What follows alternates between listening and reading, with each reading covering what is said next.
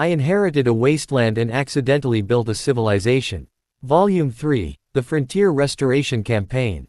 After proving that Grayhaven can be saved, Cedric Valmont finally hopes to return to his peaceful life in Ashfall. Instead, King Aldric officially launches the Frontier Restoration Campaign, a kingdom-wide effort to reclaim abandoned lands using Ashfall as the model. Reluctantly accepting the role of Royal Development Advisor, Cedric leads a newly formed restoration corps made up of engineers, doctors, teachers, craftsmen, merchants, and volunteers from Ashfall. Together they travel across the frontier, proving that even the most forgotten settlements can thrive again through hard work, planning, and trust. As more towns are restored, Cedric's reputation grows beyond that of an ordinary frontier lord. The people begin calling him the Lord who revives dead lands, while nobles throughout the kingdom start comparing their territories to Ashfall. Behind the scenes, however, two dangers quietly emerge. The first is a network of corrupt nobles, smugglers, and officials who have secretly profited from the frontier's decline for decades. The second is far more personal.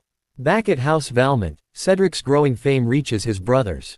While some sincerely celebrate his achievements, others begin to wonder how the forgotten 12th son has become the most respected member of the family. Their jealousy remains hidden, for now, but the first cracks in the Valmont family begin to appear. By the end of the volume, Cedric discovers a forgotten province erased from the kingdom's maps, while an unseen member of House Valmont quietly decides that Cedric's rise cannot continue forever. Chapter 1. Grayhaven's New Beginning. The morning sun slowly rose over the quiet valley of Grayhaven. Golden light illuminated broken rooftops, cracked stone walls, and empty streets that had remained silent for more than 20 years. Standing atop the old town gate, Cedric quietly overlooked the abandoned settlement. A gentle breeze carried the scent of fresh mountain air. He smiled softly. Let's begin. Unlike Ashfall, Grayhaven would not be rebuilt by a handful of villagers. This time, Cedric had help. The kingdom itself had sent support. Several wagons slowly entered through the old gates. Behind them marched dozens of volunteers. Carpenters, blacksmiths, masons, teachers, doctors, farmers, surveyors, engineers. Many wore simple badges bearing the crest of Ashfall. Others carried the royal banner. For the first time, the newly formed Restoration Corps had gathered. Village Chief Bernard looked around in amazement. When Ashfall began, we only had 20 people. Merchant Oswald laughed. And one broken cart. Farmer Elias smiled. We've come a long way. Cedric scratched his cheek. Please don't remind me. Everyone laughed. Alfred unfolded several large maps across an old wooden table inside Grayhaven's abandoned town hall. Dust still covered the floor. Broken chairs leaned against cracked walls. Yet for Cedric, it looked perfect. A meeting room, he said. Captain Gareth blinked. My lord, this building barely has a roof. Cedric nodded. It'll do. Soon, the first official meeting of the Restoration Corps began. Around the table sat people from every profession. Cedric remained standing. He looked around the room before speaking. We're not here to build a beautiful town. The room became silent. We're here to build a town people want to live in. Everyone nodded. Cedric pointed to the map. Phase 1. He wrote 4 words. Water, shelter, food, roads. Nothing else comes first. Master Rowan, Ashfall's head blacksmith, raised a hand. What about workshops? Cedric smiled. After people have roofs. Teacher Elena asked. And the school? Cedric nodded. As soon as families begin returning. Dr. Helena added. The clinic. The same. We build for people, not empty buildings. Assignments quickly began. Captain Gareth would secure the surrounding roads. Master Rowan would inspect every damaged workshop. Farmer Elias would survey the farmland. Merchant Oswald would organize incoming supplies. Dr. Helena would establish a temporary clinic. Teacher Elena would begin preparing lessons, even before a school existed. Alfred carefully recorded every decision. Watching quietly, several young volunteers looked surprised. One whispered, "That's all." Another nodded. "I thought rebuilding would be more complicated." Alfred smiled. "It is. But Lord Cedric believes every complicated task begins with a simple first step." The workers spread throughout Grayhaven. The sound of hammers soon echoed across the valley. For the first time in decades, smoke rose from chimneys. Axes cleared fallen trees. Broken stones were removed from the streets. Collapsed wells were uncovered. Life slowly returned. Cedric walked toward the town's largest well. Its stone walls had collapsed. The bucket had long since rotted away. Captain Gareth stood beside him. "My lord, shouldn't we repair the gate first?" Cedric shook his head. "If travelers arrive, they'll need water before walls." Together, the workers carefully removed broken stones. Children from Ashfall helped carry smaller rocks. Older craftsmen began rebuilding the circular wall. Before sunset, fresh water once again reflected the evening sky. A little girl looked into the well. "It's beautiful." Cedric smiled. "It always was. It simply needed someone to uncover it." Meanwhile, several miles away, a small group of travelers stopped upon a nearby hill. They stared toward Grayhaven. One elderly man slowly lowered his walking stick. Smoke. His daughter looked closer. "The chimneys. They're burning again." A little boy tugged at his mother's sleeve. "Does that mean people came back?" No one answered immediately. Instead, they quietly turned their wagon toward Grayhaven. That evening, the Restoration Corps gathered around several campfires. The town was still mostly ruins. Most buildings remained abandoned. The roads were rough. The work had barely begun. Yet, the atmosphere felt hopeful. Merchant Oswald smiled while watching sparks rise into the night sky. "It reminds me of Ashfall." Bernard nodded. "The first night." Cedric quietly sipped a cup of tea. "Let's hope this one is a little easier." Everyone laughed. "No chance," Captain Gareth replied.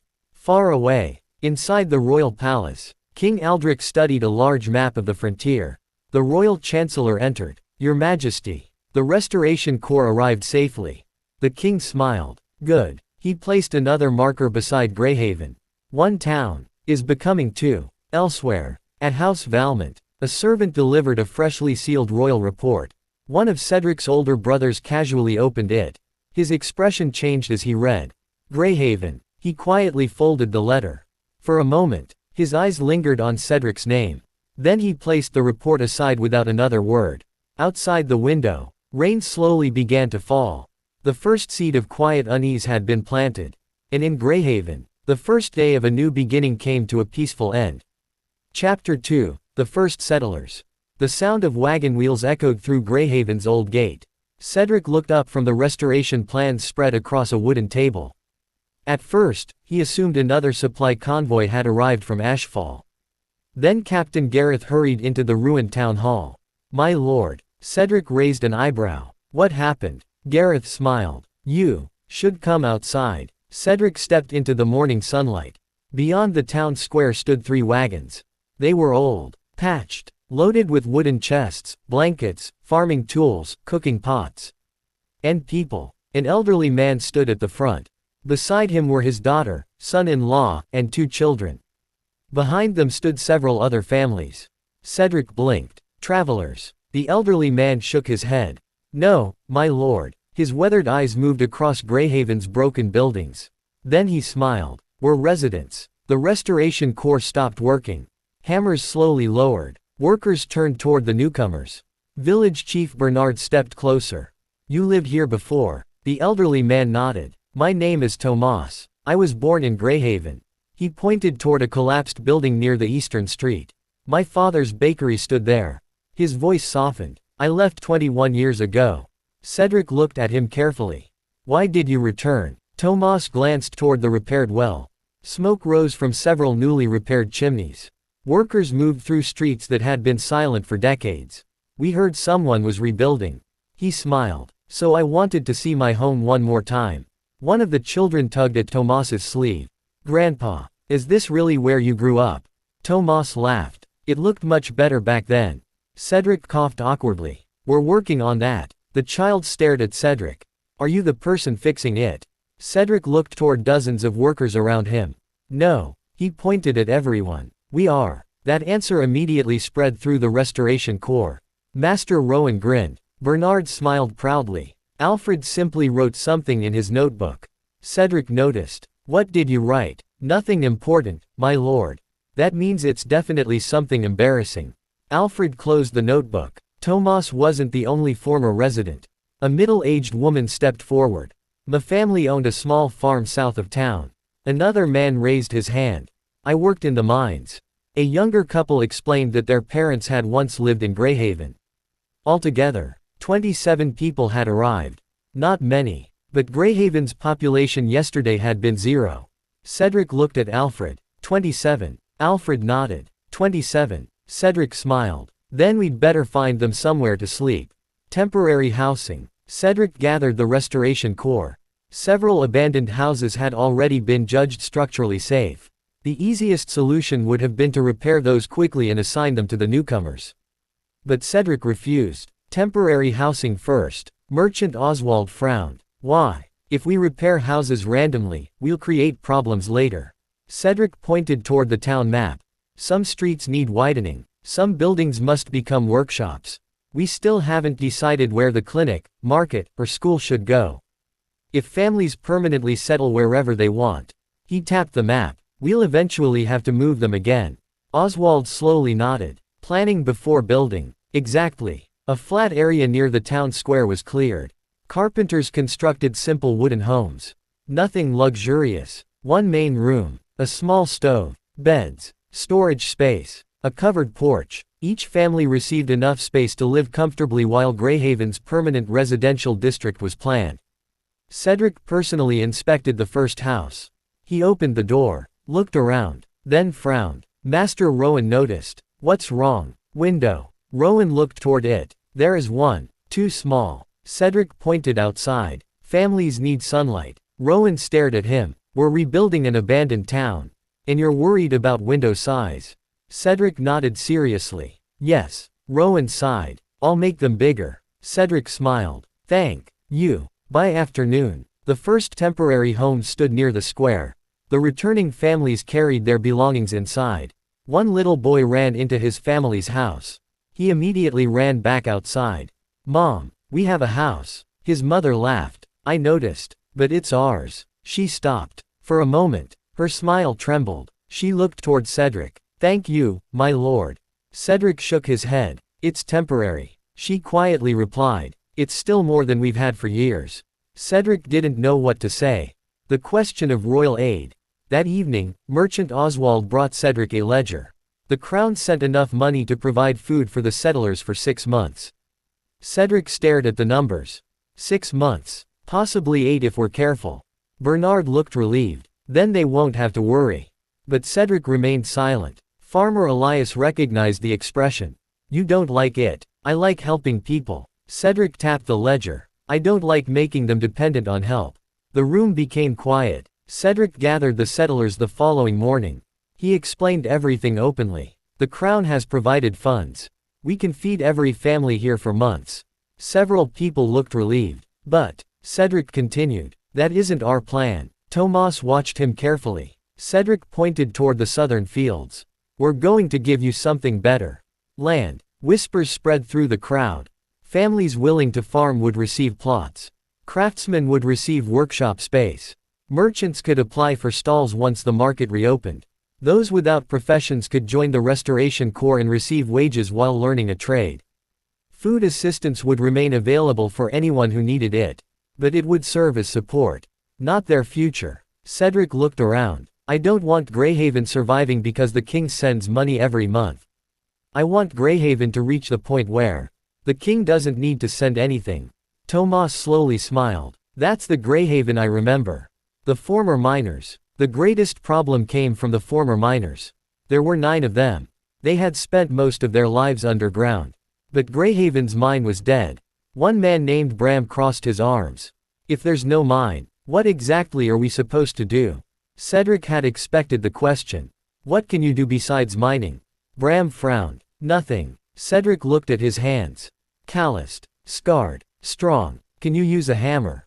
Obviously. Repair wooden supports. Yes. Move stone. Yes. Recognize unstable ground. Bram hesitated. Better than most. Cedric smiled. Then you know more about construction than half our volunteers. Bram stared at him. Master Rowan immediately understood. I need people like them. He walked forward. Bridge supports. Stone foundations. Drainage tunnels. Quarry work. Road construction. He looked at the miners. You spent your lives keeping tunnels from collapsing. Don't tell me you can't learn how to keep buildings standing. For the first time, Bram smiled. Fair enough. The former miners joined the craftsmen. Within days, they were learning masonry, carpentry, road construction, stone cutting. One abandoned profession slowly transformed into several new ones. Cedric watched from a distance. Alfred stood beside him. You knew that would happen. No. Cedric smiled. I hoped. A bakery returns. Tomas had another request. He approached Cedric carrying an old iron key. I want my father's bakery. Cedric blinked. The collapsed building. Yes. It's barely a building. I know. Half the roof is gone. I know. The oven probably hasn't worked in 20 years. Tomas grinned. Then we'll repair it. Cedric stared at him, then laughed. All right. The next several days became unusually lively. Tomas's family cleared the ruins. Carpenters repaired the roof. Masons rebuilt the oven. Children scrubbed soot from the old walls. Even Cedric helped carry bricks. Alfred nearly dropped his papers when he saw him. My lord. Cedric looked over. What? Why are you carrying bricks? They need bricks. You are the royal development advisor. And Alfred stared at him. Cedric continued walking. 3 mornings later, a smell spread through Grayhaven. Warm, sweet, familiar. Workers slowly stopped. Captain Gareth sniffed the air. Bread. Merchant Oswald appeared from nowhere. Where? Everyone followed the smell. The old bakery had reopened. Its sign was crooked. Its walls were mismatched. One window still needed replacing. But inside, fresh loaves covered the counter. Tomas stood behind it with tears in his eyes. He placed the first loaf into Cedric's hands. My father always said, a town isn't truly alive until someone wakes before sunrise to bake its bread. Cedric looked at the steaming loaf. Then at the people gathering outside. He smiled. Then I suppose Grayhaven is alive. That evening, Alfred updated the settlement records. Grayhaven population. Day 1, 0. Day 2, 27. Day 5, 43. Day 8, 61. Word was spreading. Former residents were returning. Displaced families were arriving. Craftsmen were asking about opportunities. Not because Cedric ordered them to come. Not because the king paid them. They came because Grayhaven offered something they had been missing. A future. Cedric stood atop the town wall once again. Below him, lanterns glowed from houses that had been dark for decades. Children ran through the square. Workers laughed outside the bakery. Someone argued about the price of bread. Cedric smiled. That argument might have been the most beautiful sound he'd heard all week. Alfred approached carrying another report. My lord, more settlers. Yes. How many? 34. Cedric's smile disappeared. Tomorrow. Tomorrow morning. Cedric stared at the town. Then at the unfinished houses. Then at Alfred. We don't have 34 beds. No. Enough food. Barely. Building materials. Running low. Cedric closed his eyes. Grayhaven had acquired a completely new problem. People actually wanted to live there. He sighed. We need more houses. Alfred smiled. And farmland. And workshops. And another well. And probably another bakery. From somewhere below, Tomas shouted. I heard that. Cedric laughed. Far away, another wagon traveled toward Grayhaven. Then another. And another. Families who had once abandoned the town were coming home. Grayhaven wasn't merely being repaired anymore. It was becoming a community. And Cedric understood that their next challenge would determine whether those families could truly remain. Beyond the southern walls, thousands of acres of abandoned farmland waited beneath weeds and wild grass. Tomorrow, they would begin reclaiming it. Chapter 3. The fields bloom again. The problem arrived before breakfast. Cedric had barely taken his first sip of tea when Alfred placed 3 reports on the table. My lord. Cedric stared at them. Can they wait until after breakfast? No. Cedric sighed. Of course not. Alfred opened the first report. 34 new settlers arrived this morning. Cedric nodded. We expected them. Another 19 are expected tomorrow. Cedric slowly lowered his cup. Alfred opened the second report. Our grain supplies will last approximately 3 weeks at the current rate. Cedric stopped moving. Then Alfred opened the third. And Farmer Elias wishes to speak with you. Cedric closed his eyes. That's definitely the worst one. From outside the town hall came an angry shout. Cedric. Cedric sighed. There. He is. Farmer Elias stormed into the room. Mud covered his boots. Grass clung to his trousers. He carried several handfuls of dry soil. Without saying anything, he dropped them directly onto Cedric's map. Cedric stared at the dirt. Then at Elias. "Good morning. We have a problem." "I gathered that." Elias pointed toward the southern portion of Grayhaven. "Nearly 4,000 acres of farmland." Cedric blinked. "That's good." "No." Elias crossed his arms. 4,000 acres of abandoned farmland. Cedric's smile disappeared. "Oh. The forgotten fields." An hour later, Cedric stood beyond Grayhaven's southern wall.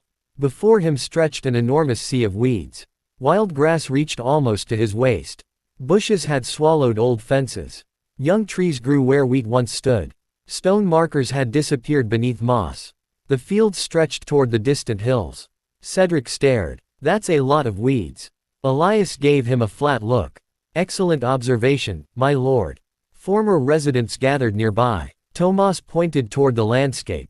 "When I was young, these fields fed half the western valley." Another elderly settler nodded. "Wheat, barley, potatoes, beans, apples farther uphill." Cedric looked across the wilderness. "What happened?" Tomas sighed. "When the mines began failing, people left. Without workers, the irrigation channels weren't maintained. Then the river flooded. After that," he shrugged, "nature took everything back." Elias knelt and examined the soil. Cedric crouched beside him. "Dead." Elias shook his head. "No." Cedric brightened. "Good. It's exhausted." Cedric's expression fell again. "Less good, but recoverable." Cedric smiled. "That's what I wanted to hear." They began surveying. Elias divided the fields into sections. Some remained surprisingly fertile. Others had become waterlogged. Several were filled with stones washed down from the mountains. But the greatest discovery came around noon. One of the former miners shouted from the hillside. "My lord." Cedric hurried over. Beneath layers of vines, they had uncovered a stone channel. Cedric brushed away the moss. Water stains remained visible along its walls. Elias stared. "Irrigation." Tomas's eyes widened. "The old Grayhaven Canal." Cedric looked toward him. "You remember it." Everyone did. Tomas pointed toward the mountains. It carried water from the northern river. The entire farming district depended on it. What happened? No one maintained it after the town collapsed. Cedric stood. "Where does it begin?" Tomas pointed toward the distant foothills. "About 5 miles north." Cedric looked at Captain Gareth.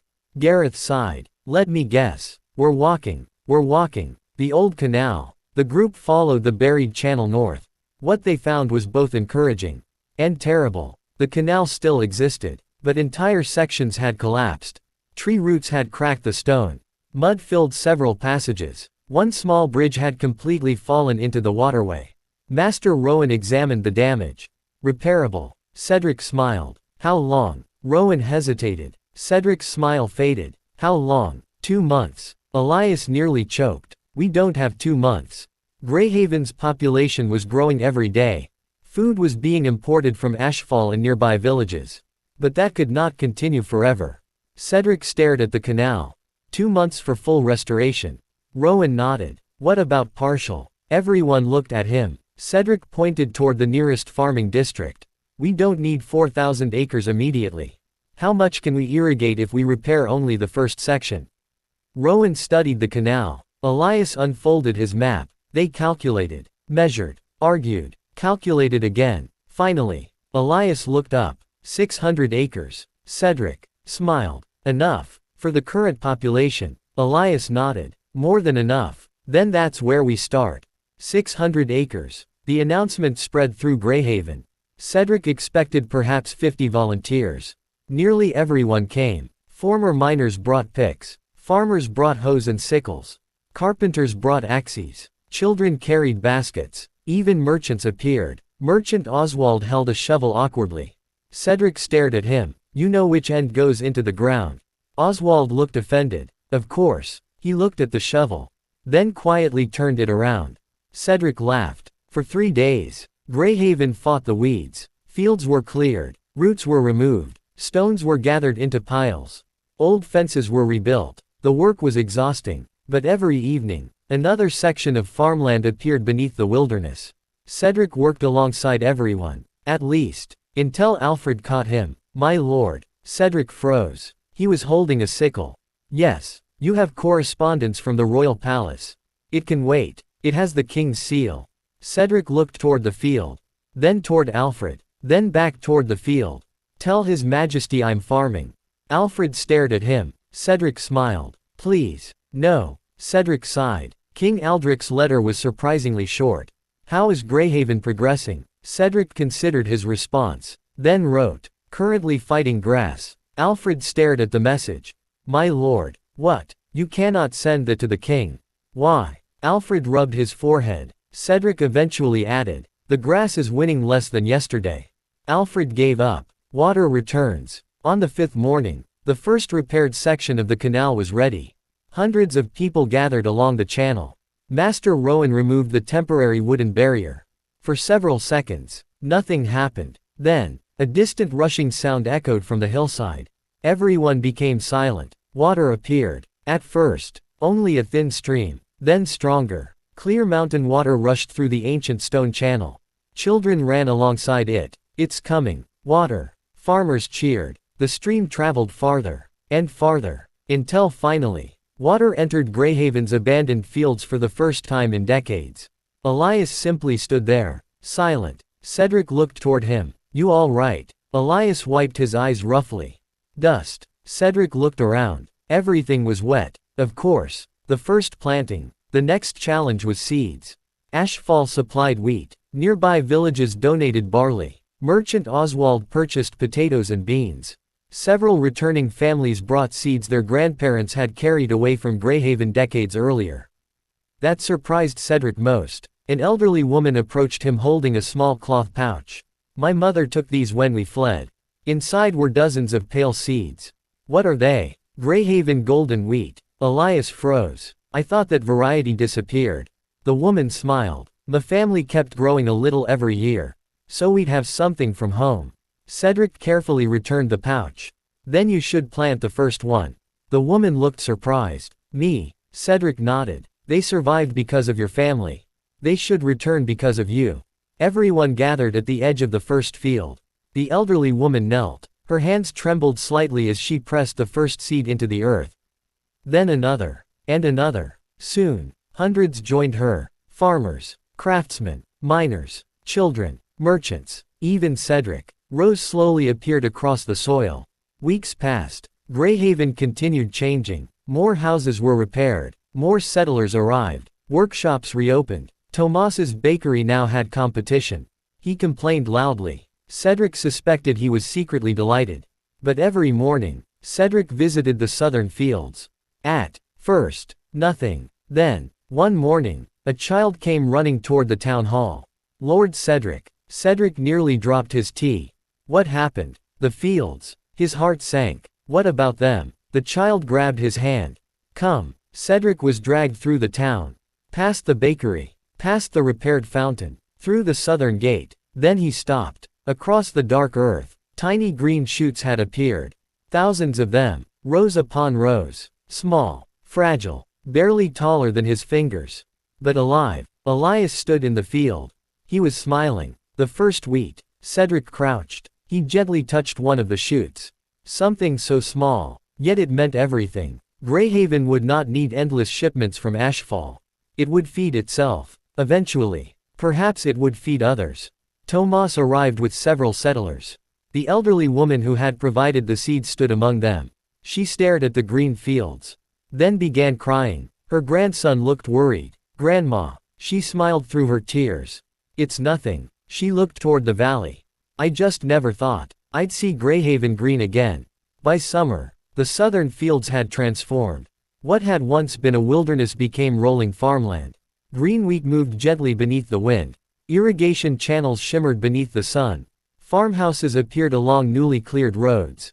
Children helped tend vegetable gardens. Cedric stood on the same hill where he had first seen Grayhaven's ruins. Alfred joined him. Population, 212. Cedric blinked. Already. Food reserves. Improving. Can the fields support everyone? Elias answered from behind them. Easily. Cedric turned. The farmer smiled proudly. And next year, we'll cultivate twice as much. Cedric looked toward Grayhaven. Smoke rose from chimneys. Hammering echoed from workshops. Wagons moved through the gates. Fields stretched beyond the walls. It was still unfinished. Very unfinished. But it no longer looked abandoned. That evening, Cedric updated his restoration notebook. Grayhaven Restoration Plan. Phase 1. Main well restored. Temporary housing established. Roads being cleared. First canal reopened. 600 acres reclaimed. First crops planted. Then he added another line. Next. Build the town around the people. He paused. Grayhaven now had food, water, homes, work. But people needed more than survival. Children needed education. Families needed medicine. Merchants needed rules. Citizens needed a voice. Cedric stared at the unfinished town hall. Ashfall had taught him something important. A settlement became a town when people lived there. But a town became a community when those people began building its future together. Tomorrow, Grayhaven would take that next step. Chapter 4. Building a community. Grayhaven had water. It had houses. It had farmland. It had bread. And now, it had arguments. Cedric stood outside the town hall early one morning, listening to 3 people shouting at one another. My cart was there first. You blocked the entire road. Because your chickens were running through the market. They aren't my chickens. A chicken ran between Cedric's boots. He looked down, then slowly looked toward Alfred. Whose chicken is this? Alfred checked his notes. We don't have a chicken registry, my lord. Cedric stared at him. Please don't create one. Alfred quietly crossed something off his page. Cedric narrowed his eyes. You were going to. Perhaps. Only a few weeks earlier, Grayhaven had been silent. Now more than 200 people lived there. Families had returned. Farmers worked the southern fields. Craftsmen repaired abandoned buildings. Wagons arrived almost every morning. And with every new resident came another problem. Where could merchants sell? Who decided which streets could be used by carts? Who repaired shared wells? Who settled arguments between neighbors? Who organized waste collection? Who decided where new homes could be built? Until now, most people simply asked Cedric. That was becoming impossible. That morning alone, Cedric had been asked whether a farmer could extend his fence, whether 2 merchants could use the same stall, whether a carpenter could cut down 3 trees, whether a family could rebuild an abandoned house, whether goats were allowed inside the town square. Cedric stared at the 5th petitioner. Why are there goats in the town square? The man hesitated. They like the fountain. Cedric closed his eyes. By noon, Cedric retreated into the town hall. He dropped into a chair. I've discovered something terrible. Alfred continued writing. What is it? People. Alfred looked up. Cedric gestured helplessly toward the window. There are too many of them. Grayhaven requires residents, my lord. I know. And you encouraged them to come. I know. You specifically said we were rebuilding for people. Cedric stared at him. You're enjoying this. A little. Cedric looked toward the growing pile of requests on his desk. Ashfall had once faced the same problem. At first, Cedric had personally approved almost everything. But as Ashfall grew, that stopped working. A town couldn't depend on one person deciding every small matter. Especially when that person regularly wanted to take naps after lunch. Cedric stood. We need a council. Alfred smiled. I was wondering when you'd say that. Grayhaven's first town council. That afternoon, Cedric called the residents to the town square. Farmers left their fields. Craftsmen put down their tools. Merchants closed their temporary stalls. Families gathered around the repaired fountain. Cedric stood on the steps of the town hall. He looked across the crowd. Grayhaven belongs to the crown. People listened quietly. And technically, I'm responsible for its restoration. He paused. But I don't live here. Several people exchanged glances. You do. Cedric pointed toward them. So you should have a voice in how this town grows. He announced the creation of the Grayhaven Town Council. It would not replace royal authority. It would not control military affairs. It would not collect independent taxes. But it would handle everyday community matters. Road maintenance, market organization, water distribution, sanitation, housing disputes, local construction, public festivals, and recommendations for future development. Tomas raised his hand. Who's on the council? Cedric smiled. You decide. The crowd became silent. Then, everyone started talking at once. Cedric immediately regretted his wording.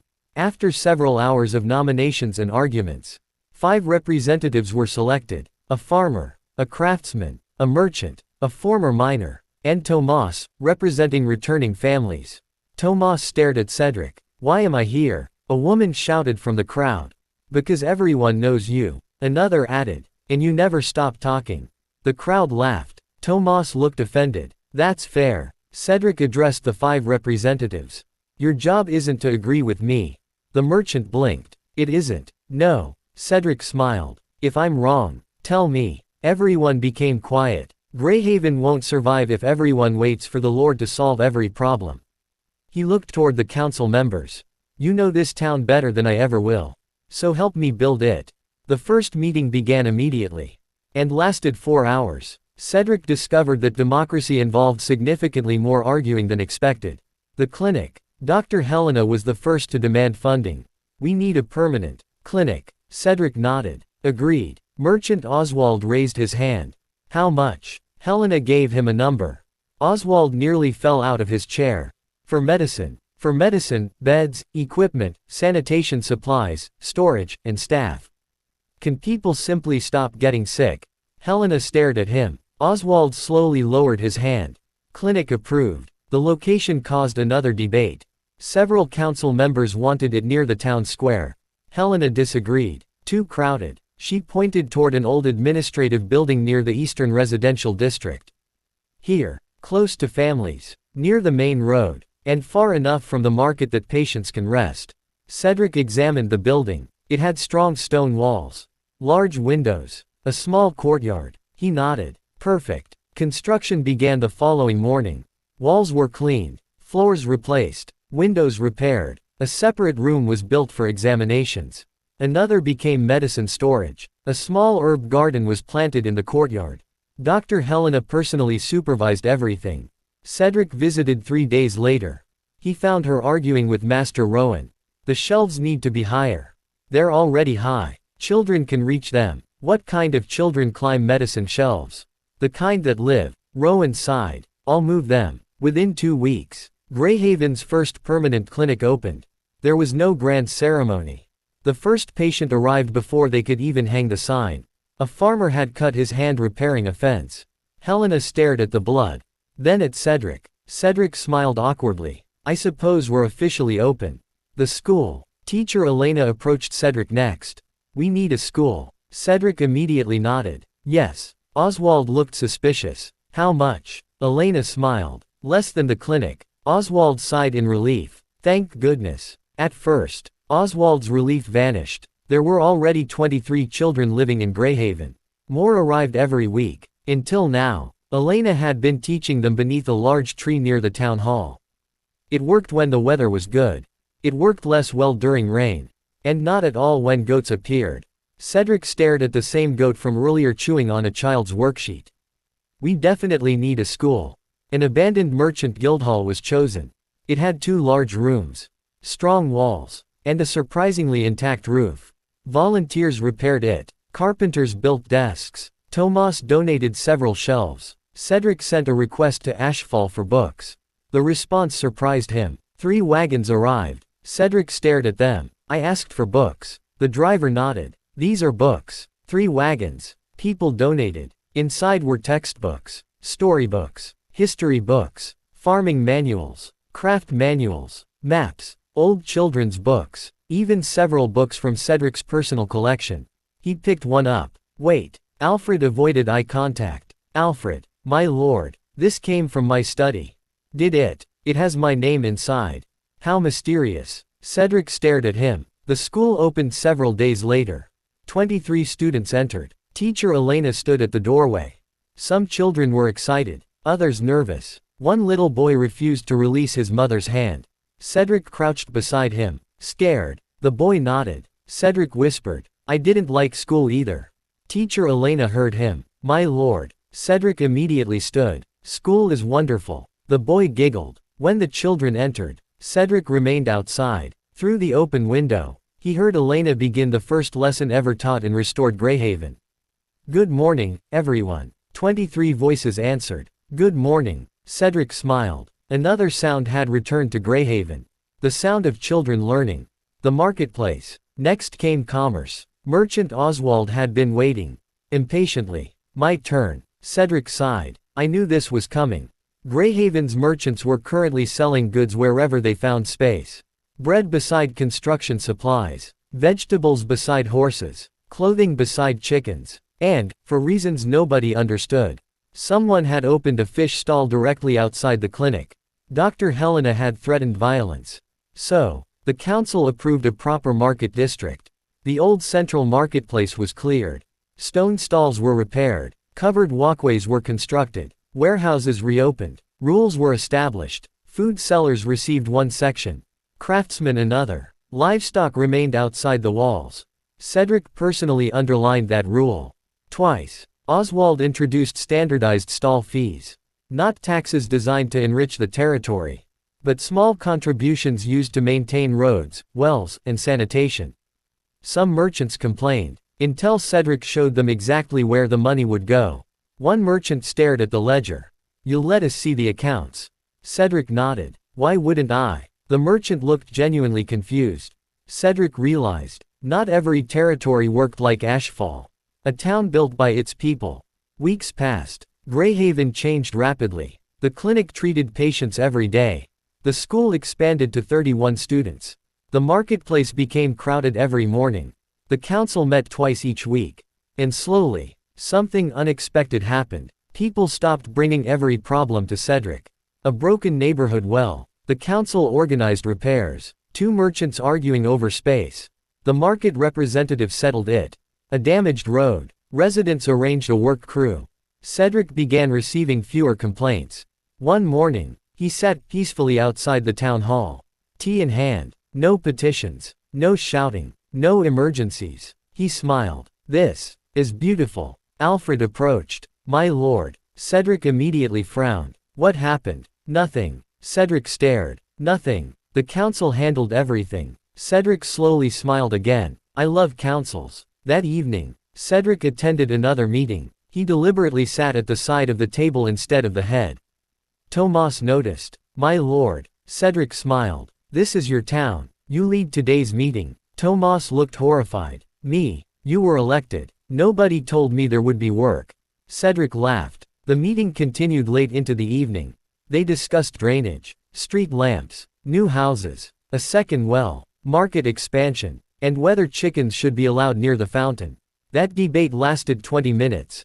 Cedric voted no. The chicken owners strongly disagreed.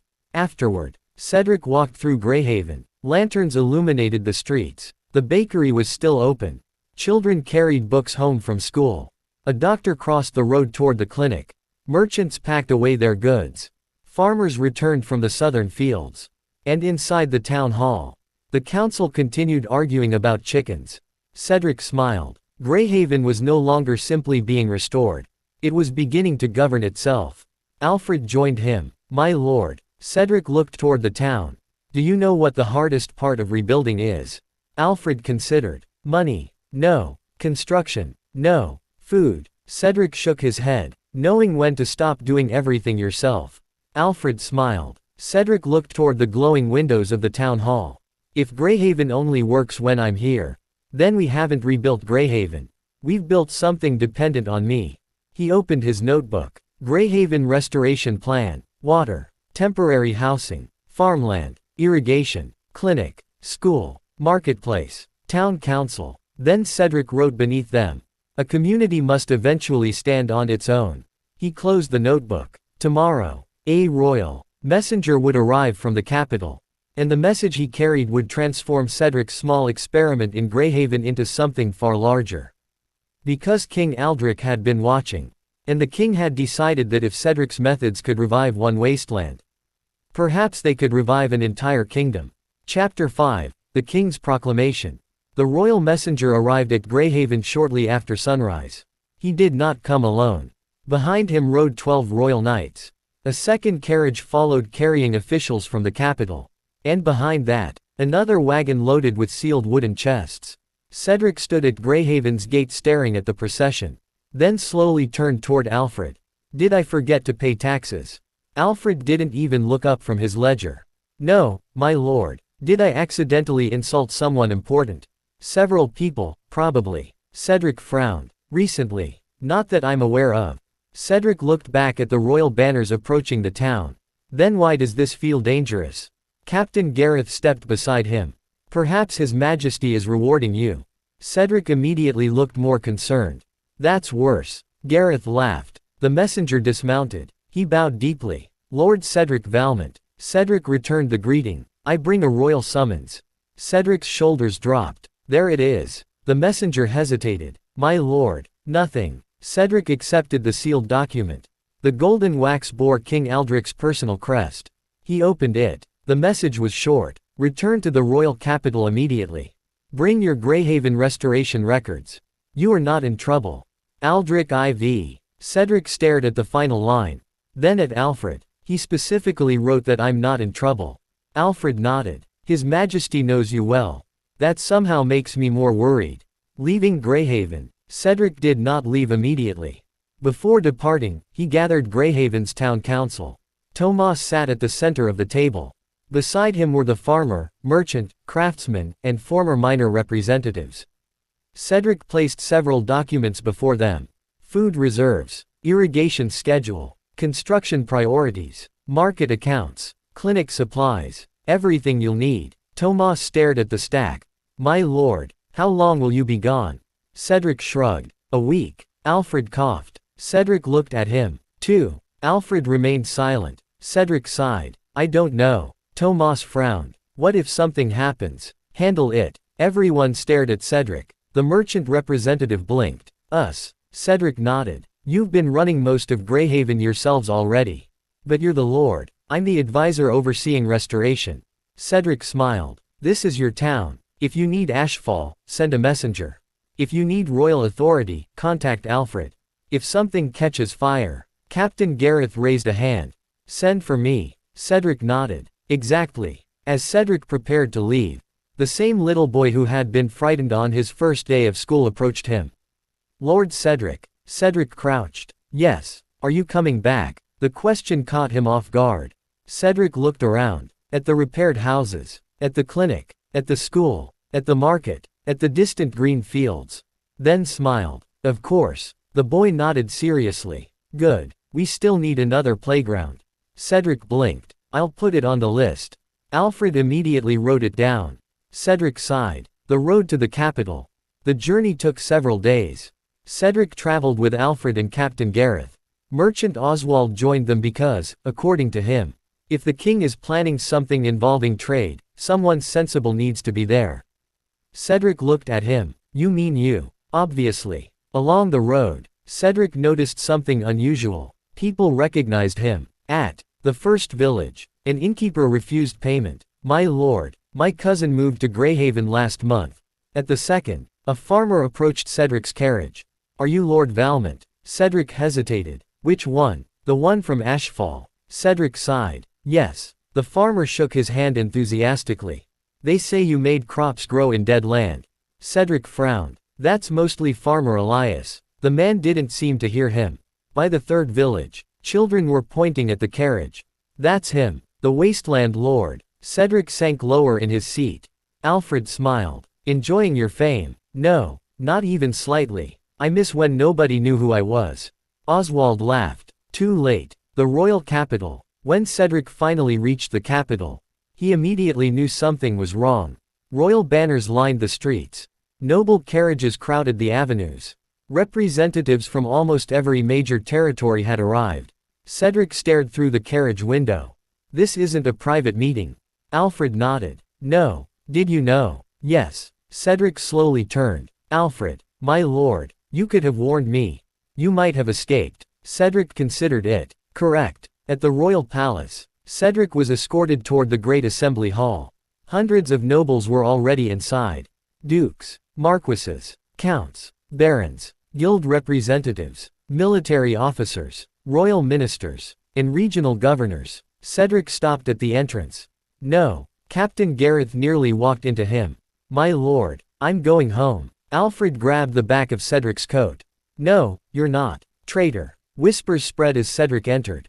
That's Cedric Valmont, the Ashfall Lord, the Royal Development Advisor. I heard Grayhaven already has hundreds of settlers.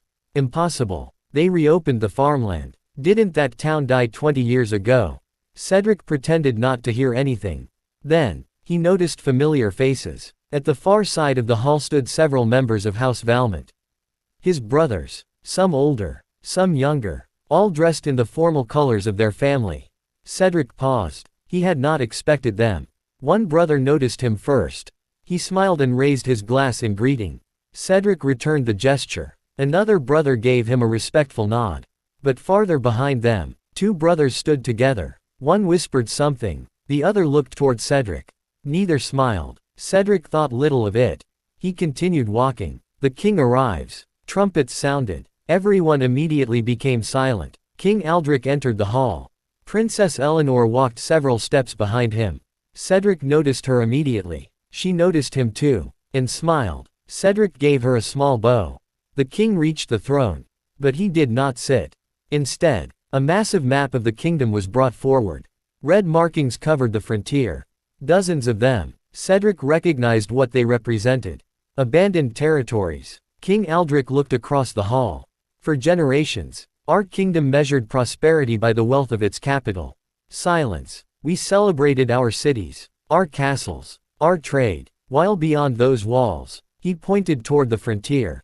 Our people disappeared. The nobles watched quietly. 32 territories are officially classified as abandoned. A murmur spread through the hall. Another 17 are considered critically declining. The king continued. Roads have vanished. Farms have been deserted. Villages have emptied. And for decades, we called this inevitable. King Aldric's gaze moved toward Cedric. Then one young lord was given a wasteland. Cedric immediately wanted to disappear. Princess Eleanor covered a smile. He was expected to fail. The king continued. Instead, he built Ashfall. A royal official uncovered another map. It showed Ashfall, roads, farms, markets, schools, workshops, trade routes. The hall erupted in whispers. And when asked whether another abandoned territory could be saved, the second map was revealed. Grayhaven. Before, and now, fields had returned, homes had been rebuilt, a school operated, a clinic served residents, trade had resumed. King Aldric smiled. He answered, Grayhaven can be saved. Cedric remembered writing those words. He had never expected them to be repeated before half the kingdom. The king stepped forward. If one wasteland can return, why not 10? The hall became silent. If 10 can return, why not all of them? The royal chancellor approached carrying a sealed proclamation. King Aldric took it. By authority of the crown, I hereby establish the Frontier Restoration Campaign. The hall erupted. Nobles began whispering. Ministers exchanged surprised looks. Guild representatives immediately started discussing possibilities. Cedric simply stared. He suddenly understood why he had been summoned. And he did not like where this was going. The king continued. The crown will provide funding. The merchant guild will support trade. The royal army will secure critical routes. Engineers, physicians, teachers, craftsmen, and agricultural specialists will be recruited. And each abandoned territory will be evaluated individually. Cedric quietly began moving backward. Alfred grabbed his sleeve. No, Cedric whispered. He hasn't said my name yet. He will. Maybe he won't. He absolutely will. King Aldric smiled. And overseeing the campaign, Cedric closed his eyes. Will be Royal Development Advisor. No, Lord Cedric Valmont. Applause thundered through the hall. Cedric stood perfectly still. Princess Eleanor looked delighted. Merchant Oswald was laughing. Captain Gareth clapped enthusiastically. Alfred simply nodded as though this had been inevitable. Cedric whispered, I should have stayed in Grayhaven. House Valmont. Among the applauding nobles, Cedric's brothers reacted differently. One older brother smiled broadly. That idiot actually did it. There was genuine pride in his voice. Another laughed. Father is going to talk about this for months. But the two brothers who had watched Cedric earlier remained quieter. One continued applauding politely. The other watched the king. Then Cedric. Then the enormous map of Ashfall displayed before the entire kingdom. His expression tightened. A nearby noble whispered, House Valmont is fortunate. One of Duke Roland's sons has become indispensable to the king. Another replied, perhaps more than indispensable. Look at the attention he's receiving. The brother's fingers tightened slightly around his wineglass. Then King Aldric spoke again. House Valmont should be proud. The entire hall looked toward Cedric's family. The brothers bowed. Cedric's eldest brother smiled. But farther behind him, two brothers exchanged a brief glance. Nothing more. No words. No confrontation. Just a glance. Cedric's conditions. After the proclamation, Cedric was brought into a smaller council chamber. King Aldric sat at the head of the table. Princess Eleanor stood nearby. Cedric remained standing. Your Majesty. The king smiled. You look unhappy. You announced my appointment before asking me. I suspected you'd refuse. I would have. Exactly. Cedric stared at him. King Aldric laughed. Sit. Cedric did. Reluctantly. What do you want? Your methods. The king's expression became serious. Not Ashfall copied everywhere. Not Grayhaven copied everywhere. I want the principle behind them. Cedric understood. Listen first. Build what people actually need. Exactly. Cedric remained silent for a moment. Then he spoke. I have conditions. Princess Eleanor smiled. The king leaned back. Of course you do. First, Ashfall remains my home. Granted. Second, I won't take permanent control of restored territories. Granted. Third, local residents must participate in decisions. The king nodded. Granted. Fourth, no monuments. The king blinked. What? No giant statues. Princess Eleanor laughed. Cedric continued seriously. No triumphal arches. No enormous government palaces. If the choice is between a statue of me and another well, build the well. King Aldric stared at him. Then burst out laughing. Granted. Cedric sighed. And finally, if a territory cannot be restored immediately, we don't pretend otherwise. No false reports. No wasting money to make nobles look successful. The king's amusement disappeared. He nodded. Granted. Cedric looked at him. Then I'll do it. King Aldric smiled. I knew you would. The first step. That evening, Cedric stood on a palace balcony. The capital stretched beneath him. Princess Eleanor joined him. You've become very important. Cedric frowned. I was happier when I was fixing wells. She laughed. You'll still fix wells. Now you'll simply fix more of them. That's exactly what I'm afraid of. Below, messengers departed from the royal palace. Copies of the king's proclamation traveled in every direction. Towards cities, villages, guilds, military forts, and abandoned frontiers. The kingdom had officially decided. Its forgotten lands would be forgotten no longer. Far away, at the Valmont residence in the capital, several brothers gathered after the ceremony. Most spoke excitedly. One raised his glass. To Cedric. Another laughed. To our little brother somehow becoming the king's favorite civil servant. They drank. But one brother remained near the window. Quiet. Another approached him. Something wrong. He looked toward the royal palace in the distance. No. A pause. Nothing at all. But his eyes remained cold. On a nearby table lay the official proclamation. At its center, one name appeared prominently. Lord Cedric Valmont, Royal Development Advisor, Director of the Frontier Restoration Campaign. The brother stared at it for several seconds. Then quietly looked away. For years, Cedric had been the 12th son nobody worried about. The brother who abandoned the succession struggle. The brother who accepted worthless land. The brother who supposedly wanted nothing. But now, the king knew his name. The people knew his name. And soon, the entire kingdom would know his name. For the first time, a simple question entered the mind of one of Cedric's brothers.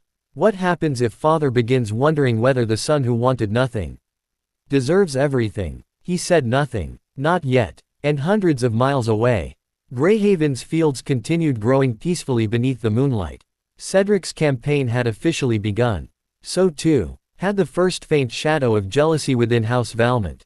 Chapter 6, The Restoration Corps. Cedric discovered the first problem with saving the kingdom before he had even left the royal palace. There were too many applications. He stood inside a temporary office that King Aldric had assigned to the Frontier Restoration Campaign.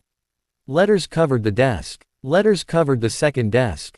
Letters covered 3 chairs. There were even letters stacked on the windowsill. Cedric stared at them. What happened? Alfred calmly opened another sack. Applications. Cedric looked at the sack. Then at the room. From whom? Everyone. King Aldric's proclamation had traveled quickly. The Crown had announced that engineers, craftsmen, physicians, teachers, agricultural specialists, surveyors, administrators, and experienced laborers were needed. For the new campaign, Cedric had expected perhaps 100 applicants. Alfred handed him the latest count. Cedric read it. Then read it again. 3,812. 3,847. You just said. 35 arrived while you were reading. Cedric slowly put the paper down. I want to go back to Grayhaven. Merchant Oswald entered carrying another box. Good news. Cedric immediately pointed toward the door. No, you don't even know what I'm going to say. If you're smiling, it means more work. Oswald placed the box on the desk. Merchant Guild applications. Cedric closed his eyes. An army that didn't fight. The next morning, Cedric met King Aldric inside the Royal Council chamber. A map of the kingdom covered the table. 32 abandoned territories were marked in red. 17 declining regions were marked in yellow. Cedric looked at them, then at the king. We can't do all of these at once. I know. Cedric blinked. He had expected an argument. King Aldric continued. That's why you're here. Cedric relaxed slightly. Good. I want you to build an organization capable of eventually doing all of them. Cedric's relaxation disappeared. Your Majesty. The king smiled. Yes, you're very good at making reasonable sentences terrifying. Princess Eleanor covered a laugh. Cedric looked again at the map. Ashfall had succeeded because its people learned together. Grayhaven was succeeding because specialists from Ashfall had brought experience with them. If the kingdom wanted to repeat that success, they needed something permanent, not temporary work crews, not random royal officials, not soldiers ordered to build roads between battles. They needed people whose entire purpose was rebuilding. Cedric picked up a piece of chalk. At the top of the board he wrote, Restoration Corps. King Aldric leaned forward. Cedric continued, an army builds defenses. A merchant guild builds trade. A university builds knowledge. He tapped the words. This organization builds communities. The structure. Cedric divided the Restoration Corps into several branches. Survey and Planning Division. Surveyors. Engineers. Architects. Cartographers. They would inspect a territory before construction began. Agricultural Division. Farmers. Irrigation specialists. Animal handlers. Foresters. They would determine whether the land could support a population. Construction Division. Masons. Carpenters. Blacksmiths. Road builders. Former miners. They would restore infrastructure. Health and Sanitation Division. Doctors. Healers. Nurses. Herbalists. Sanitation workers. They would prevent disease from destroying settlements before they could grow. Education and Community Division. Teachers. Record keepers. Administrators. Community organizers. They would help establish schools and local councils. Trade and Logistics Division. Merchants. Warehouse managers. Caravan coordinators. Supply officers. They would keep materials moving. Captain Gareth looked at the board. What about security? Cedric nodded. Support Division. Royal soldiers would protect the Corps when necessary. But the Restoration Corps itself isn't military. Gareth smiled. An army without weapons. Cedric shook his head. Tools are their weapons. Master Rowan, standing nearby, lifted his hammer. I like that. Cedric's first rule. The crown offered Cedric several hundred royal officials. He rejected most of them. The royal chancellor nearly dropped his documents. You rejected them. Cedric nodded. They're qualified. Then why? They know administration. Cedric pointed toward the applications. I need people who know how towns actually work. His first recruitment order surprised everyone. Priority recruitment would begin in Ashfall. Not because Ashfall's residents were inherently better, but because they had already lived through restoration. They understood what it meant to build with limited resources. They knew Cedric's methods. And most importantly, they knew mistakes were inevitable. Cedric returned to Ashfall several days later. He expected to recruit perhaps 30 people. The town square was packed. Cedric stopped walking. Why is everyone here? Village Chief Bernard grinned. You asked for volunteers. I asked for 30. Yes. Cedric pointed toward the crowd.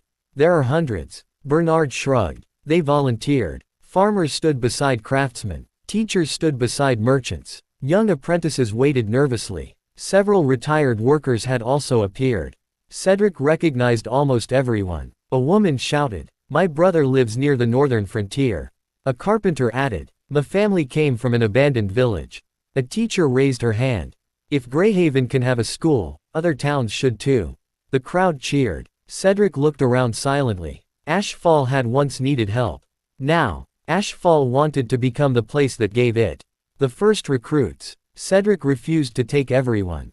Ashfall still needs people. Several volunteers complained. Bernard immediately supported Cedric. If every skilled worker leaves, we'll become a wasteland again.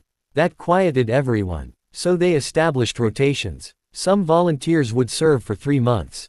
Others 6. Specialists would travel only when needed. Apprentices could join training programs. Families would not be forced to relocate. And anyone could return home. Cedric wanted service, not sacrifice. Master Rowan became one of the first senior instructors for the construction division. Farmer Elias agreed to train agricultural teams. Teacher Elena prepared educational kits for frontier schools. Dr. Helena began training field medical workers. Merchant Oswald took responsibility for logistics. Captain Gareth coordinated with the Royal Army. Alfred received administrative command. Cedric smiled sympathetically. Alfred stared at the mountain of paperwork. My lord. Yes, I hate you. Understandable. Training. The Restoration Corps established its first training grounds outside Ashfall. Cedric insisted that everyone learn the basics outside their own professions. Engineers learned basic farming. Farmers learned sanitation. Administrators learned construction terminology. Merchants learned emergency food distribution. Doctors learned how settlement water systems worked. One noble-born engineer complained. Why do I need to know how to dig a latrine?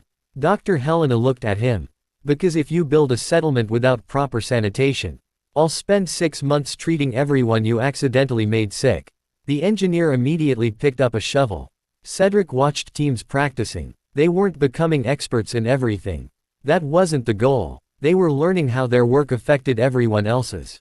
A road influenced trade. Trade influenced population. Population influenced food demand. Food required water. Water required sanitation. Sanitation influenced health. Healthy families needed schools. Schools needed teachers. A settlement wasn't a collection of separate projects.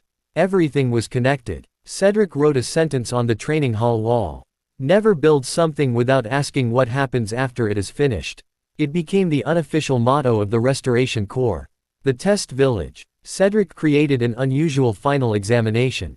Outside Ashfall stood an abandoned hamlet with 6 damaged houses, 1 collapsed well, and an unusable road. Teams were given 3 days. Their instructions were simple. Make it habitable. No additional directions. Chaos followed. One team immediately repaired houses. Then discovered they had no water. Another repaired the well first, but forgot to inspect whether the water was safe. A third built an excellent road, leading directly toward a collapsed bridge. Cedric watched quietly. Captain Gareth looked concerned. They're terrible. Cedric smiled. Good. Gareth stared at him. Good. They're making mistakes here. Not when someone's family depends on them. On the second attempt, everything changed. Surveyors inspected first. Water was tested. The road was prioritized. Housing followed. Drainage was repaired. Food storage was established. A temporary clinic station was created. By sunset on the 3rd day, the hamlet could support 20 families. Cedric nodded. Now they're ready. The uniform. Princess Eleanor visited Ashfall during the corps' final preparations. She discovered an argument underway. Master Rowan wanted practical brown uniforms. The royal ministry wanted bright royal blue. Merchant Oswald wanted something recognizable. Cedric wanted whatever is cheapest. Everyone ignored him. Eventually, they compromised. Dark gray work clothing, a deep blue shoulder patch, and a simple emblem, a small green sprout growing between 2 stones. Princess Eleanor studied it. It's beautiful. Cedric nodded. Something alive, where everyone thought nothing could grow. The Restoration Corps departs. 3 weeks after the king's proclamation, Ashfall's eastern road filled with wagons, tools, medical supplies, seed grain, books, construction equipment, survey instruments, food, maps. The first official Restoration Corps stood ready. Not thousands. Not yet. Only 143 people. But they represented something entirely new. Citizens gathered along the road. Children waved small blue flags. Families embraced volunteers. Bernard stood beside Cedric. "Remember when we couldn't even repair one bridge?" Cedric smiled. "I remember when we couldn't afford nails. And now?" Cedric looked toward the wagons. "Now we're apparently responsible for the kingdom." Bernard laughed. Cedric climbed onto his horse. Alfred rode beside him. Merchant Oswald joined the logistics wagons. Captain Gareth commanded the escort. The Restoration Corps began moving. Their first destination was not Grayhaven. Grayhaven had already learned to stand. This time, they were traveling farther, toward another abandoned settlement, one the crown had attempted to restore 3 times. Every attempt had failed. That evening, King Aldric received the departure report. The royal chancellor stood beside him. 143. The king nodded. "Small. Very." The chancellor looked at the map. "Do you truly believe they can restore the frontier?" King Aldric smiled. Ashfall began with fewer. Meanwhile, at House Valmont, news of the Restoration Corps reached Duke Roland's household. Several of Cedric's brothers read the report together. One laughed. "Our little brother has his own army now." Another corrected him. "They're builders." "That's worse." Everyone laughed. Almost everyone. One brother quietly read the list of senior personnel. Ashfall residents, royal specialists, merchant guild representatives, military support, teachers, physicians, engineers. He slowly realized something. Cedric wasn't simply gaining fame. He was building connections. With the crown, the guilds, the frontier, ordinary citizens, professionals, even the royal army. The brother folded the report. His expression remained calm, but the unease from the king's proclamation had not disappeared. It had grown. Hundreds of miles away, Cedric knew nothing about it. He was sitting beside a campfire, trying to repair a broken tent pole. Alfred watched him struggle. "My lord, what? You're holding it upside down." Cedric looked at the pole. "I knew that." Alfred said nothing. Cedric sighed. "Please don't write this in the official campaign record." No promises. Ahead of them, beyond the hills, their next destination waited. Another wasteland. Another forgotten settlement. Another place everyone believed had already died. Cedric looked toward the distant horizon. Grayhaven had taught him that no 2 territories were the same. This time, he would learn just how different they could be. Chapter 7. The Next Wasteland. On the 4th morning after leaving Ashfall, the Restoration Corps reached the top of a long, barren ridge. Cedric raised one hand. The entire column gradually stopped. Wagons creaked. Horses snorted. Workers shaded their eyes from the morning sun. Below them lay their destination. No one spoke. Finally, Merchant Oswald broke the silence. "That's a town." Captain Gareth studied the valley. "Apparently." Cedric stared downward, then sighed. "Grayhaven suddenly looks easy." Their destination was called Dunmere. Or at least, it used to be. According to royal records, Dunmere had once been a prosperous farming settlement with nearly 3,000 residents. It had orchards, sheep farms, a mill, 2 bridges, a weekly market, and one of the most productive grain valleys in the western frontier. Then, everything went wrong. 28 years ago, the river changed course after a devastating flood. Half the farmland became marshland. The main bridge collapsed. Trade caravans stopped coming. Disease followed. Families left. The crown attempted restoration 3 times. The first project failed after engineers tried rebuilding the old irrigation network. The second failed after settlers were brought in before reliable food supplies had been established. The third spent an enormous amount of money rebuilding Dunmere's central square, while ignoring the flooded farmland surrounding it. Cedric had read the reports twice. Then a third time because he couldn't believe them. He pointed toward the valley. Someone built a fountain. Alfred checked the records. A very expensive fountain. In an abandoned town. Yes. With no clean drinking water. Correct. Cedric stared into the distance. "I want to meet whoever approved that. They retired 12 years ago." Good. The Restoration Corps began descending. As they approached Dunmere, the scale of the problem became clearer. Grayhaven had been abandoned. Dunmere had been wounded. Entire streets had disappeared beneath mud. Dead trees stood in stagnant pools. The remains of the eastern bridge lay scattered along the riverbank. Several stone houses were tilted from unstable ground. The old mill had collapsed. And at the center of everything, there really was a fountain. Cedric stopped in front of it. It was enormous. White marble, decorative statues, royal insignias. Even after years of neglect, it remained surprisingly impressive. Master Rowan stared. That's excellent stone. Cedric crossed his arms. Can we dismantle it? Alfred blinked. My lord. What? It's technically a royal monument. Cedric looked toward the useless fountain. Then toward the collapsed bridge. We could build half a bridge with this. Princess Eleanor wasn't present to stop him. Cedric smiled. Alfred immediately said, no. Cedric sighed. The first survey. No construction began that day. That confused several new recruits. A young engineer approached Cedric. My lord, when do we start? Cedric looked around. We already did. The engineer frowned. We haven't built anything. Exactly. Cedric ordered the corps to establish camp on high ground outside the abandoned town.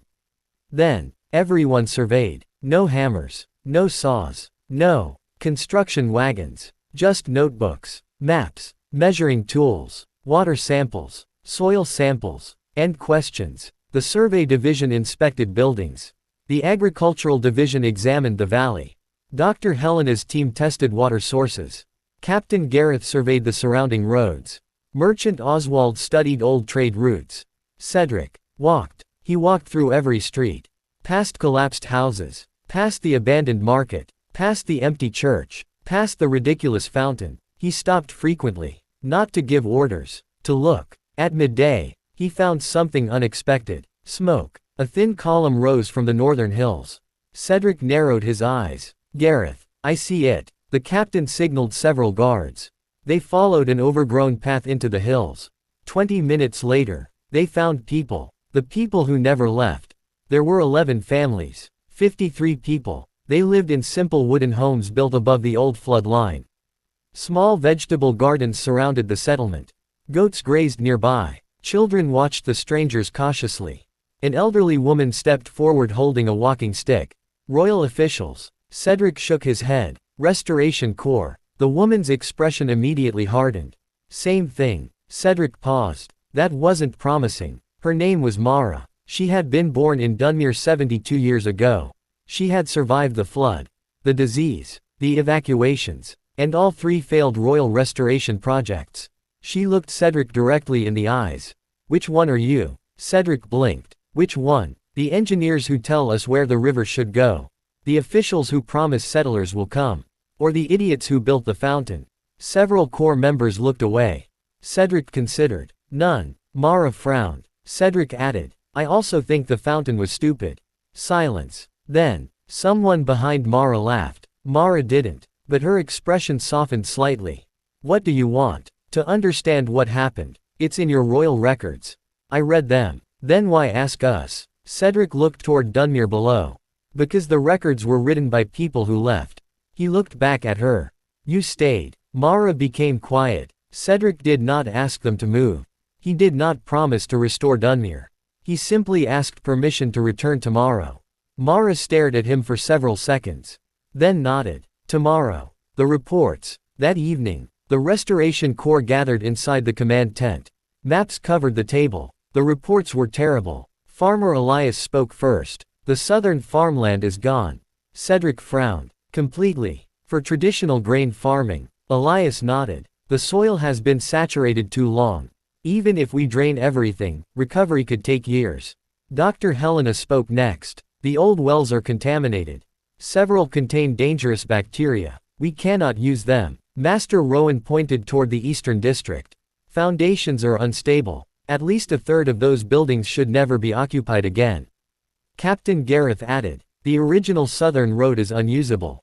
Even if repaired, seasonal flooding would destroy it again. Merchant Oswald sighed. And the old trade route no longer matters. Everyone looked toward him. He pointed at the map. Grayhaven's restored road shifted regional commerce east. If we rebuild Dunmere exactly as it was, merchants still won't come. Silence filled the tent. One of the younger engineers finally spoke. So, Dunmere can't be restored. Cedric stared at the map. No. Everyone looked at him. Cedric moved several markers. Dunmere can't be restored. The way it used to be. The mistake. Cedric pulled out reports from the previous restoration attempts. Look. Every project tried to recreate old Dunmere. He pointed toward the river. They tried forcing the river back. They tried reopening the old farms. They rebuilt the old square. They repaired houses in the original districts. He shook his head. They were rebuilding a town that doesn't exist anymore. Elias slowly understood. The land changed. Cedric nodded. So the town has to change too. This was different from Ashfall. Ashfall's problem had been neglect. Grayhaven's problem had been abandonment. Dunmere's problem was that its environment had fundamentally changed. Cedric smiled faintly. So, we don't ask how to bring old Dunmere back. He picked up a blank sheet of parchment. We ask, what can Dunmere become now? The marsh. The next morning, Cedric returned to Mara's settlement. This time, he brought Farmer Elias. No guards. No officials. Just the two of them. Mara was waiting. You came back. I said I would. Officials say many things. Cedric nodded. I know. They walked toward the flooded valley. Mara explained everything. The river had changed slowly after the Great Flood. Attempts to redirect it had made things worse. Every spring, water returned. Cedric looked across the marsh. Birds filled the reeds. Fish moved through shallow channels. Wild herbs grew along the banks. Elias suddenly crouched. He examined a plant. Then another. Cedric noticed. What? Elias looked around. This isn't useless land. Mara snorted. Try growing wheat here. I wouldn't. She looked at him. Elias pointed toward the water. Fish, reeds, medicinal plants, waterfowl. He picked up a handful of dark soil. And some sections could grow rice. Cedric blinked. Rice. In the wetter areas. Elias looked increasingly excited. Other sections could support grazing. The higher slopes could become orchards again. Mara stared at him. No royal official had ever said that. They had always talked about draining the marsh, removing the water, restoring the wheat fields. But Cedric wasn't trying to defeat the land. He was listening to it. A different town. By afternoon, the first new plan began taking shape. Not a final plan, only possibilities. The Northern Highlands could become the new residential district. The marsh could support fisheries and wetland agriculture. Old flooded farmland could become managed water channels. The eastern hills could support orchards and sheep. A new road could connect Dunmere northeast toward Grayhaven instead of restoring the obsolete southern trade route. And instead of rebuilding the collapsed eastern bridge in its old location, they could build a smaller bridge farther upstream where the river was narrower. Master Rowan stared at the revised map. This isn't Dunmere. Mara happened to be standing nearby. Cedric looked toward her. She studied the map for a long time. Then said quietly, no. Everyone became silent. Mara touched the northern hills. But maybe, it could be. The Corps learns. Cedric gathered all 143 members of the Restoration Corps that evening. They stood in the abandoned town square. The useless marble fountain towered behind him. Cedric pointed toward it. This is what happens when we decide what people need before understanding their problems. Several recruits looked at the fountain. Someone spent enough money on this monument to repair wells, roads, and houses. He paused. And it accomplished nothing. Cedric looked toward the marsh. Grayhaven taught us one method. Water, shelter, food, roads. But that doesn't mean we blindly repeat Grayhaven everywhere. He looked across the Corps. Every territory is different. Every community is different. Every problem is different. He tapped his notebook. From today onward, the first tool of the Restoration Corps isn't a hammer. Master Rowan looked mildly offended. Cedric smiled. It's a question. The workers listened. What does this place actually need? That sentence was added beneath the Corps' existing motto. Never build something without asking what happens after it is finished. And beneath it, never rebuild the past when the future requires something different. The decision. 3 days passed. Still, Cedric ordered no major construction. Instead, the Corps continued surveying. And talking. Especially talking. With Mara. With farmers. With hunters. With shepherds. With families living beyond the hills. They discovered something the royal records had completely missed. Dunmere wasn't empty. Nearly 400 former residents lived scattered throughout the surrounding countryside. They had simply stopped calling themselves residents of Dunmere. One evening, Mara approached Cedric's camp. She carried an old wooden sign. The paint was faded, but the words remained visible. Welcome to Dunmere. Cedric stared at it. Mara placed it beside the fire. My husband took this when the town was evacuated. She sat down. He said someday we'd put it back. Cedric remained quiet. Mara looked toward the ruined town. I stopped believing him. Cedric asked gently. What changed? Mara looked at the restoration corps. No one was building monuments. Engineers were talking with farmers. Doctors were testing wells. Surveyors were walking through marshes. Teachers were speaking with families. Workers were learning rather than giving orders. She smiled faintly. You haven't promised me anything. Cedric blinked. Is that good? Very. She pointed toward the old sign. If you really intend to build something new, then perhaps that deserves to go back. Cedric smiled. Not yet. Mara raised an eyebrow. Why? We haven't earned it. For the first time. Mara laughed. The following morning, Cedric stood overlooking Dunmere. The restoration corps gathered behind him. The old town remained broken. The marsh still covered its fields.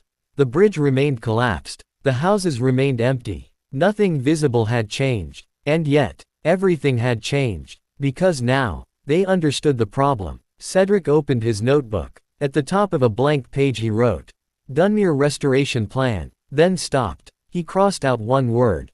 Dunmere Development Plan. Alfred noticed. Not restoration. Cedric shook his head. We're not bringing the old town back. He looked toward the marsh, the hills, and the river.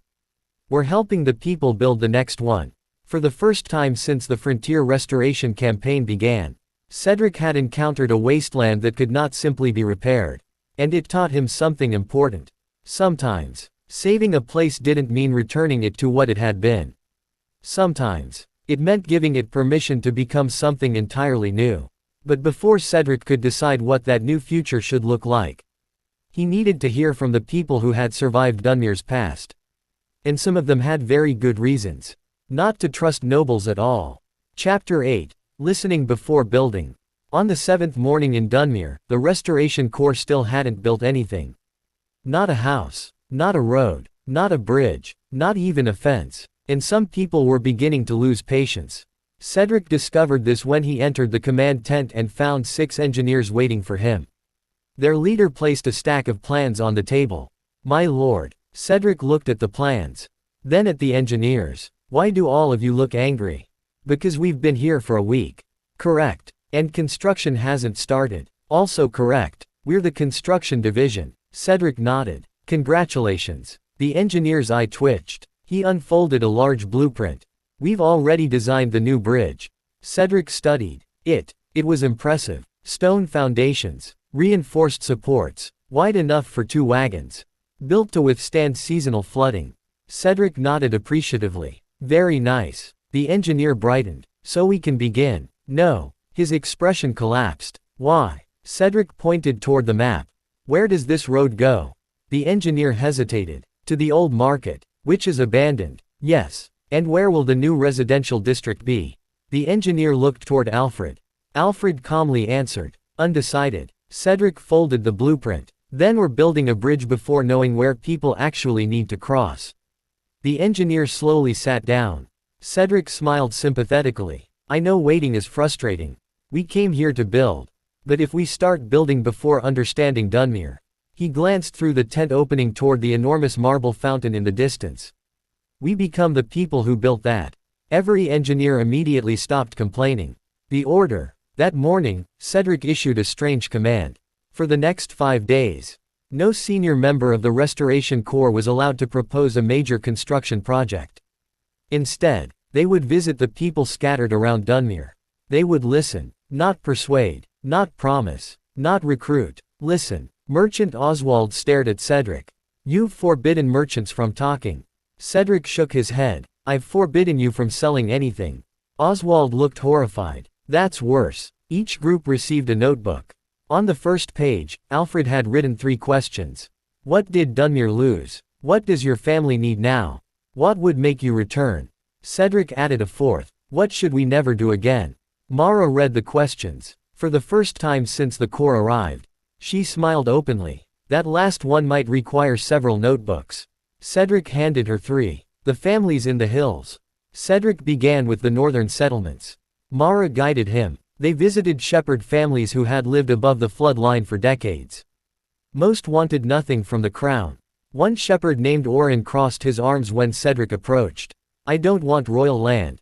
Cedric nodded. All right. I don't want subsidies. All right. And I don't want some noble telling me where my sheep can graze. All right. Orin narrowed his eyes. You're supposed to argue. Why? Officials always argue. Cedric shrugged. I don't own your sheep. Mara laughed behind him. Eventually, Orin began talking. His greatest problem wasn't land. It was access. Every autumn, he produced wool and cheese.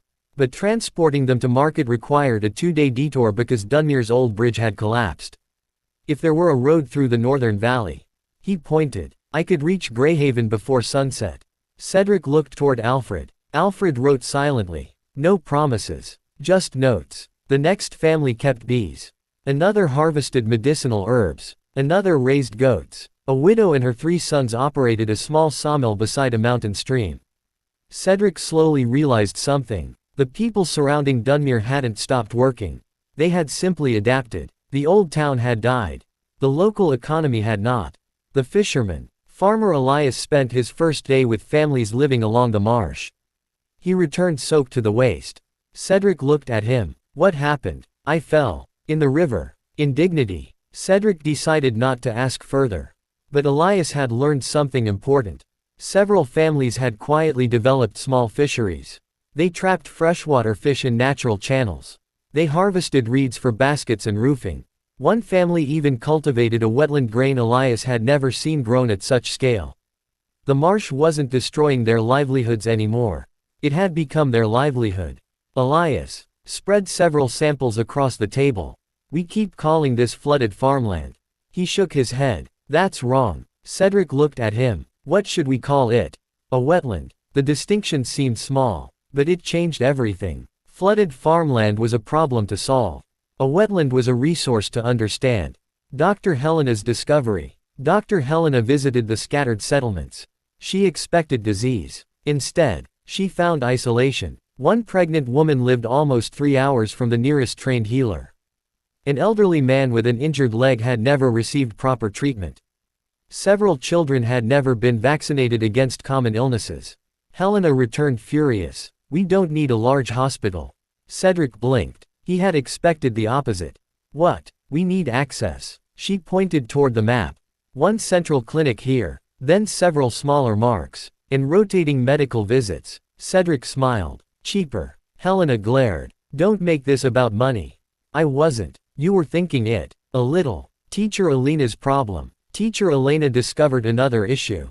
There were children everywhere, but not enough in any one settlement to justify a full school. Some families taught their children at home. Others didn't. Several children could barely read. Elena studied the map late into the evening. Then she drew a route connecting the settlements. Cedric looked over her shoulder. What's that? A school. That's a road. It's both. Her idea was simple. Until enough families returned to Dunmere, teachers would travel. A wagon could carry books, writing materials, and basic supplies. Each settlement would receive lessons on different days. A traveling school. Cedric stared. That's brilliant. Elena smiled proudly. Thank you. Alfred immediately began calculating the cost. Cedric pointed at him. Don't ruin the moment. The craftsmen who didn't want workshops. Master Rowan expected local craftsmen to request workshops. They didn't. Most wanted a market. A potter explained why. I can build my own kiln. A carpenter nodded. I already have tools. A basket maker added. What we don't have are customers. Rowan returned to camp looking personally betrayed. They don't need me. Cedric laughed. They need you. For what? Ask them. Rowan frowned. Then went back the next morning. When he returned again, his notebook was full. They needed shared storage, reliable lumber supply, a covered trading area, standard wagon access, a repair station near the new road. Not workshops. Infrastructure. Rowan sat beside Cedric. I hate your listening rule. Why? Because it keeps proving me wrong. Cedric smiled. That's why I like it. Merchant Oswald learned silence. Oswald struggled most. Cedric paired him with Mara. This was deliberate. Mara knew it. Oswald knew it. Neither was pleased. They visited a small settlement west of the marsh. A woman explained that she sold dried fish twice a month. Oswald immediately opened his mouth. Mara hit him with her walking stick. Ow. Listen. But I can improve. She raised the stick. Oswald closed his mouth. By evening, Oswald had discovered something. The residents didn't need merchants to bring more goods.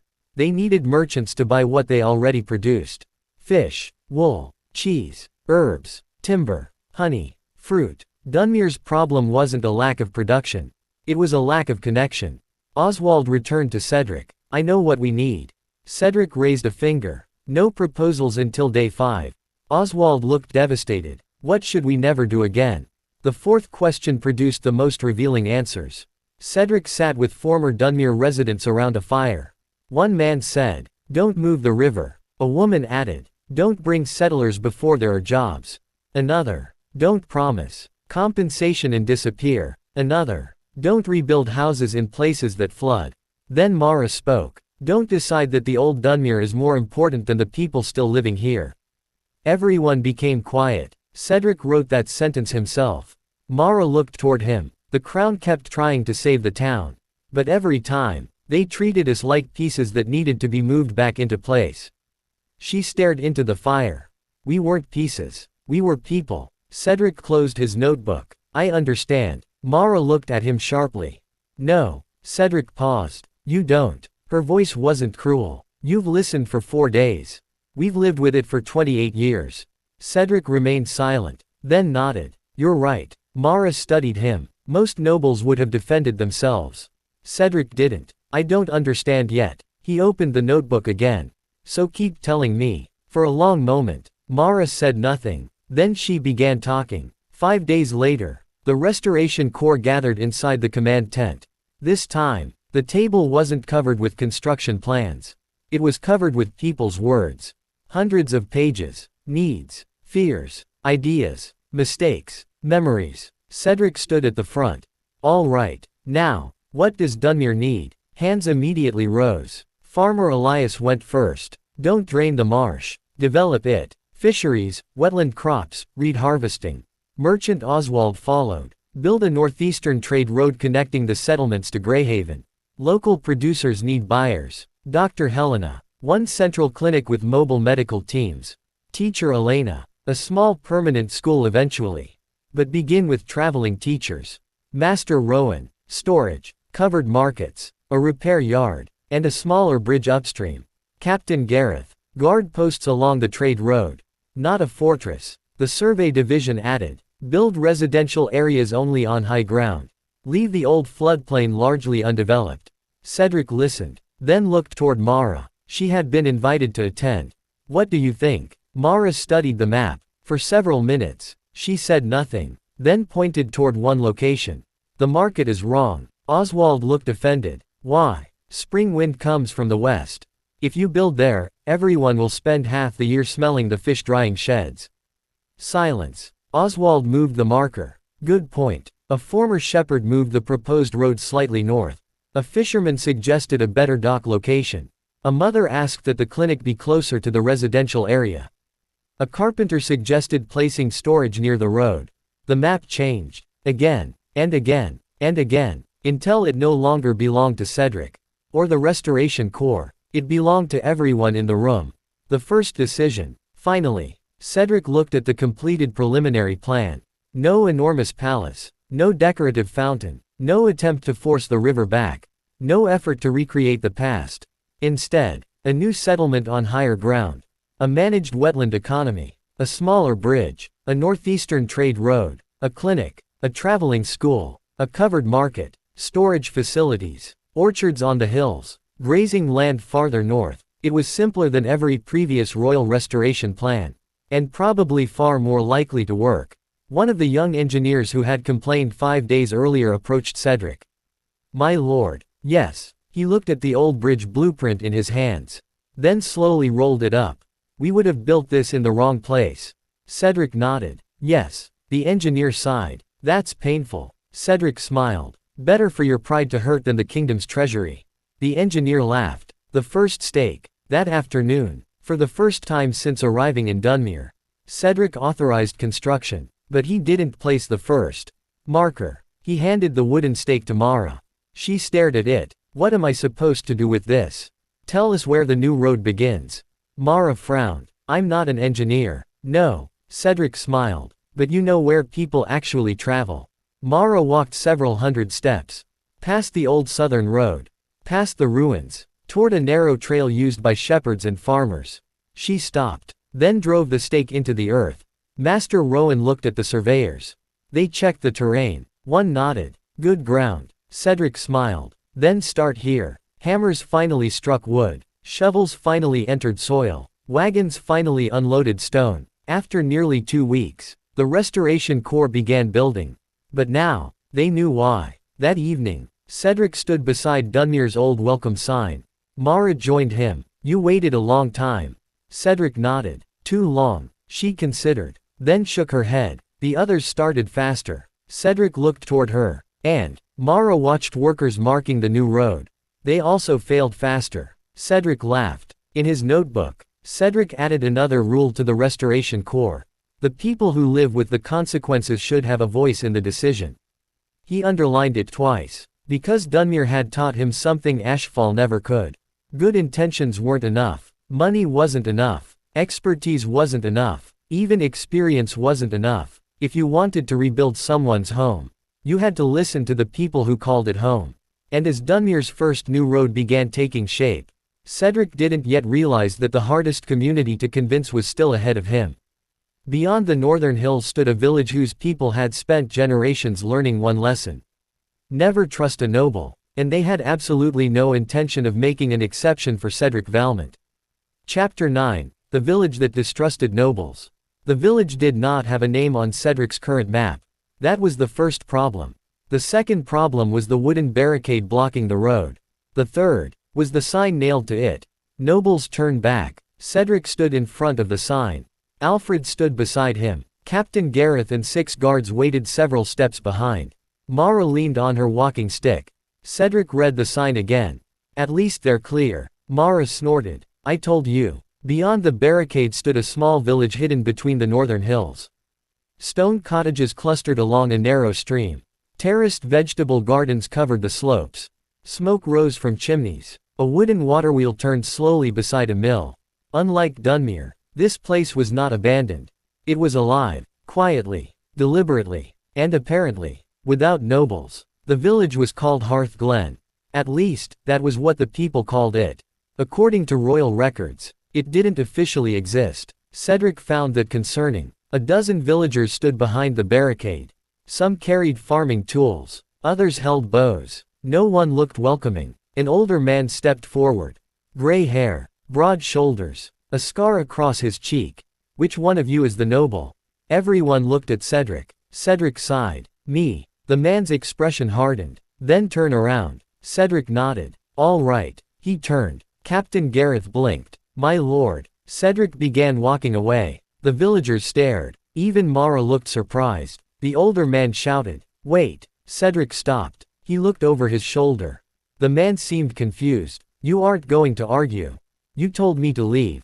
Yes. So I'm leaving. The man's eyes narrowed. What do you want? Cedric considered. Originally. Yes. To talk. About what? Dunmer. The villagers immediately became tense. The older man crossed his arms. We have nothing to do with Dunmer. Mara muttered. That's a lie. Several villagers glared at her. Mara smiled pleasantly. Cedric looked at the barricade. May I stand here and talk? The older man hesitated. Outside. Cedric nodded. Outside. And so, the royal development advisor sat on a rock outside a village that refused to let him enter. Alfred stood behind him with documents. Captain Gareth remained farther down the road. Mara sat on another rock. The villagers stayed behind the barricade. It was possibly the strangest diplomatic meeting Cedric had ever attended. Hearth Glen. The older man's name was Eamon. He was not officially a village chief. Hearth Glen had no officially recognized government. But everyone listened when he spoke. Cedric soon understood why. Eamon's grandfather had founded Hearth Glen with families who fled Dunmer after the Great Flood. They received no royal assistance. No noble protection. No compensation. They simply climbed into the hills. And survived. Cedric asked. How many people live here? Eamon frowned. Why? So I know. Why do you need to know? Cedric paused. Fair question. He changed approach. How many families? Enough. Cedric nodded. Alfred did not write anything. That seemed to surprise Eamon. Cedric continued. Do you trade with Grayhaven? No. Dunmere? No. Nearby villages? Sometimes. What do you need most? Nothing. Mara coughed loudly. Eamon glared at her. Cedric looked around. He noticed the mill. The water wheel turned unevenly. One support beam was cracked. Several roofs had patches. The road entering the village was barely wide enough for a cart. But Hearth Glen was functioning. People had built something without outside help.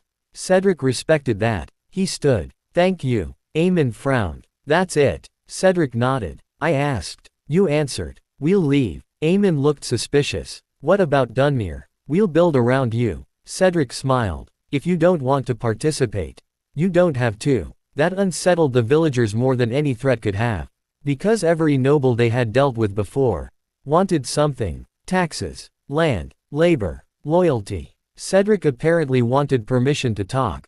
And when denied, he left. The broken wagon. 3 days later, Cedric returned. Not intentionally. One of the Restoration Corps supply wagons broke an axle near Hearth Glen. Cedric happened to be traveling with the convoy. The wagon tilted. Crates spilled onto the road. Oswald stared at the broken axle. Wonderful. Master Rowan was back at Dunmere. The nearest repair team was several miles away. Cedric crouched beside the wheel. Can we fix it? Oswald looked at him. Can you fix it? Cedric stared at the axle. No. Then neither can I. A voice came from behind them. You're going to damage the wheel. Cedric turned. A teenage boy stood near the trees. He wore simple work clothes and carried an axe. Cedric moved away from the wagon. How? The boy approached cautiously. He examined the axle. The wagon's leaning wrong. If you unload the other side first, the wheel will crack. Oswald blinked. Cedric nodded. Can you help? The boy hesitated. Then noticed Cedric's clothing. You're that noble. Unfortunately. The boy almost smiled. His name was Finn. He was Eamon's grandson. Finn disappeared into the village. 20 minutes later, 4 men arrived carrying tools. Eamon was among them. He looked unhappy. You again. Cedric smiled. Hello. Eamon pointed toward the wagon. We'll repair it. Oswald brightened. Thank. For payment. Oswald immediately began negotiating. Cedric stepped away. This was his natural environment. The villagers repaired the axle. Quickly. Very quickly. Cedric watched. Their carpenters were excellent. Their wheelwright was even better. When the work finished, Oswald paid exactly what they had agreed. No discounts. No favors. No noble privilege. Eamon counted the coins, then looked at Cedric. You didn't ask for free labor. Why would I? Nobles do. Cedric shrugged. You did work. You get paid. Eamon became quiet. The first trade. Before leaving, Cedric noticed several barrels beside the mill. What's inside? Eamon immediately looked suspicious again. Flour. Oswald's head turned. What kind? Barley. How much? Eamon frowned. Why? Oswald smiled. And Cedric knew Hearth Glen was doomed. Not politically. Commercially. 30 minutes later, Oswald had purchased 6 barrels. Hearthglen's mill produced more flour than the village needed. But poor roads prevented them from selling it regularly. Oswald explained that Dunmere's future market could provide a stable buyer. Eamon resisted. Then Oswald showed him Grayhaven's current grain prices. Eamon stared. That's twice what traders pay us. Because your traders know you can't easily reach another market. Oswald smiled. I dislike unfair monopolies. Cedric raised an eyebrow. You dislike monopolies you don't own. Oswald ignored him. Eamon did not agree to anything permanent. But he sold the 6 barrels. That was enough. The storm. Trust did not arrive dramatically. It arrived during rain. A severe storm struck the northern hills 5 days later. Water rushed down the slopes. One of Hearthglen's small wooden footbridges collapsed. More dangerously, the stream beside the village began eroding the bank near several houses. The Restoration Corps learned about it from Finn. The boy rode into Dunmere soaked from head to toe. We need help. Cedric did not ask whether Hearth Glen had joined the campaign. He did not ask whether they recognized royal authority. He simply stood. Rowan. The construction division mobilized. Helena. Medical supplies were loaded. Gareth. The captain organized the road. Within minutes, 3 wagons were moving north. When Cedric reached Hearth Glen, Eamon stood in the rain directing villagers. He looked stunned when he saw the Corps. I didn't send for you. Finn did. Eamon looked toward his grandson. Finn avoided eye contact. Cedric removed his cloak. Where do you need us? Eamon hesitated. Years of distrust fought against immediate necessity. Finally, he pointed toward the stream. East Bank. Cedric nodded. Rowan. Already going. For 6 hours. Villagers and the Restoration Corps worked together. Stone was carried. Timber supports were driven into the earth. Drainage channels were cut. Sandbags reinforced the bank. Captain Gareth's soldiers moved families from endangered houses. Dr. Helena treated injuries. Cedric carried supplies until Alfred physically took a shovel away from him. My lord. What? You're bleeding. Cedric looked at his palm. Oh. Helena appeared instantly. Cedric sighed. Traitor. Alfred remained unmoved. By midnight, the rain weakened. The stream remained within its banks. No homes had been lost. No one had died. Cedric sat beneath an awning. Exhausted. Wet. Covered in mud. Eamon approached. For several seconds, neither spoke. Then Eamon handed Cedric a cup. Cedric looked inside. Tea. Thank you. He drank. It was terrible. He drank anyway. Eamon sat beside him. You could have demanded something. Cedric looked confused. For helping. Yes. Cedric shook his head. Your village was flooding. That's not an answer. It is to me. Eamon stared toward the Restoration Corps. Royal soldiers were helping villagers repair roofs. Engineers inspected the bank. Dr. Helena was yelling at someone for refusing treatment. There were no officials demanding signatures. No one collecting taxes. No noble banners had been planted. They had simply helped. My father hated nobles, Eamon said. Cedric remained silent. His father hated them too. After Dunmere flooded, the local lord promised aid. It never came. Then royal officials arrived years later. They demanded records, land deeds, taxes. Eamon laughed bitterly. We didn't even have roofs. Cedric looked toward him. I can't change that. No. And I'm not going to ask you to forget it. Eamon studied him. Cedric continued. But if I do something that deserves distrust, tell me. Preferably before Mara hits me with her walking stick. From nearby, Mara shouted. I heard that. Cedric smiled. Eamon laughed. It was the first time Cedric had heard him do so. The gate opens. 2 mornings later, Cedric returned to Hearth Glen. The barricade was still there. But the sign was gone. Cedric stopped. Eamon stood beside the road. You can come in. Cedric blinked. Are you sure? Don't make me reconsider. Cedric immediately walked forward. Alfred followed. Captain Gareth remained outside with the guards. Cedric noticed. You're not coming. Gareth smiled. They invited you, not us. Cedric nodded. Trust had boundaries. That was fine. For the first time, Cedric walked through Hearth Glen. Children watched him. Women worked in gardens. The mill turned beside the stream. Workshops stood behind several homes. It was small, but organized, self-sufficient, proud. Cedric understood something. Hearth Glen didn't need to be saved. It needed to be respected. Eamon led Cedric into the village meeting house. Several residents waited. On the table lay a simple proposal. Not from Cedric. From Hearth Glen. They wanted 3 things. A proper road connecting them to Dunmere's future market. Permission to retain control of their communal grazing land. And access to the mobile clinic and traveling school.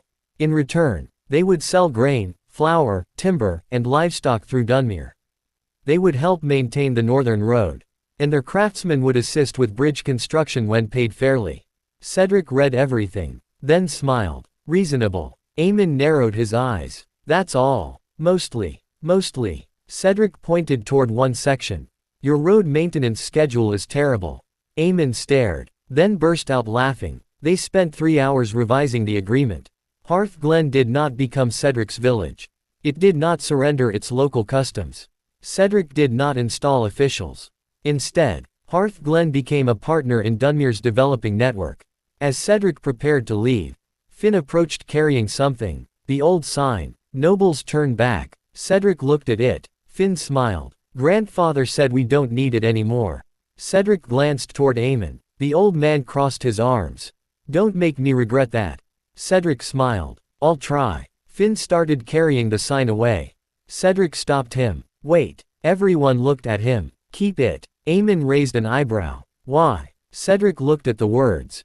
Because someday, someone should remember why it was there. Eamon became silent, then nodded. The sign was placed inside the village meeting hall. Not as an insult, as a reminder. Trust was not something authority deserved automatically. It had to be earned. That evening, Cedric returned to Dunmere. He opened his notebook. Beneath the rules he'd learned so far, he added another. Never demand trust because of your title. Give people a reason to offer it. Alfred read over his shoulder. Another rule. Cedric nodded. We're collecting quite a few. At this rate, you'll eventually write a book. Cedric looked horrified. Absolutely not. Alfred quietly wrote something in his notebook. Cedric narrowed his eyes. What did you write? Nothing. Alfred. Outside. Wagons from Hearth Glen arrived at Dunmere's temporary market. Barley flour, cheese, timber, honey. For the first time in decades, the isolated village was trading openly with the valley again. Not because Cedric conquered it. Not because the crown ordered it. Because Hearth Glen had chosen to participate. And that choice mattered. Cedric looked toward the northern road. Dunmere was beginning to connect. Settlement by settlement. Family by family. Trust by trust. Soon, those connections would require something permanent. Not another noble manor. Not a monument. Not a palace. Something far simpler. Something that could determine whether the next generation repeated the mistakes of the last. A school. And Cedric was about to anger several nobles by deciding exactly what would be built first. Chapter 10. A school before a manor. The argument began because of a building that did not exist. Cedric stood beside a wooden planning table overlooking the new Dunmere settlement. Around him, engineers, surveyors, local representatives, and members of the Restoration Corps studied the latest development map. The new road had begun taking shape. The bridge site had been approved. A covered market was under construction. The mobile clinic was already visiting the surrounding settlements. And families had begun asking about moving closer to the valley again. Everything was progressing. Until Royal Administrator Lord Percival Hume arrived from the capital. He examined the map for less than a minute before asking, "Where is the Lord's residence?" Cedric blinked. The what? The administrative manor. Cedric looked around the map. There isn't one. Percival stared at him. You forgot. No. Then where will you live? Cedric pointed toward the Restoration Corps camp. There. Percival's face suggested Cedric had just confessed to sleeping in a ditch. The proper order. Lord Percival had been sent by the royal ministry to inspect the frontier restoration campaign. He wasn't corrupt. He wasn't cruel. In fact, Cedric quickly realized that Percival genuinely wanted Dunmere to succeed. Unfortunately, he had very traditional ideas about what a successful town looked like. A proper settlement requires visible authority, Percival explained. Cedric sipped his tea. Why? Percival paused. Because. He clearly had never been asked that before. Because it does. Cedric looked at Alfred. Excellent explanation. Alfred wisely remained silent. Percival spread an architectural plan across the table. A large stone manor. Administrative offices. Meeting halls. Guest rooms. Servant quarters. A landscaped courtyard. Cedric stared. How much? Percival gave the number. Merchant Oswald, standing nearby, made a choking sound. Cedric slowly lowered his tea. Again, Percival repeated it. Cedric stared at the blueprint. For a house. An administrative residence. For me. For whichever noble eventually administers Dunmere. Cedric looked toward the valley. Children were sitting beneath a canvas shelter while teacher Elena gave lessons. He looked back at Percival. No. Percival blinked. My lord. No manor. But. Not now. Cedric pointed toward the canvas shelter. Build a school. The entire planning table became quiet. The children of Dunmere. Teacher Elena currently had 47 students. They came from everywhere. Hearth Glen. The northern shepherd settlements. Fishing families near the marsh. Former Dunmere residents who had recently returned. Some walked more than an hour. Others arrived in the traveling school wagon. A few could read fluently. Several barely knew their letters. And every lesson depended on the weather. Cedric walked toward the temporary classroom. Teacher Elena stood before a large slate. 7 times 4. A girl raised her hand. 28. Correct. A younger boy shouted. 30. Elena smiled. A little late, Tomas. I knew it. Cedric smiled. Then, a gust of wind lifted 3 sheets of parchment. Children screamed happily and chased them. Elena closed her eyes. Cedric looked toward Percival. School. Percival sighed. The noble administrator lowered his voice. My lord, I understand education is important. But the crown needs an administrative center. Cedric nodded. Eventually. And visiting officials need somewhere appropriate to stay. Tents. Percival looked horrified. You expect royal ministers to sleep in tents? Cedric smiled. I do. Alfred looked away to hide his amusement. Percival tried another approach. People need symbols. Cedric's expression became more thoughtful. That argument. He understood. Percival continued. A manor tells people the crown has returned. It tells them Dunmere matters again. Cedric looked toward the children. Then smiled. You're right. Percival brightened. Cedric pointed toward the temporary classroom. So let's give them a better symbol. What says, we are staying? That afternoon, Cedric called a public meeting. Not only Restoration Corps members attended. Mara came. Eamon arrived from Hearth Glen. Farmers, fishermen, craftsmen, returning families, parents, even several children crowded around the edges. Cedric stood beside 2 drawings. One showed the proposed manor. The other, a school. Cedric asked a simple question. If we can only build one this season, which one? Percival looked uncomfortable. Development priorities should not be determined by popularity. Cedric nodded. Agreed. This isn't a vote. He looked at the crowd. I want reasons. A merchant spoke first. The manor could bring officials. A carpenter countered. The school brings families. A fisherman added. If families move here, they need somewhere for their children. A mother raised her hand. I won't relocate permanently without education. Another parent nodded. Neither will we. Eamon crossed his arms. Hearth Glen survived without nobles. Percival looked offended. Eamon continued. We didn't survive without teaching our children. Mara smiled. Teacher Elena stepped forward. A school isn't only for children. Everyone looked toward her. We can teach adults in the evenings. Reading, accounting, basic mathematics, agricultural records, trade documentation, even public health. Merchant Oswald immediately became interested. Accounting. Elena nodded. Oswald pointed toward the school plan. Build that. Cedric laughed. Then Mara spoke. When Dunmere died, families stopped believing their children had a future here. The crowd became quiet. She looked toward the school drawing. If you build that first, you're telling them their children do. Even Percival had no immediate response. Cedric's decision. Cedric looked toward Lord Percival. I understand why you want the manor. Percival nodded. And someday, we'll probably build an administrative hall. Percival sighed. Probably. Cedric ignored that. But right now, he turned the manor blueprint over. The school comes first. Cedric wrote the project order himself. Dunmere Priority Construction. 1. School and Community Learning Hall.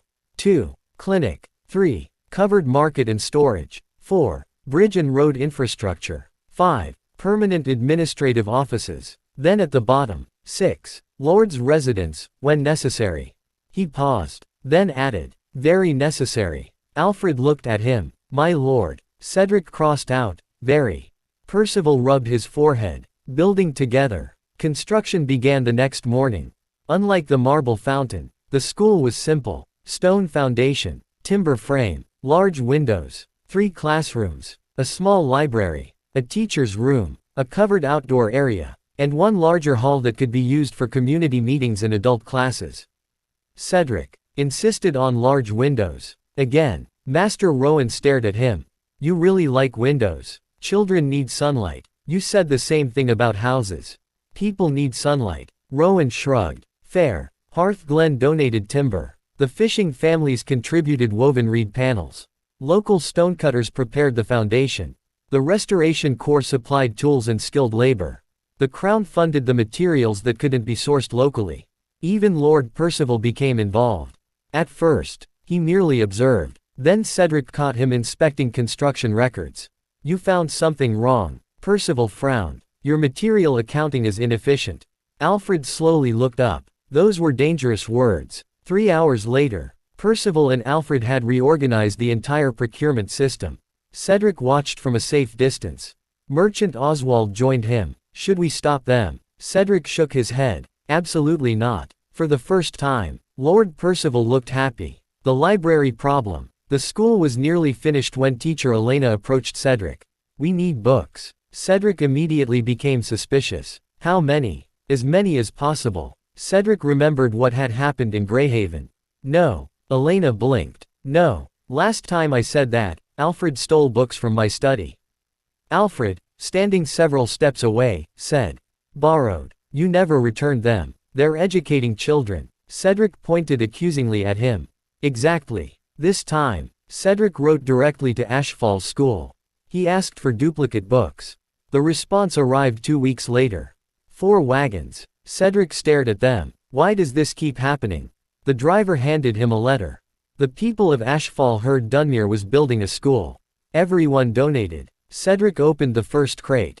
Children's books. History. Mathematics. Farming. Medicine. Craft manuals. Stories. Maps. One crate contained notebooks and writing supplies. Another contained toys. Cedric smiled. Ashfall had once depended on donations. Now it could give a different kind of monument. The school opened on a clear autumn morning. There were no royal trumpets. No marble statues. No golden plaques. Just families. A lot of families. 72 children stood outside. Cedric stared. Where did the extra 25 come from? Teacher Elena smiled. Families moved. Because of the school. Partly. Cedric looked toward the new houses appearing on the high ground. It was working. Lord Percival attended the opening. He stood beside Cedric. The children entered. Laughter filled the halls. Parents watched from outside. Several adults had already signed up for evening lessons. Percival remained silent for a long time. Then he said, I still believe an administrative manner is important. Cedric smiled. I know. Percival looked toward the school. But, perhaps this was more urgent. Cedric raised an eyebrow. Was that an admission that I was right? No. It sounded like one. It wasn't. Cedric smiled. Mara approached them. She looked at Percival. You wanted a monument. Percival frowned. I wanted a symbol of royal commitment. Mara pointed toward the school. There. Children could be seen through the large windows. Learning. Reading. Laughing. Mara smiled. That tells me you're planning for Dunmere to exist 20 years from now. Percival became quiet. News reaches the capital. Several weeks later, a report reached the royal palace.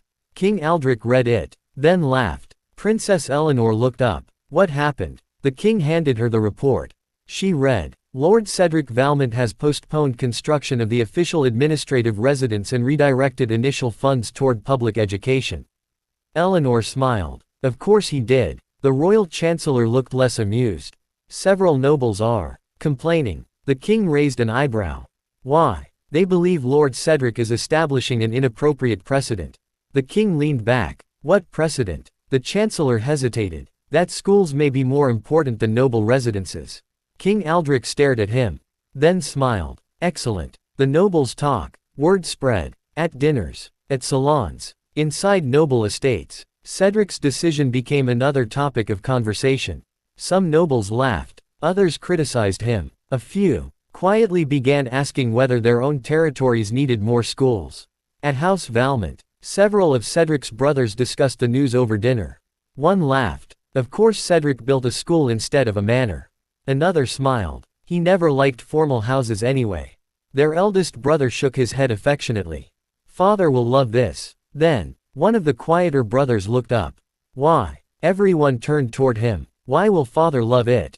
The eldest shrugged. Because it worked. The quiet brother looked back toward his meal. Another brother beside him said softly. People are talking about Cedric everywhere. No one responded. He restores towns. He advises the king. Now nobles are discussing his policies. The first brother smiled faintly. He's becoming influential. There was nothing openly hostile in his tone. But the word lingered. Influential. Dunmere at night. Cedric knew nothing about those conversations. He sat on the steps of Dunmere's new school after sunset. Inside, adult lessons were underway. Teacher Elena was explaining basic accounting to 15 farmers and craftsmen. Merchant Oswald had somehow joined the class. Not as a student. He had taken over part of the lesson. Cedric could hear him shouting. If you don't record expenses, you don't have a business. You have a hobby. Cedric laughed. Alfred sat beside him. My lord. Lord Percival submitted his final inspection. Cedric tensed. And, approved. Cedric blinked. Really? With recommendations. How many? 43. Cedric sighed. Of course. Alfred handed him another document. It was the updated population record. Dunmere regional population participating in restoration, 487. Families planning permanent relocation, 63. Children enrolled in school, 72. Cedric stared at the numbers. Not long ago, Dunmere had been considered dead. Now, families were planning futures there. He looked toward the school windows. Light spilled onto the road. Children's drawings decorated one wall. Books filled the shelves. A small bell hung above the entrance. No marble, no gold, no grand staircase. But Cedric thought of Percival's words. People need symbols. Perhaps he had been right. Cedric smiled. Because if Dunmere needed a symbol, he preferred this one, not a monument to authority. A promise to the future. He opened his notebook. Beneath the growing list of Restoration Corps principles, he wrote, "Build first for the people who will still be here after you are gone." Cedric closed the book. Dunmere was beginning to stand. But as the frontier grew more connected, so did the attention surrounding Cedric. And back in Grayhaven, something important was approaching. The first great harvest since the town's abandonment. For the people who had returned home, it would be more than a harvest. It would be proof that Grayhaven could finally survive on its own. Chapter 11, Harvest Festival. The letter from Grayhaven contained only 5 words. The wheat is ready. Come home. Cedric read it twice, then smiled. Alfred, standing across the table, immediately noticed. Good news. Cedric handed him the letter.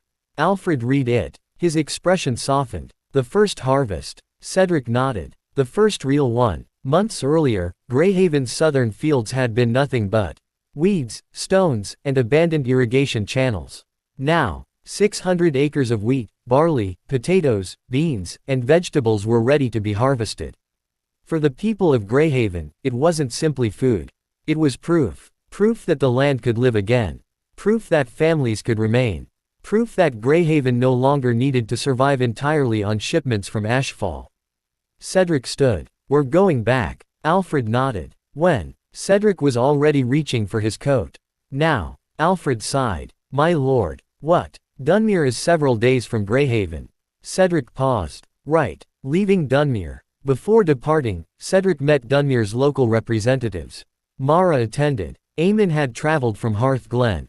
Master Rowan remained to supervise construction. Teacher Elena continued operating the new school. Dr. Helena's medical teams would keep visiting the surrounding settlements. For the first time, Cedric didn't feel nervous leaving. Dunmere wasn't finished, not remotely, but it no longer depended on him standing there every day. Mara crossed her arms. Go. Cedric blinked. You seem eager to get rid of me. We survived 28 years without you. That's fair. She smiled faintly. And Grayhaven deserves its day. Eamon handed Cedric a small wooden crate. What's this? Hearth Glen honey. Cedric raised an eyebrow. For the festival. Eamon looked away. Don't misunderstand. Cedric smiled. Of course. We're still suspicious of nobles. Naturally. Especially you. Understood. Cedric carried the honey toward the wagon. Eamon called after him. Tell them Hearth Glen wishes them a good harvest. Cedric looked back. I will. The road home. The journey toward Grayhaven took 4 days. But the closer they traveled, the more wagons they encountered. Farmers carrying produce, merchants hauling barrels, craftsmen transporting tools, families traveling with baskets and blankets. Everyone seemed to be heading in the same direction. Cedric leaned from his carriage. Where are all these people going? Merchant Oswald stared at him. Grayhaven. Why? Oswald looked genuinely offended. The harvest festival. Cedric blinked. We're having a festival. Alfred slowly turned. You didn't read the second page of the letter. Cedric looked at the letter. There was, indeed, a second page. Oh. Tomas had apparently organized the festival with the Grayhaven Town Council. Invitations had been sent to Ashfall, nearby villages, merchant guilds, former Grayhaven residents, even Dunmere. Cedric stared at the estimated attendance. 2,000 people. Oswald smiled. Possibly 3. Cedric looked horrified. Grayhaven only has a few hundred residents. Then they'd better bake a lot of bread. Grayhaven. Cedric reached the ridge overlooking Grayhaven near sunset. He stopped. The others continued several steps before noticing. Alfred turned. My lord. Cedric didn't answer. He simply looked. The Grayhaven he remembered from his first arrival was gone. The broken gate had been repaired. Fresh timber reinforced the old walls. Smoke rose from dozens of chimneys. The market square was crowded. The school stood beside the eastern road. The clinic's white sign was visible among the houses. And beyond everything, the southern valley had become gold. Wheat. Acres and acres of wheat. It moved beneath the wind like a shining sea. Cedric remained silent. Captain Gareth rode beside him. Different, isn't it? Cedric nodded slowly. Months earlier, he had stood here looking at ruins. Now, he could hear bells, children, wagons, dogs barking, hammers, people arguing. Life. Cedric smiled. Very. Welcome home. The moment Cedric entered the gate, someone rang the town bell. Then another. Then another. Lord Cedric is back. Cedric froze. Why are they announcing it? Alfred smiled. You're popular. I don't like this. Too late. People emerged from shops. Children ran from the school. Farmers waved. Craftsmen shouted greetings. Tomas appeared outside his bakery covered in flour. Cedric. Cedric barely had time to dismount before the old baker grabbed him in a hug. You came. You sent me a letter. That doesn't mean nobles actually come when invited. Cedric laughed. You've been spending too much time with Eamon. Who? Long story. The little boy from Grayhaven's school pushed through the crowd. Lord Cedric. Cedric smiled. Hello. You promised. Cedric immediately became nervous. Promised what? The playground. Cedric looked toward Alfred. Alfred opened his notebook. It's on the list. Cedric sighed. Of course it is. The first harvest. The following morning, nearly everyone gathered in the southern fields. Farmer Elias stood at the front. Beside him was the elderly woman whose family had preserved Grayhaven's golden wheat seeds for decades. She held a sickle. Cedric stood several steps away. Elias motioned toward him. My lord. Cedric shook his head. Not me. Elias smiled. We thought you'd say that. The elderly woman stepped forward. Her grandson stood beside her. Months earlier, she had planted the first seed. Now, she reached toward the first stalk. Her hands trembled. She cut it. For several seconds, nobody spoke. Then she held the wheat against her chest. Tears filled her eyes. Her grandson hugged her. The crowd erupted into cheers. Cedric clapped with everyone else. The harvest began. Hundreds entered the fields. Sickles flashed beneath the sun. Bundles of wheat were tied. Carts moved along the rows. Children gathered fallen stalks. Songs spread across the valley. Even visitors joined. Cedric rolled up his sleeves. Alfred immediately noticed. No. Cedric stared. What? You are not harvesting. Why? Because last time you worked in the fields, you ignored 3 royal letters. Cedric pointed toward the wheat. The king isn't here. A voice behind him said. Actually. Cedric froze. He slowly turned. A royal carriage stood near the field. King Aldric stepped down. Princess Eleanor followed. Cedric stared. Your Majesty. The king smiled broadly. I heard there was a festival. Cedric looked at Alfred. Alfred looked innocent. You knew. Perhaps. Traitor. A king in the fields. The arrival of King Aldric caused temporary chaos. People bowed. Guards panicked. Officials attempted to organize a formal reception. The king waved them away. I didn't come for speeches.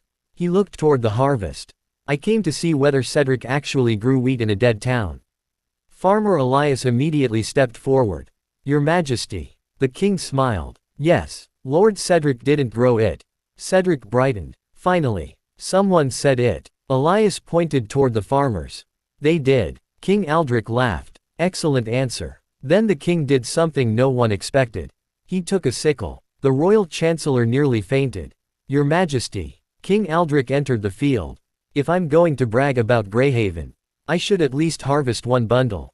Princess Eleanor followed. Cedric looked at her. You too. She smiled. Of course. Cedric sighed. Fine. He took a sickle. Alfred gave up. For nearly an hour, a king, a princess, a royal advisor, farmers, former miners, craftsmen, children, and ordinary settlers harvested wheat together. No ceremony, no hierarchy, Just work. The festival. That evening, Grayhaven transformed. Lanterns hung across the streets.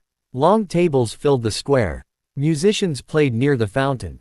Tomas's bakery produced so much bread that he recruited 3 neighboring bakers. Hearth Glen honey was served with warm rolls. Dunmere sent smoked fish and dried herbs. Ashfall sent fruit, wine, cheese, and preserved meats. Merchant Oswald somehow established 27 temporary stalls.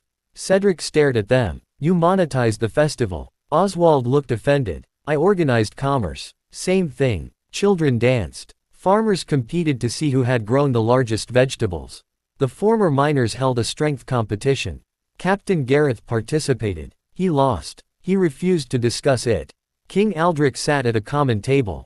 That alone caused several visiting nobles considerable distress.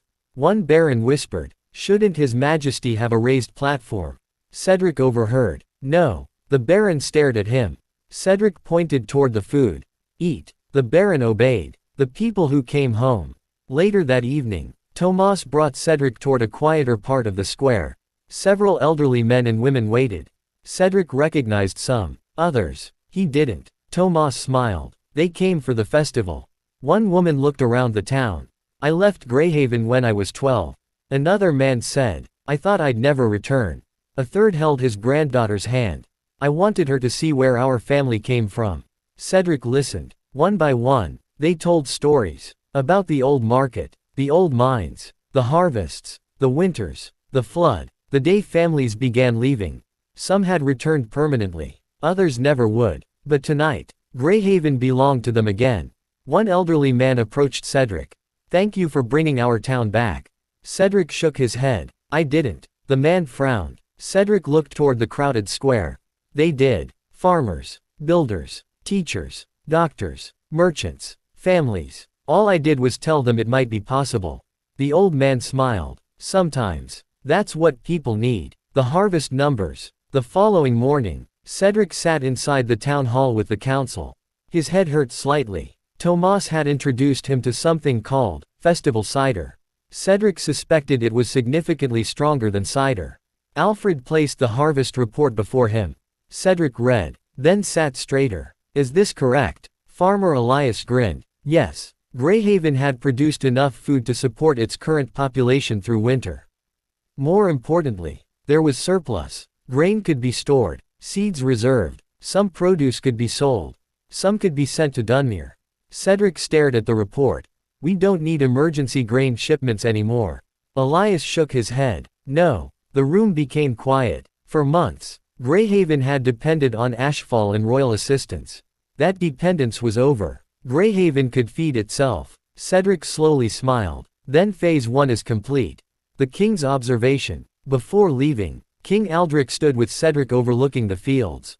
"You look happy." Cedric nodded. "I am. Because the campaign is succeeding."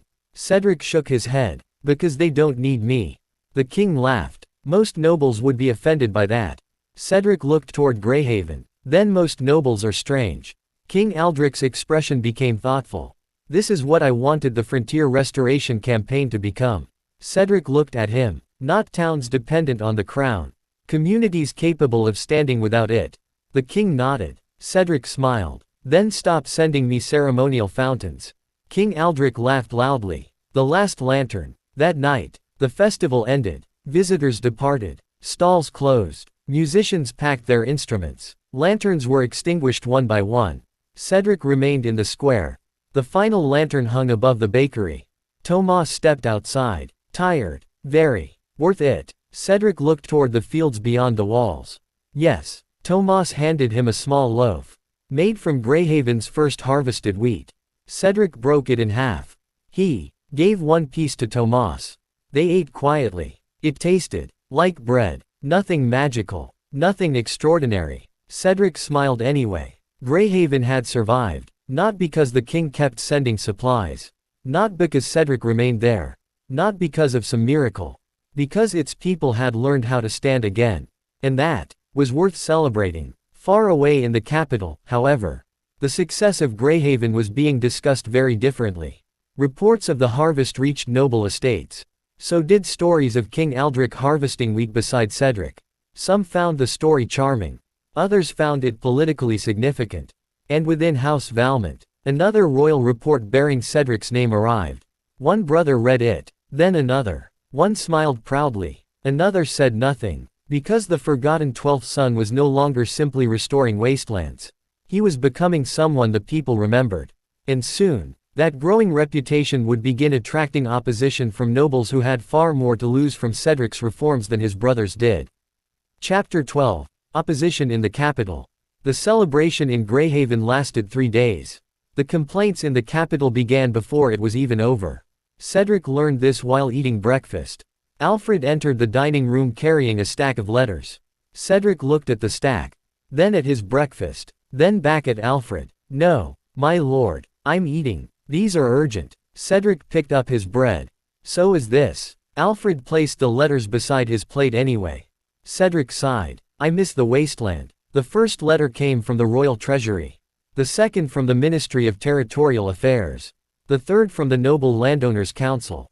The fourth, Cedric opened it, read 2 lines, then handed it back. "What does dangerously unconventional administrative precedent mean?"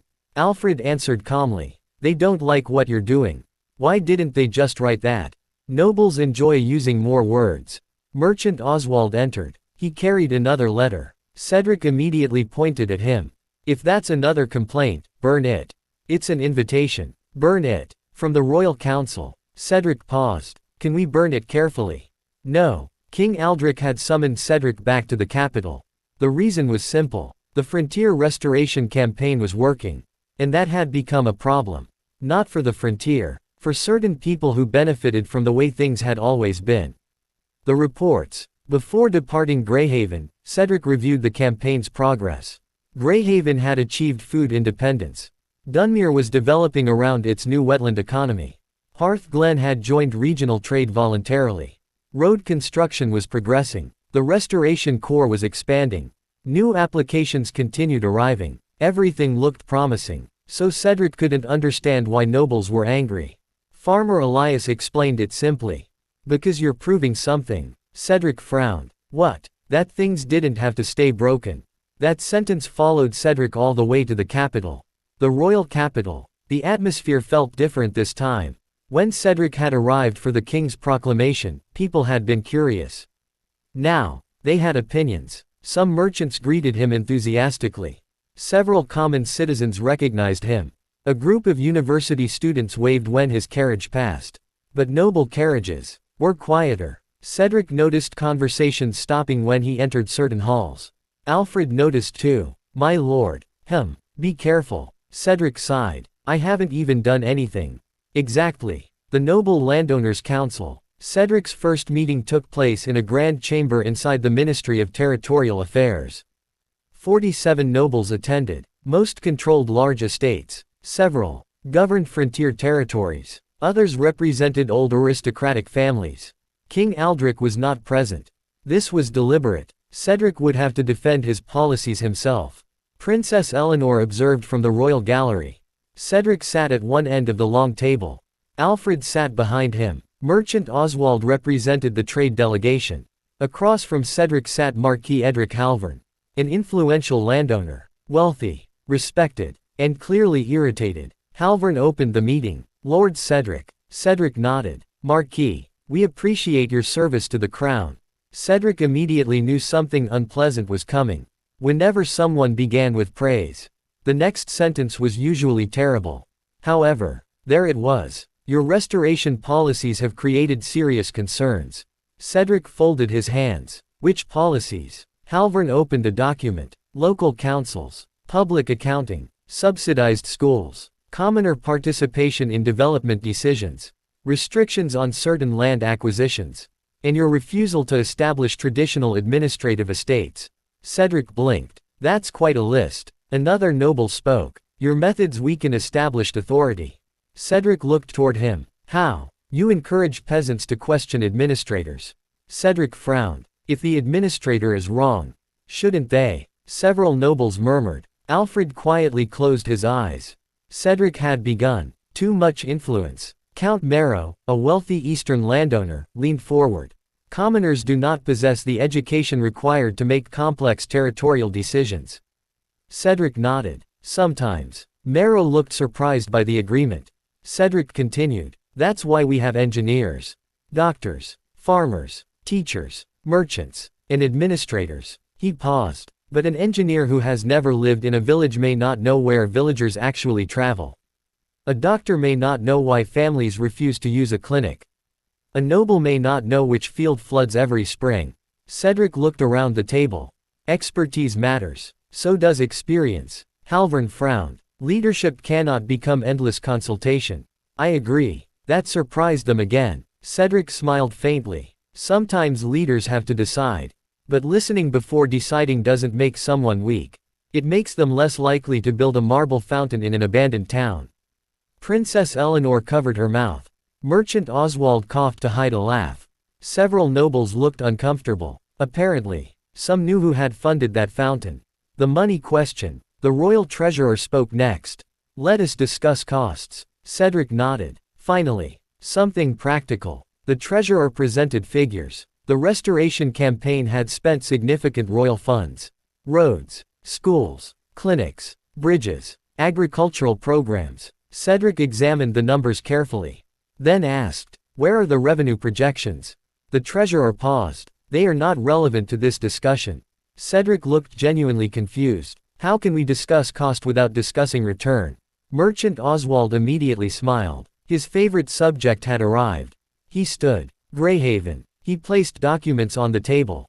Last year, nearly no taxable commerce. Current projection. He revealed the number. Several nobles became quiet. Dunmere. Another sheet. Previously dependent on emergency support. Now exporting fish, reeds, wool, timber, honey, and processed grain. Another. Road traffic between Grayhaven and surrounding settlements has increased significantly. Oswald looked around the chamber. You aren't giving money away. You're turning dead territories into future taxpayers. Cedric whispered. Could you make that sound less evil? Oswald ignored him. The real argument. Eventually, the discussion stopped, pretending to be about money. Baron Tressel spoke bluntly. Your policies encourage commoners to expect things. Cedric stared at him. Things. Schools. Clinics. Roads. Transparent accounts. Cedric waited. Tressel continued. These services are expensive. Cedric slowly nodded. They are. If people begin comparing territories. There it was. Cedric understood. This wasn't really about Grayhaven. Or Dunmere. Or the Restoration Corps. Some nobles were afraid their own people would begin asking. Why don't we have that? If a wasteland could build a school. Why couldn't a wealthy barony? If Grayhaven publicly explained market fees. Why couldn't another territory explain its taxes? If Dunmere listened to farmers. Why didn't their lord? Cedric leaned back. Farmer Elias had been right. The problem wasn't that Cedric's methods were failing. The problem was that they were working. Cedric answers. Cedric stood. The room became quiet. I don't believe every territory should copy Ashfall.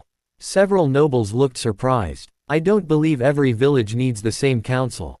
Or the same tax system. Or the same school. Or the same market. He looked toward Marquis Halvern. That's the entire point. Ashfall works because it was built around Ashfall. Grayhaven works because it was built around Grayhaven. Dunmere is becoming something completely different. Cedric placed his hands on the table. I'm not asking you to copy me. I'm asking you to look at your own territory. And ask whether the people living there have what they need to build a future. Silence. Cedric continued. If the answer is yes. Then you have nothing to fear from me. He paused. If the answer is no. Perhaps I'm not the person you should be angry with. Nobody spoke for several seconds.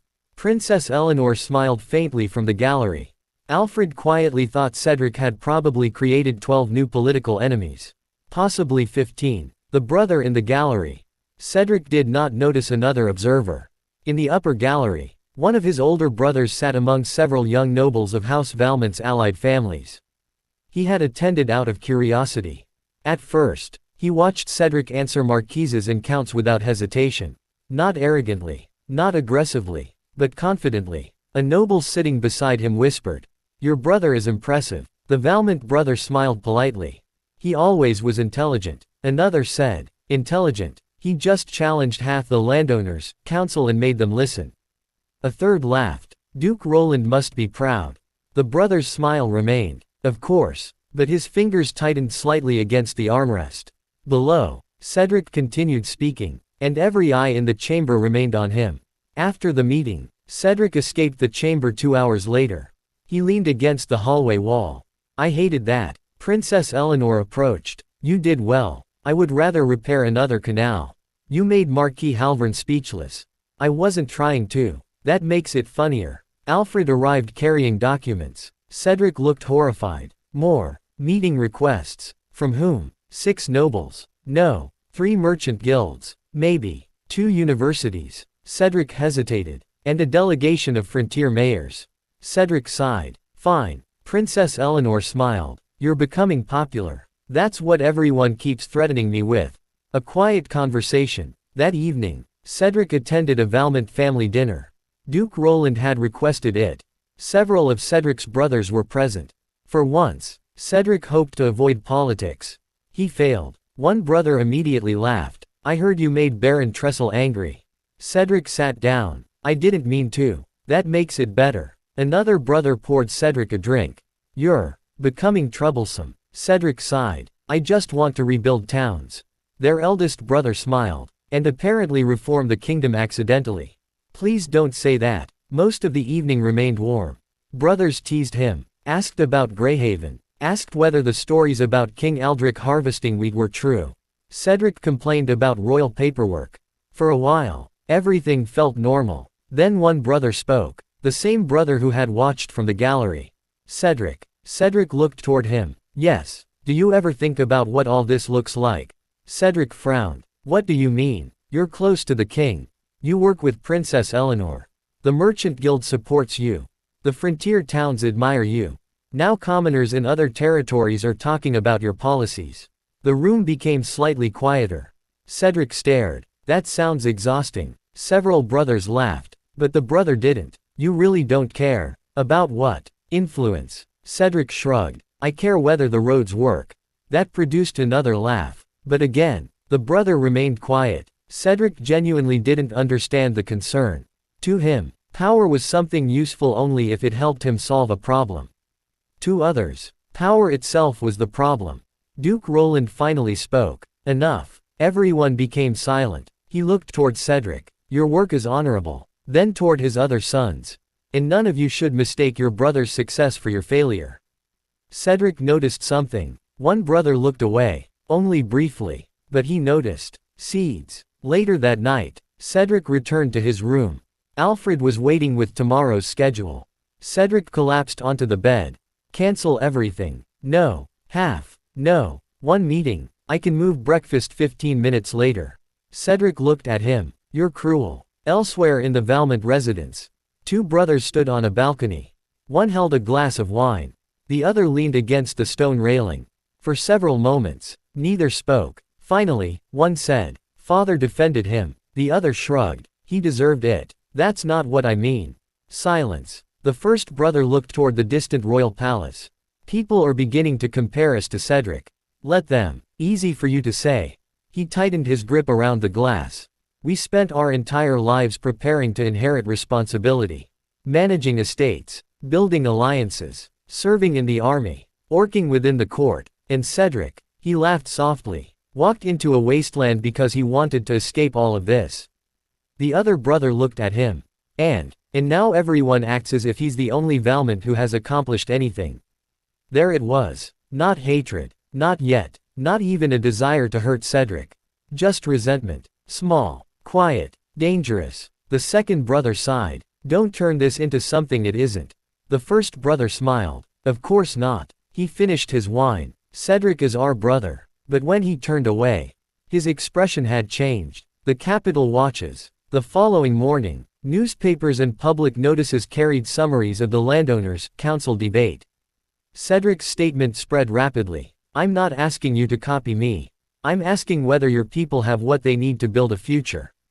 Some praised it. Others mocked it. Several nobles openly criticized Cedric. But something had changed. The frontier restoration campaign was no longer merely a construction project. It had become an idea. And ideas were much harder to control than roads. Cedric stood beside his carriage preparing to leave the capital. Princess Eleanor handed him another stack of reports. Cedric stared at them. Why? Because you're the Royal Development Advisor. I regret accepting that title. You regret it every morning. Correct. He climbed into the carriage. His thoughts returned to the frontier. Dunmere, Grayhaven, Hearth Glen, real problems. Problems he understood. He wanted to leave noble politics behind. Unfortunately, noble politics had already begun following him. And somewhere beyond the capital, people who had profited from the frontier's abandonment were listening very carefully. Because Cedric Valmont had just made one thing clear. He intended to keep rebuilding. For some people, that couldn't be allowed. Chapter 13, Sabotage. The first bridge support collapsed at 2:17 in the morning. Cedric knew the exact time because Alfred wrote it down. He also knew precisely when he was awakened. 2:23. Someone pounded on the door of Cedric's temporary quarters in Dunmere. My lord. Cedric opened one eye. My lord. He pulled the blanket over his head. Lord Cedric. Cedric finally sat up. If the kingdom isn't currently on fire. The door opened. Captain Gareth stood there fully dressed. The northern bridge collapsed. Cedric became completely awake. 6 minutes later, Cedric was outside. His coat was buttoned incorrectly. His hair was a disaster. He had somehow put on 2 different boots. Alfred noticed. My lord. Not now. Your boots. Cedric looked down. Not now. The bridge. The Restoration Corps had been building the new bridge upstream from Dunmere for nearly 3 weeks. It wasn't enormous. That was intentional. The old royal plans had called for a monumental stone crossing. Cedric's plan was simpler. Strong foundations, timber and stone construction, wide enough for wagons, cheap enough to maintain locally. It would connect Dunmere's northern road with Hearth Glen and eventually Grayhaven. The first major support had been completed only 2 days earlier. Now, half of it lay in the river. Master Rowan stood on the bank. He looked furious. Cedric approached. What happened? Rowan pointed. That. Cedric stared. Yes, I can see the bridge is no longer bridging. Rowan did not laugh. That worried Cedric. The master craftsman climbed down toward the damaged foundation. Cedric followed carefully. Several workers held lanterns. Rowan pointed toward one of the broken support beams. Look. Cedric crouched. At first, he saw nothing. Then Rowan moved the lantern closer. There were marks in the wood.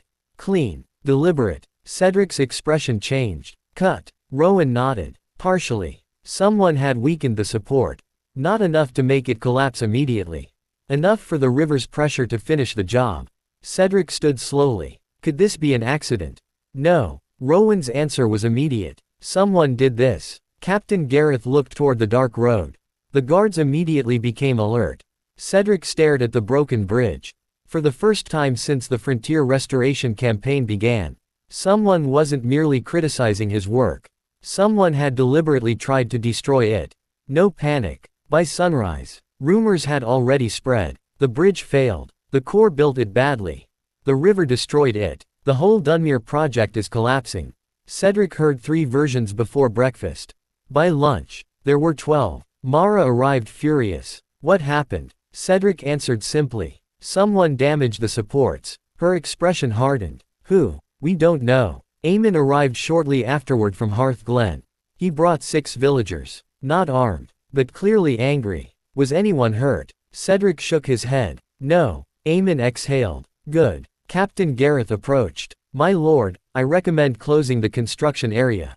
Cedric nodded. Do it, and limiting information until we know more.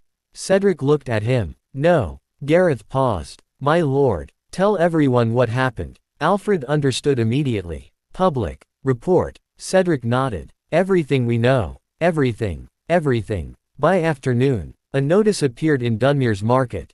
Northern Bridge Incident. One primary support was deliberately weakened.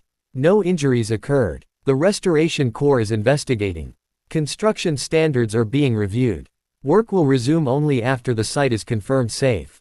Several royal officials objected. Cedric ignored them. If he hid the truth, rumors would become worse than reality.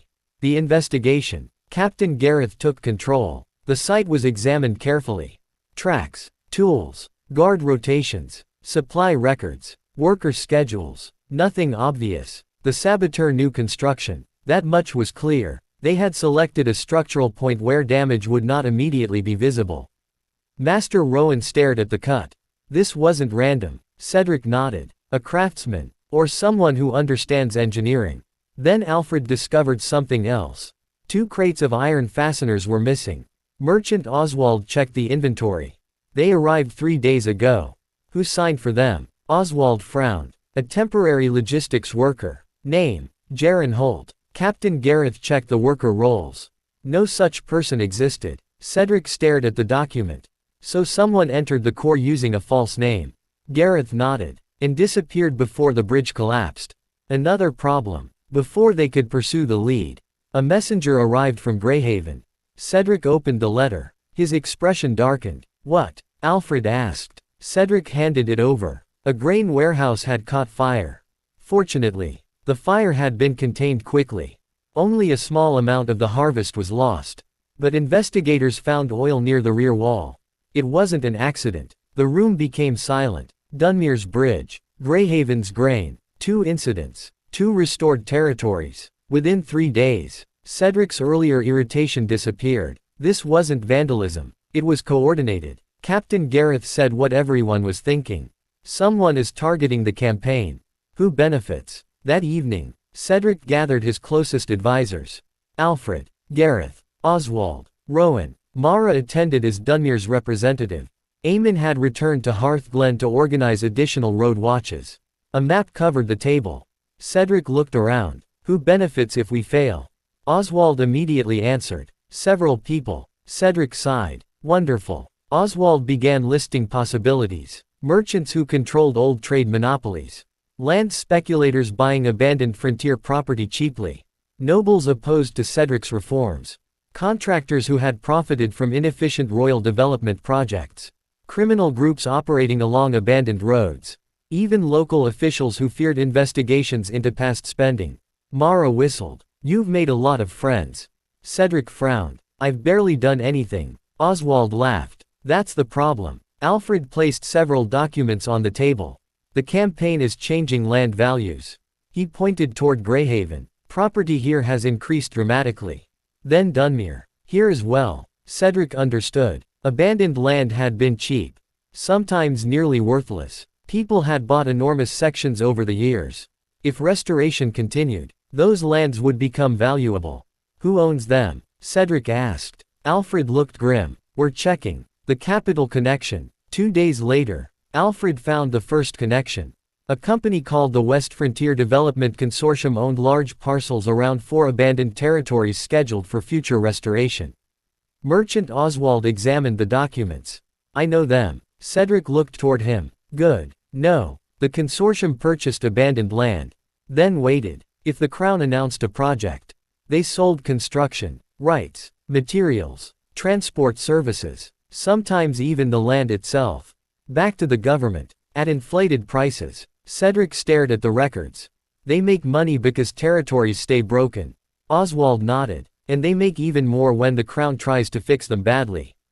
The Restoration Corps threatened that system. Cedric used local materials, local labor, public accounting, competitive contracts. He refused unnecessary projects. He avoided buying land when existing communities could manage it. In other words, he was terrible for certain businesses. Cedric leaned back. I didn't know being economical could make people hate you. Oswald smiled. Welcome to commerce. But there was a problem. The consortium's ownership records were complicated. Companies owned companies. Agents represented investors. Noble names were hidden behind trusts. Alfred traced one line, then another, until finally, he stopped. Cedric noticed. What? Alfred didn't answer immediately. Alfred. He turned the document. One investment group had connections to several noble families, including a minor branch allied with House Valmont. Cedric became still. One of my brothers. Alfred shook his head. Not directly. Cedric exhaled. At least not from these records. The relief lasted only a moment. Because, not directly, wasn't the same as, no. House Valmont. In the capital, one of Cedric's brothers received a visitor. The man was elegantly dressed. Polite, well-spoken, and extremely nervous. Lord Adrian. Cedric's older brother looked up. What? The Dunmere Bridge incident. Adrian's expression changed. What about it? It may attract attention to certain frontier investments. Adrian slowly put down his glass. What investments? The visitor hesitated. That was enough. Adrian stood. What did you do? Nothing personally. That's not what I asked. The man explained. Certain investors had funded organizations that wanted Cedric's campaign slowed. Pressure. Bad publicity. Delays. Nothing violent. At least, that had supposedly been the agreement. Adrian's face became cold. And the bridge? I don't know. The warehouse fire? I don't know. Adrian grabbed the man by his coat. You told me this was political pressure. It was supposed to be. You said reports, petitions, opposition in the council. Yes. You never said sabotage. I didn't authorize it. Adrian released him. For weeks, Adrian had resented Cedric. He had complained privately. He had allowed himself to enjoy hearing influential men criticize his younger brother. He had even introduced several of those men to people who opposed the restoration campaign. But this, destroying bridges, burning food, no. Adrian stared at the visitor. If anyone hurt Cedric, his voice became dangerously quiet. I will destroy every person involved. The visitor swallowed. Lord Adrian, leave. But, now, the man left. Adrian remained alone. For the first time, his jealousy frightened him, not because he wanted Cedric dead. He didn't, but because his resentment had opened a door, and someone else had walked through it. Rebuilding the bridge. Back in Dunmere, Cedric made a decision. The bridge would be rebuilt immediately. Some officials wanted to wait until the investigation ended. Cedric refused. If we stop every time someone breaks something, then breaking things becomes the easiest way to control us. Master Rowan smiled. Now that sounds like something I can work with. But security changed. Materials were recorded twice. Workers received identification tokens. Night guards increased. Local volunteers joined patrols. Hearth Glen sent craftsmen. Grayhaven sent additional timber. Even Dunmere families arrived to help. The saboteurs had intended to weaken confidence. Instead, the damaged bridge became the busiest construction site on the frontier. Mara stood beside Cedric watching volunteers work. People are angry. Cedric nodded. Good angry. Very. A Hearth Glen carpenter lifted one of the replacement beams. We built without nobles for 30 years. He shouted toward the workers. We're not letting some idiot stop us now. Cheers erupted. Cedric laughed. Eamon pointed toward him. Don't look too proud. I wasn't. You were. Maybe a little. The second support. 3 days later, the replacement support was completed. Cedric inspected it with Rowan. Stronger. Much. More expensive. Slightly. Cedric sighed. Sabotage is terrible for budgets. Rowan laughed. But Cedric noticed something. A small carving had been placed into the timber.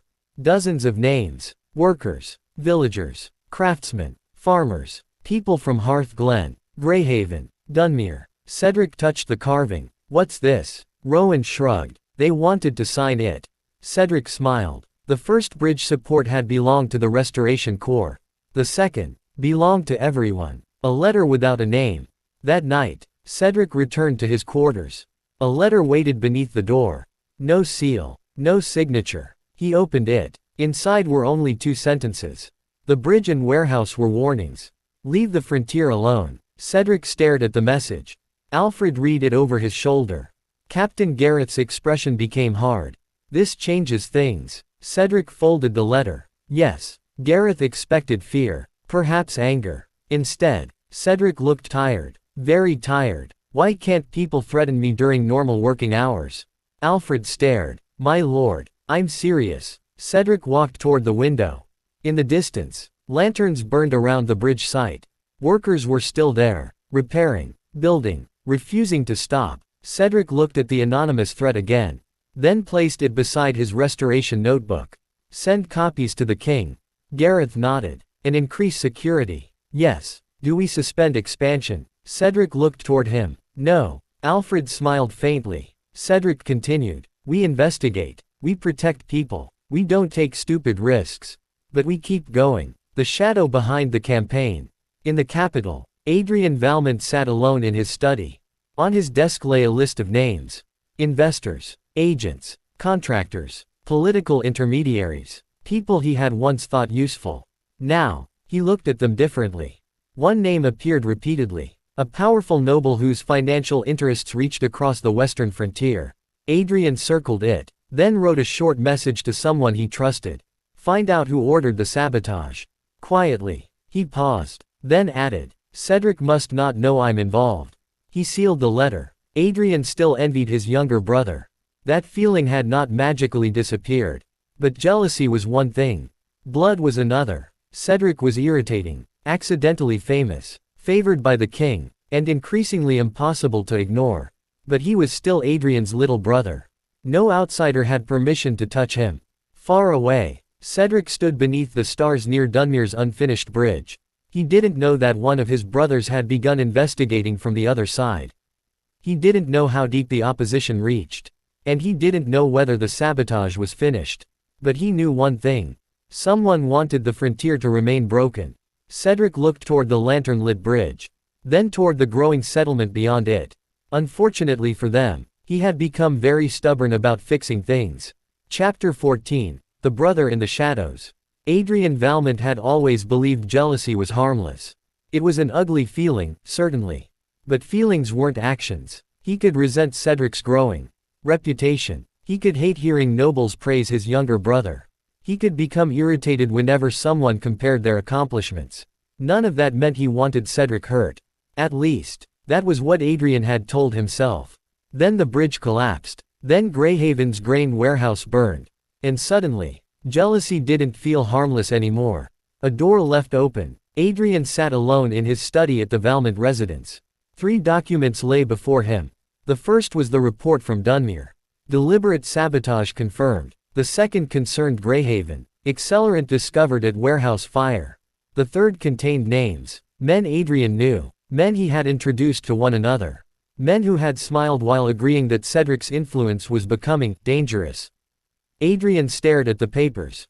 He remembered those conversations. Complaints over wine. Mocking Cedric's reforms. Jokes about the Wasteland prince. Arguments that someone needed to slow him down. Adrian had participated. He had even helped. Not sabotage. Never sabotage. But introductions. Information. Access. Small things. Things that had seemed political. Now, he wasn't so certain. Someone knocked. Enter. A servant stepped inside. My lord, Lord Cassian is here. Adrian's expression hardened. Send him in. The other brother, Cassian Valmont, entered several minutes later. Unlike Adrian, Cassian had never hidden his ambition. He had spent years building alliances at court. He understood noble factions, military appointments, marriage alliances, land contracts, and succession politics. He was also one of the brothers who had become increasingly irritated by Cedric's rise. Cassian closed the door. You summoned me. Adrian gestured toward the chair. Sit. Cassian noticed the reports. He didn't sit. What happened? Adrian pushed the Dunmere report toward him. Cassian read. His face changed. Then the Grayhaven report. Silence. Finally, Cassian looked up. You think I did this? Adrian studied him. Did you? Cassian's expression became cold. No. Adrian watched carefully. Did you know? No. Did you speak with Halvern's people? Cassian hesitated. That was enough. Adrian stood. What did you tell them? Cassian's jaw tightened. Nothing important. Cassian, I told them Cedric's next restoration targets. Adrian stared at him. Why? Because they asked. Why would they need that information? They have investments in the frontier. Adrian laughed once. There was no humor in it.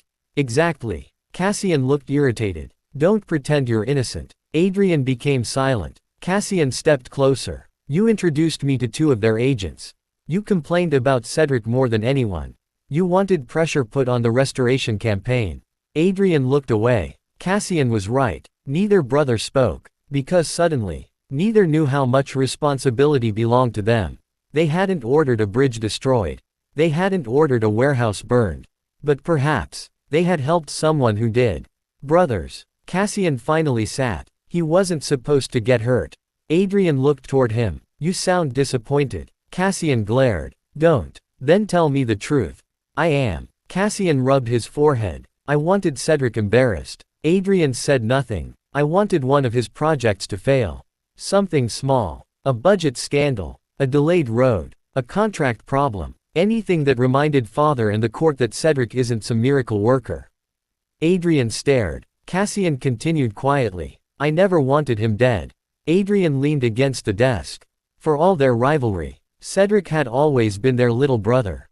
The strange one. The brother who escaped formal dinners whenever possible. The brother who had accepted a wasteland rather than fight for better territory. The brother everyone once teased for having absolutely no ambition. Adrian remembered Cedric as a child falling asleep inside the family library. Cassian remembered dragging him away from a pond after Cedric tried rescuing an injured duck. They had laughed at him, protected him, annoyed him, competed with him, but kill him, never. Cassian looked toward the sabotage report again. If the bridge had collapsed during the day, Adrian finished the thought, people could have died. Neither spoke after that. The name behind the money. Adrian opened a drawer. He removed the list he had begun compiling. West Frontier Development Consortium. Cassian's eyes narrowed. You investigated them. Quietly. Adrian pointed toward several names. Shell companies. Investment trusts. Transport firms. Construction contractors. They're all connected. Cassian leaned closer. To whom? Adrian tapped one name. Marquis Cedric Valmont. Cassian stared. The landowners' council. His family controls several companies through intermediaries. But Valmont wasn't alone. Other investors appeared. Several lesser nobles. 2 wealthy merchants. A former royal infrastructure official. And one man Adrian didn't recognize. Lucian Varro. Cassian frowned. Who is that? I don't know. Then find out. I'm trying. Adrian looked toward his brother. From now on, we stop helping them. Cassian nodded. And we find whoever ordered the sabotage. Quietly. Cassian's expression hardened. Very quietly. Meanwhile in Dunmere, Cedric had absolutely no idea that 2 of his brothers were secretly investigating his enemies. He was currently arguing about nails. Master Rowan placed an invoice on the table. Cedric stared. Why are nails suddenly twice as expensive? Merchant Oswald answered. Supplier cancelled. Why? Apparently they received a better contract. Cedric narrowed his eyes. From whom? Oswald smiled without humor. Someone who doesn't need 12,000 nails. The sabotage had changed. No fires. No broken bridges. Instead, delays. Suppliers suddenly cancelled orders. Wagons failed to arrive. Insurance fees increased. Several contractors withdrew. Rumors spread that the Restoration Corps could not guarantee worker safety.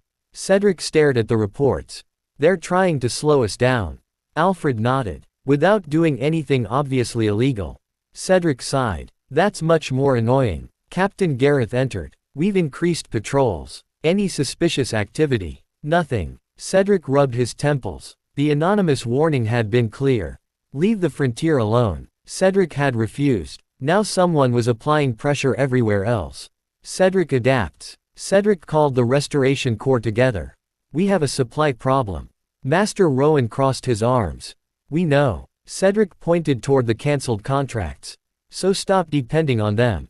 Oswald smiled. He knew exactly where Cedric was going. Instead of relying on large capital suppliers, the Corps began purchasing locally. Blacksmiths in Ashfall produced nails. Hearth Glen carpenters supplied timber components. Grayhaven's reopened workshops manufactured tools. Dunmere's residents produced baskets, rope, and preserved food. Nearby villages received small contracts. The result was slower at first, but far harder to sabotage. A Grayhaven blacksmith stared at the order. 12,000 nails. Rowan nodded. Can you do it? The blacksmith laughed. Not alone. He pointed toward 3 younger apprentices. But give us a month. Cedric smiled. Done. Oswald reorganized the supply network. Instead of one enormous contract, 23 smaller producers participated. Alfred reviewed the numbers. My lord. It's cheaper. Cedric looked up. What? Local production reduced. Transportation costs. Cedric stared at the report. Then smiled. Excellent. Oswald sighed. Please don't look that happy. Why? You're going to make me redesign the entire logistics system. Cedric's smile widened. Oswald regretted speaking. The enemy notices. In the capital, a meeting took place behind closed doors. Marquis Valmont sat at the head of a long table. Several businessmen attended. So did Lucian Varro. Varro was younger than Adrian had expected. Perhaps 40. Well-dressed. Calm. Unremarkable. The kind of man people forgot after leaving a room. That made him dangerous. A merchant placed a report on the table. Supply pressure failed. Halvern frowned. How? They shifted procurement locally. That quickly. Lord Cedric authorized decentralized contracts. Varro smiled faintly. Of course he did. Halvern looked toward him. You sound amused. I am. Varro folded his hands. Every time we block one path, he builds another. Then block all of them. Varro shook his head. That's becoming expensive. Halvern's expression hardened. The frontier campaign cannot continue. Why? One businessman stared at Varro. He continued calmly. Why exactly must it stop? Halvern looked irritated. You know why. I know why you want it stopped. Varro smiled. Your land holdings become less useful if the crown stops buying through your companies. Several men became uncomfortable. Halvern leaned forward. And you? Varro's smile disappeared. My interests are larger. He looked toward the map of the frontier. Abandoned territories are useful. No officials. Few patrols. Broken roads. Desperate people. Excellent places for activities the crown doesn't need to notice. Silence. Halvern stared at him. For the first time, even the Marquis seemed uneasy. The hidden network. Adrian's investigator finally returned. He arrived after midnight. Adrian and Cassian waited inside the study. The investigator placed several documents before them. Lucian Varro officially owns almost nothing. Cassian frowned. And officially? Transport companies. Private warehouses. Security firms. Moneylending operations. Smuggling routes. Adrian became still. Smuggling. The investigator nodded. Possibly. We can't prove it, but several abandoned frontier routes appear connected to his companies. Cassian leaned back. So Cedric's restoration isn't just threatening land speculation. No. The investigator pointed toward the map. New roads mean patrols. New towns mean officials. New markets mean records. New local councils mean people asking questions. Adrian understood. Cedric was accidentally destroying places where criminal networks had operated unseen. Cassian whispered. That idiot. Adrian looked at him. Cassian shook his head. He doesn't even know what he's walking into. A warning. The brothers faced a problem. They needed to warn Cedric. But doing so meant admitting their involvement. Adrian stared at a blank sheet of paper. Cassian stood nearby. Tell him anonymously. He'll give it to Gareth. Good. And then Gareth will investigate where it came from. Cassian sighed. Also good. For him. Adrian finally wrote. The attacks may not only concern noble opposition. Investigate Lucian Varro and his frontier transport companies. Do not travel without guards. Cassian read it. That's suspiciously specific. It needs to be. Adrian sealed the message with plain wax. No family crest. No signature. A trusted courier would deliver it. Cassian watched. You know he'll eventually discover we were involved. Adrian nodded. Probably. And then, Adrian sighed. Then he'll be angry. Cassian laughed bitterly. He should be. The letter arrives. 5 days later, Cedric received another anonymous letter. He stared at it. Again, Alfred immediately came closer. Cedric opened it. Read. Then frowned. This one is different. Gareth took the letter. His expression sharpened at the name. Lucian Varro. Oswald stopped moving. Cedric noticed. You know him. Oswald hesitated. I know the name. Good. No. Cedric sighed. Why is that always the answer? Oswald explained. Varro's transport companies operated throughout the frontier. Cheap, reliable, and strangely successful in regions where legitimate merchants struggled. Rumors had followed him for years. Smuggling, illegal tolls, black market trade, debt collection, nothing proven. Cedric looked toward the restored road outside. Suddenly, the sabotage made more sense. If abandoned roads were being used for illegal trade, restoration threatened more than corrupt contracts. It threatened entire networks. Captain Gareth folded the letter. We inform the king. Cedric nodded. And, we investigate. Quietly. Very. Cedric looked at the anonymous warning again. Something about the handwriting bothered him. He had seen it before. Not recently. Years ago. He stared. Then shook his head. Probably nothing. 2 brothers. Back in the capital. Adrian stood at the window. Cassian entered. The courier delivered it. Good. Did Cedric respond? No. Adrian smiled faintly. He doesn't know who sent it. Cassian looked toward him. Are you sure? Adrian hesitated. Cedric had always been annoyingly observant about strange things. No. Cassian poured 2 glasses. He handed one to Adrian. Do you still envy him? Adrian laughed quietly. Yes. Cassian nodded. Me too. Neither pretended otherwise. Adrian looked toward the royal palace. I hate that people compare us. Cassian took a drink. I hate that father talks about him constantly. I hate that the king trusts him. I hate that he never wanted any of this. And somehow got it anyway. Adrian nodded. Then said, but I don't hate Cedric. Cassian looked toward him. No, neither do I. Jealousy remained. Competition remained. Resentment remained. But something stronger had finally drawn a line beneath all of it. Family. The wrong enemy. In Dunmere, Cedric stood before the campaign map. Grayhaven, Dunmere, Hearth Glen, Ashfall. Roads connected them. Markets connected them. People connected them. But now, Cedric began marking another network. Warehouses. Old roads. Transport companies. Abandoned settlements. Places connected to Lucian Varro.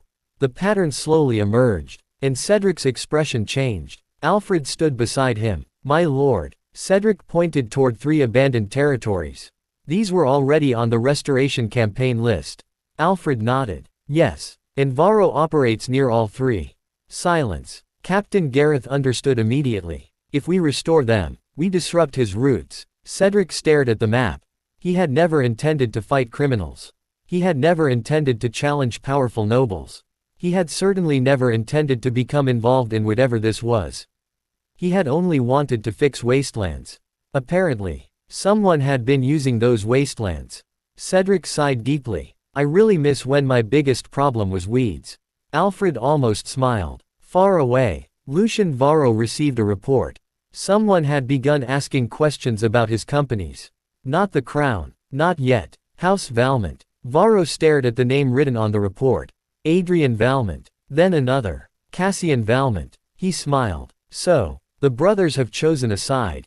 He folded the paper. Interesting. Cedric still did not know exactly how deeply his brothers were involved.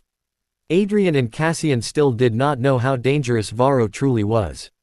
And Varro had just realized that threatening one Valmont brother might mean dealing with all of them. The conflict surrounding the frontier restoration campaign had changed. This was no longer only about jealousy. No longer only about noble politics. And no longer only about money. Someone had built a hidden empire inside the kingdom's forgotten lands. Cedric's restoration campaign was tearing it apart. One repaired road at a time. Chapter 15, The Road Through Blackridge. The road did not exist. Cedric stood on a hill staring at the royal map. Then at the landscape. Then back at the map. Alfred waited beside him. Cedric turned the parchment upside down. Nothing improved. Alfred. Yes, my lord. Where is the road? Alfred pointed toward the valley. According to the map, directly ahead. Cedric looked ahead. There was a forest. A very large forest. I see trees. The map is 41 years old. Cedric slowly lowered it. Why are we using a 41-year-old map? Because it's the newest official survey. Cedric stared at him. I hate the frontier. Behind them waited 80 members of the Restoration Corps. Surveyors. Engineers. Road builders. Medical workers. Supply wagons. And a 20-man royal escort commanded by Captain Gareth. Their destination lay beyond the mountains. Blackridge. One of the 3 abandoned territories connected to Lucian Varro's suspected transport network. Officially, Cedric was there because Blackridge was the Frontier Restoration Campaign's next major evaluation site. Unofficially, they were following the road. Or rather, the road that was supposed to exist. Blackridge. Blackridge had once been a mining region. Iron, coal, small deposits of silver. Nearly 8,000 people had lived throughout the mountain valley at its height.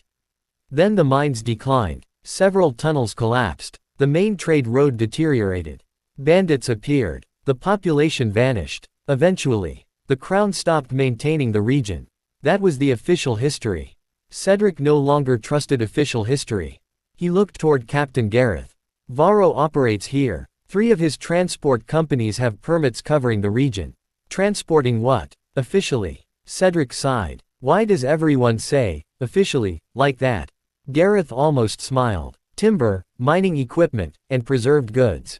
And unofficially. We don't know. Wonderful. The missing road. The Restoration Corps entered the forest. Within an hour, they found the old road. Or what remained of it. Trees grew through the stone. Roots had torn apart drainage channels. Sections had disappeared beneath landslides. Several bridges were gone. Master Rowan crouched beside an old marker. This hasn't been maintained in decades. Cedric nodded. Then how are Varro's wagons traveling through here? Silence. That was the question. Oswald unfolded a merchant route map. His companies report regular shipments. Gareth frowned. These wagons couldn't use this road. Cedric looked toward the mountains. So there's another road. The first village. They found people before they found the road. A small settlement sat beside a mountain stream. Perhaps 30 houses. A blacksmith. A sawmill. Terraced gardens. Cedric stared. Another village that officially doesn't exist. Alfred checked the records. Apparently. Cedric sighed. We really need new maps. The villagers reacted nervously when royal soldiers approached. Cedric immediately ordered Gareth's men to remain outside. Then he entered with Alfred and Oswald. The village elder introduced herself as Greta. She was short, broad, and looked as though she could personally throw Cedric down the mountain. What do you want? Cedric smiled politely. Information. No taxes. No conscription. No land survey. Actually, eventually we probably need. Greta narrowed her eyes. Cedric corrected himself. Not today. She studied him. You're the Ashfall Lord. Cedric blinked. How do people keep knowing that? Oswald smiled. You're famous. Cedric ignored him. Greta eventually allowed them into the village hall. Cedric placed the old royal map on the table. She laughed. Actually laughed. What's funny? That road. She pointed. It disappeared before my eldest son was born. Cedric frowned. Then how do merchants cross Blackridge? Greta stopped laughing. Cedric noticed immediately. There's another road. No. Oswald leaned forward. Yes, there is. Greta's expression hardened. Leave it alone. The price of silence. Cedric did not push. Instead, he asked about the village. Water. Good. Food. Adequate. Medicine. Poor. Trade. Limited. School. None. Road access. Terrible. Greta answered everything except questions about Varro. Before leaving, Cedric noticed a symbol carved into several warehouse crates. A black circle crossed by 3 lines. Oswald saw it too. He waited until they were outside.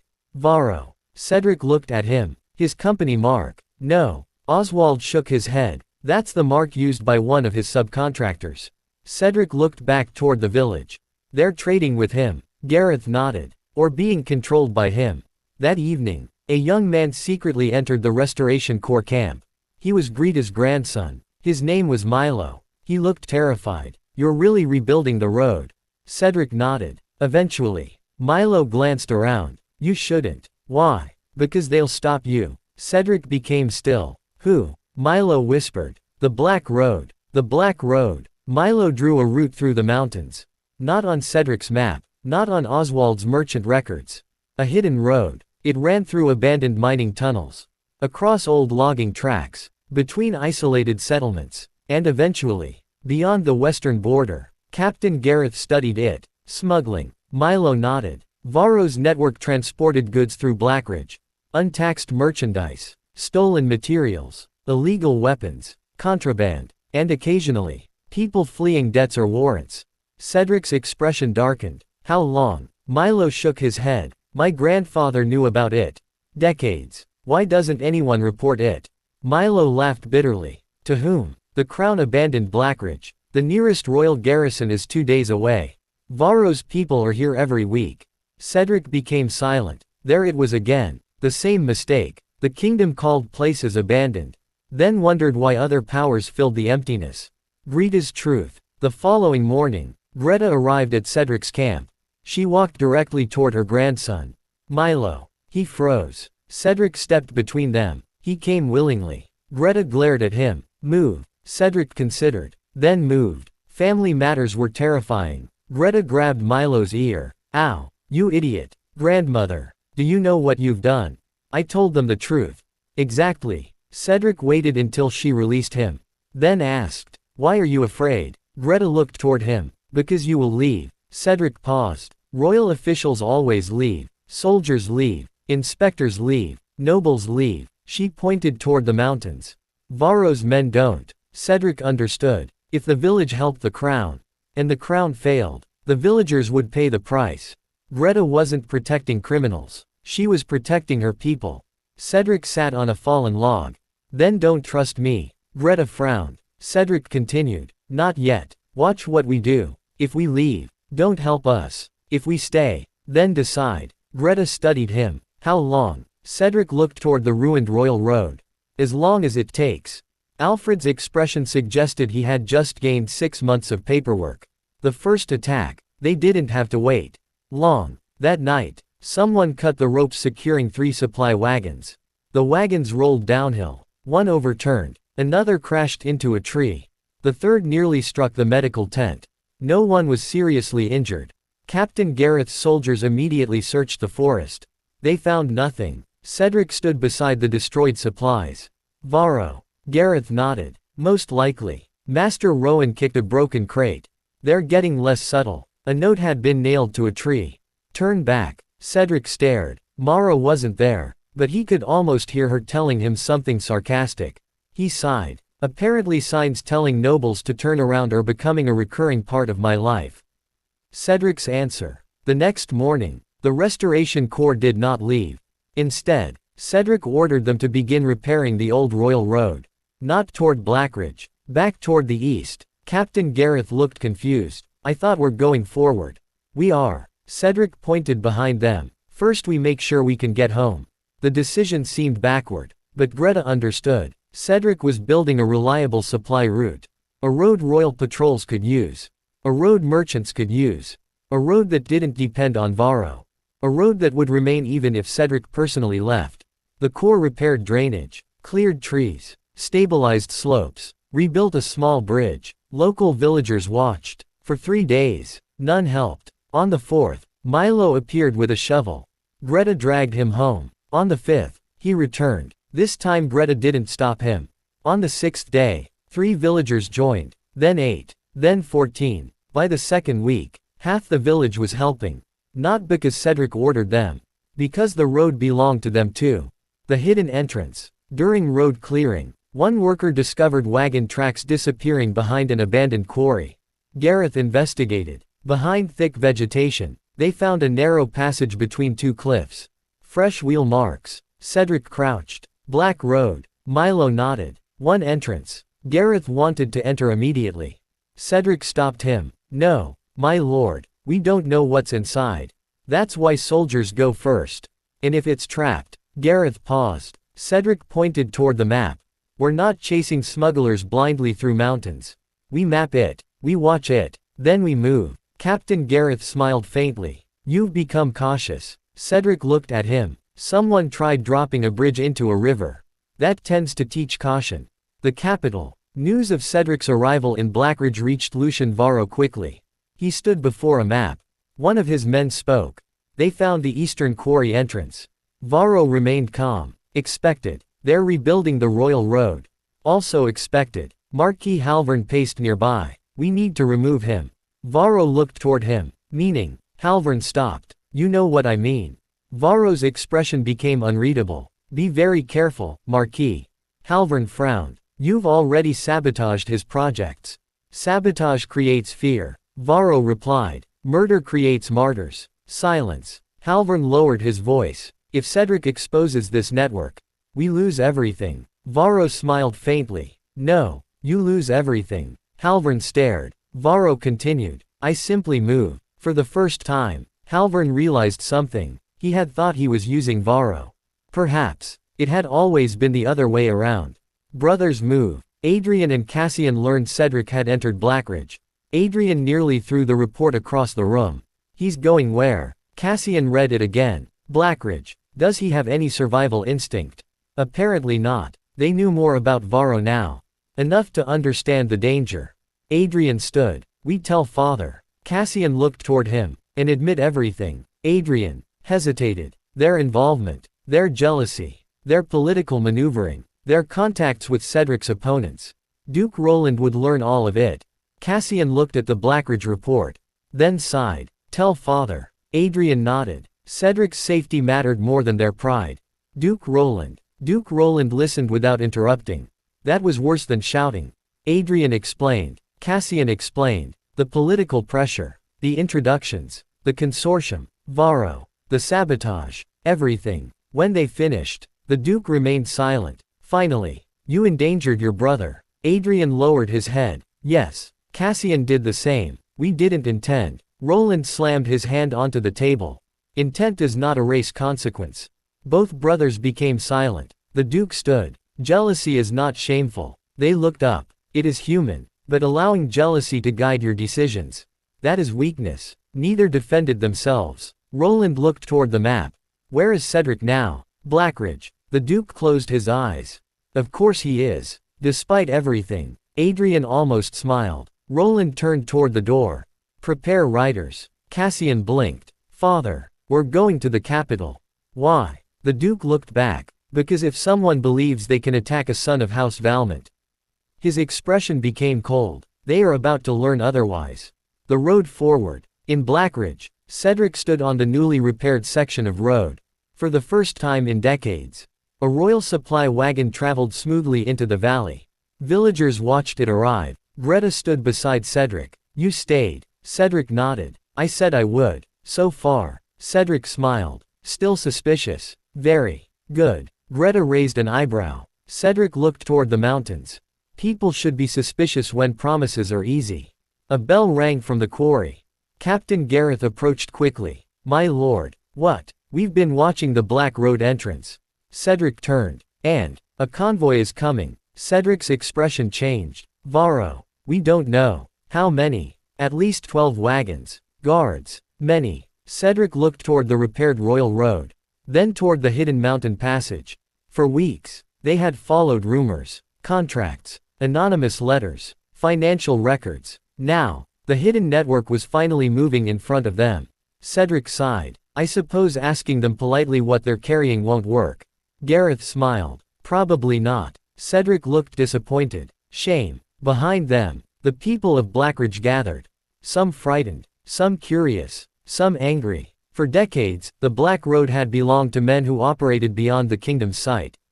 Now, for the first time, the crown had returned, not with a palace, not with tax collectors, not with promises, with a road, a clinic wagon, builders, teachers, and people who intended to stay. The wasteland wasn't empty anymore, and that meant the shadows hiding inside it had nowhere left to disappear. Chapter 16, The Hidden Convoy. The convoy appeared just after sunrise. Captain Gareth lowered his spyglass. 12 wagons. Cedric accepted it. He counted. 1, 2, 3, 12. Each wagon was covered with thick canvas. The guards wore no royal insignia. No merchant guild colors. Only plain brown cloaks. Too plain. They're trying not to be noticed. Merchant Oswald nodded. Which usually means they should be. The convoy emerged from the hidden mountain passage known as the Black Road. Exactly where Milo had said it would. The wagons rolled slowly toward the abandoned quarry before joining what remained of the old Royal Road. Only, the Royal Road wasn't abandoned anymore. Workers were repairing it. Villagers were clearing trees. The Restoration Corps occupied the valley. The convoy stopped. So did everyone else. An unexpected meeting. Cedric adjusted his coat. Captain Gareth immediately stepped beside him. My lord, I'm only talking. They might shoot you. Cedric looked confused. Wouldn't that be rude? Gareth blinked. Yes. Cedric walked toward the convoy anyway. Alfred sighed. Every time. Princess Eleanor wasn't here to witness it. Which Gareth privately considered fortunate. The lead rider urged his horse forward. What do you want? Cedric smiled politely. I'm Lord Cedric Valmont. I know. I'd like to ask where you're going. The rider smiled without warmth. We're merchants. Cedric nodded. What are you transporting? Trade goods. What kind? Legal ones. Cedric looked toward Oswald. Oswald whispered. They're definitely smugglers. Cedric returned his attention to the rider. Would you mind opening one wagon? No. 2. No. 1 crate. No. Cedric sighed. I tried. Authority. Captain Gareth stepped forward. By authority of the crown. The rider interrupted. We possess valid transport permits. He produced sealed documents. Alfred examined them carefully. They're authentic. Cedric frowned. So, they legally entered the frontier. Apparently. Oswald looked over Alfred's shoulder. The permits authorize timber transport. Cedric glanced toward the wagons. That doesn't look like timber.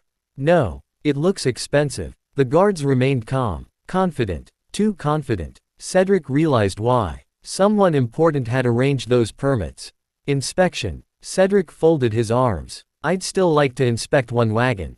The lead rider smiled. You don't have authority. Captain Gareth disagreed. I do. The rider's smile faded. For several tense moments, nobody moved. Workers stopped repairing the road. Villagers watched from a distance. The wind carried only the sound of horses. Then, the rider slowly nodded. One wagon. The canvas was removed. Inside, timber. Exactly as declared. Captain Gareth frowned. Another. The rider shook his head. The agreement was one. Cedric looked toward Gareth. Gareth looked toward Cedric. Neither liked this. Oswald quietly examined the timber. He touched one beam. Then another. His expression changed. My lord. What? This wood is freshly cut. Cedric looked confused. Isn't that normal? No. Oswald pointed toward the permit. The shipment supposedly left 3 weeks ago. Silence. Someone had falsified the paperwork. Again. The delay. Captain Gareth wanted to detain the convoy. Cedric stopped him. Not yet. My lord. We don't have enough. We know the documents are false. We suspect. Cedric corrected. We don't know. The convoy eventually departed. Cedric watched it disappear toward the western mountains. Then turned toward Gareth. Follow them. Gareth nodded. Quietly. I'll take scouts. No confrontation. Understood. Cedric watched until the final wagon vanished. Then looked toward Milo. You've seen them before. The boy nodded. Many times. Always the same route. Mostly. Where did they go? Milo hesitated. There are caves. What kind? I don't know. No one is allowed inside. The hidden ledger. That afternoon, something unexpected happened. One of Varro's drivers returned. Alone. Not because he wanted to. Because his wagon wheel had broken. Master Rowan immediately noticed. Poor maintenance. Cedric smiled. Finally. The driver reluctantly accepted help. While Rowan repaired the wheel, Cedric wandered nearby. He wasn't trying to investigate. At least, that was what he told himself. The driver's satchel lay beside the wagon. Partially open. Inside, papers. Cedric looked away. Then looked back. Alfred appeared beside him. My lord. I know. Don't. I know. Cedric sighed dramatically. I hate ethics. Several minutes later, the driver walked away to inspect the repaired wheel. A folded document slipped from the satchel. Landed beside Cedric's boot. Cedric stared. Alfred stared. The document remained on the ground.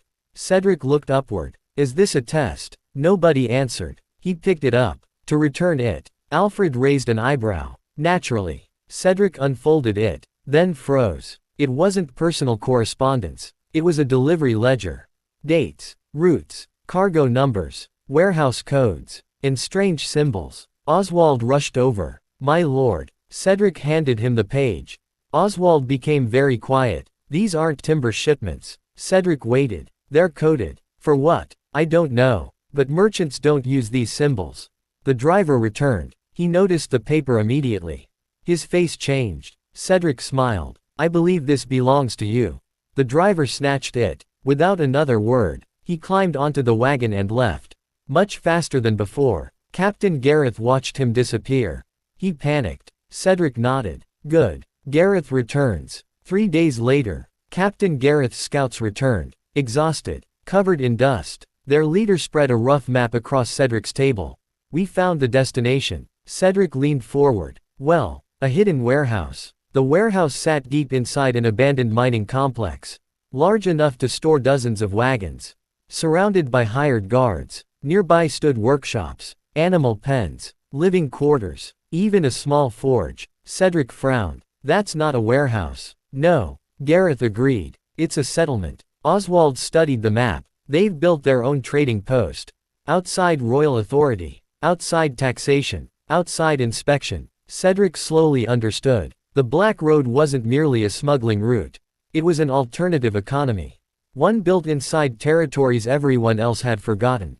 King's orders. A royal messenger arrived before sunset. King Aldric had received Cedric's earlier reports. His response was brief. Continue observing. Do not attack without evidence.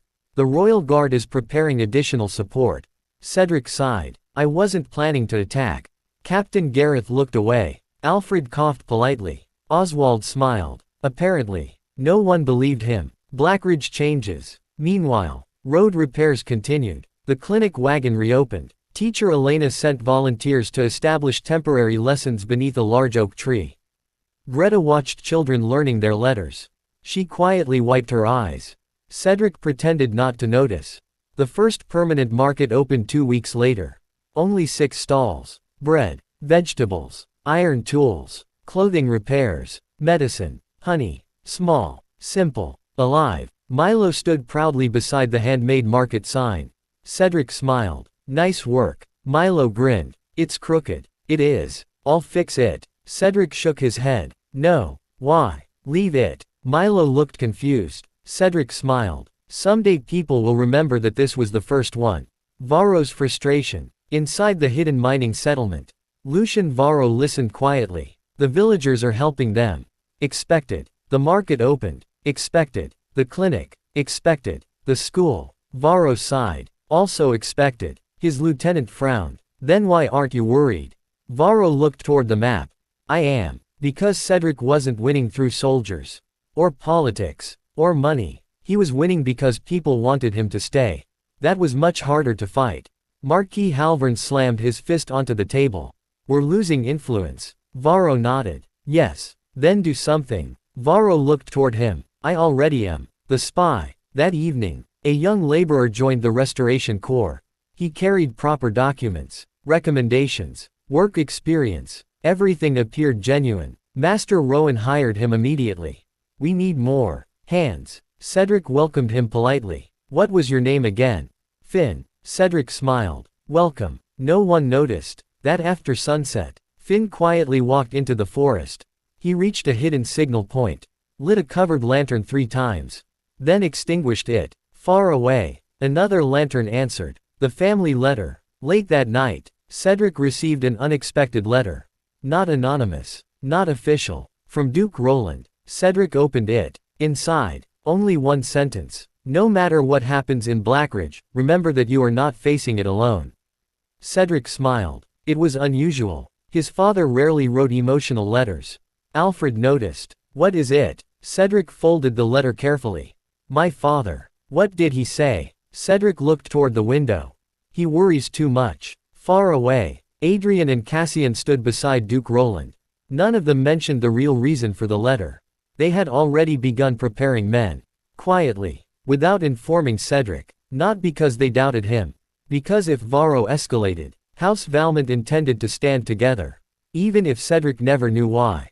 The hidden signal. Near midnight, Captain Gareth's scouts reported something unusual. A distant lantern. 3 flashes. Then darkness. Gareth immediately frowned. Signal. Cedric nodded. From the warehouse. Possibly. Or. Cedric looked toward the Restoration Corps camp. From someone inside. Silence settled over the tent. Alfred slowly looked toward the list of newly hired workers. Master Rowan's recent recruits. Supply staff. Temporary laborers. Messengers. For the first time, Cedric realized something terrifying. The enemy might not need to attack from outside anymore. They might already be inside the camp. Outside, the campfire crackled peacefully. Workers laughed after another long day. Children slept safely inside newly built homes. Everything looked calm, but somewhere among them, someone had just sent a message into the darkness. And the shadows had answered. Chapter 17, The Spy Among Us. The signal came from inside the camp. No one slept well after that. Not Cedric, not Captain Gareth, not Alfred, not even Master Rowan, who claimed he could sleep through an earthquake. Someone inside the Restoration Corps had sent information to the enemy. The question was simple. Who? No accusations. At sunrise, Captain Gareth assembled the senior officers. We begin questioning everyone. Cedric shook his head. No. Gareth frowned. My lord, if we accuse innocent people, the spy wins. Silence settled over the tent. Cedric continued. We investigate quietly. No arrests. No public accusations. We watch. Alfred nodded approvingly. The enemy expected panic. Cedric refused to give it to them. The new worker. Master Rowan reviewed every worker hired over the last month. Only one stood out. Finn, the young laborer who had arrived shortly before the signal appeared. His documents were perfect. Perhaps too perfect. Cedric examined them. Every recommendation praises him. Alfred frowned, almost using the same wording. Captain Gareth looked closer. Forged. Copied. Alfred answered. Very carefully. Cedric leaned back. So, we know someone lied, but not why. Watching instead of chasing. Rather than arrest Finn, Cedric gave him more work. Master Rowan was confused. My lord, if he's innocent, he earns a living. If he's guilty, he'll become comfortable. Rowan slowly smiled. I like that. For the next several days, nothing happened. Finn worked hard, helped build drainage systems, carried stone, shared meals, even joked with the other workers. Too normal. Captain Gareth disliked it. I don't trust him. Cedric shrugged. I don't either. Blackridge grows. While the investigation continued, Blackridge continued changing. The repaired Eastern Road welcomed its first merchant caravan. This one was legitimate. No hidden routes. No suspicious guards. Just farmers bringing grain. A potter selling dishes. 2 shepherds. A traveling tailor. Greta watched the wagons arrive. They've never come this way before. Cedric smiled. They will now. Teacher Alina's outdoor classroom doubled in size. The temporary clinic treated villagers from settlements that hadn't seen a healer in years. The new market expanded from 6 stalls to 14. Blackridge no longer looked abandoned. It looked hopeful, which irritated someone. Missing supplies. 3 crates disappeared. Not expensive ones. Simple tools. Rope. Iron spikes. Food. Nothing dramatic. Captain Gareth immediately investigated. The inventory records showed something strange. The crates had never officially left storage. Yet they were gone. Cedric frowned. Inside job. Merchant Oswald examined the warehouse. No broken locks. No forced entry. Someone had permission. That narrowed the list. Only trusted workers had access. Including Finn. The trap. Cedric finally approved Gareth's plan. Not an arrest. A test. Alfred prepared a false shipment record. According to official paperwork, the next wagon would carry engineering maps to Ashfall. In reality, the wagon contained nothing important.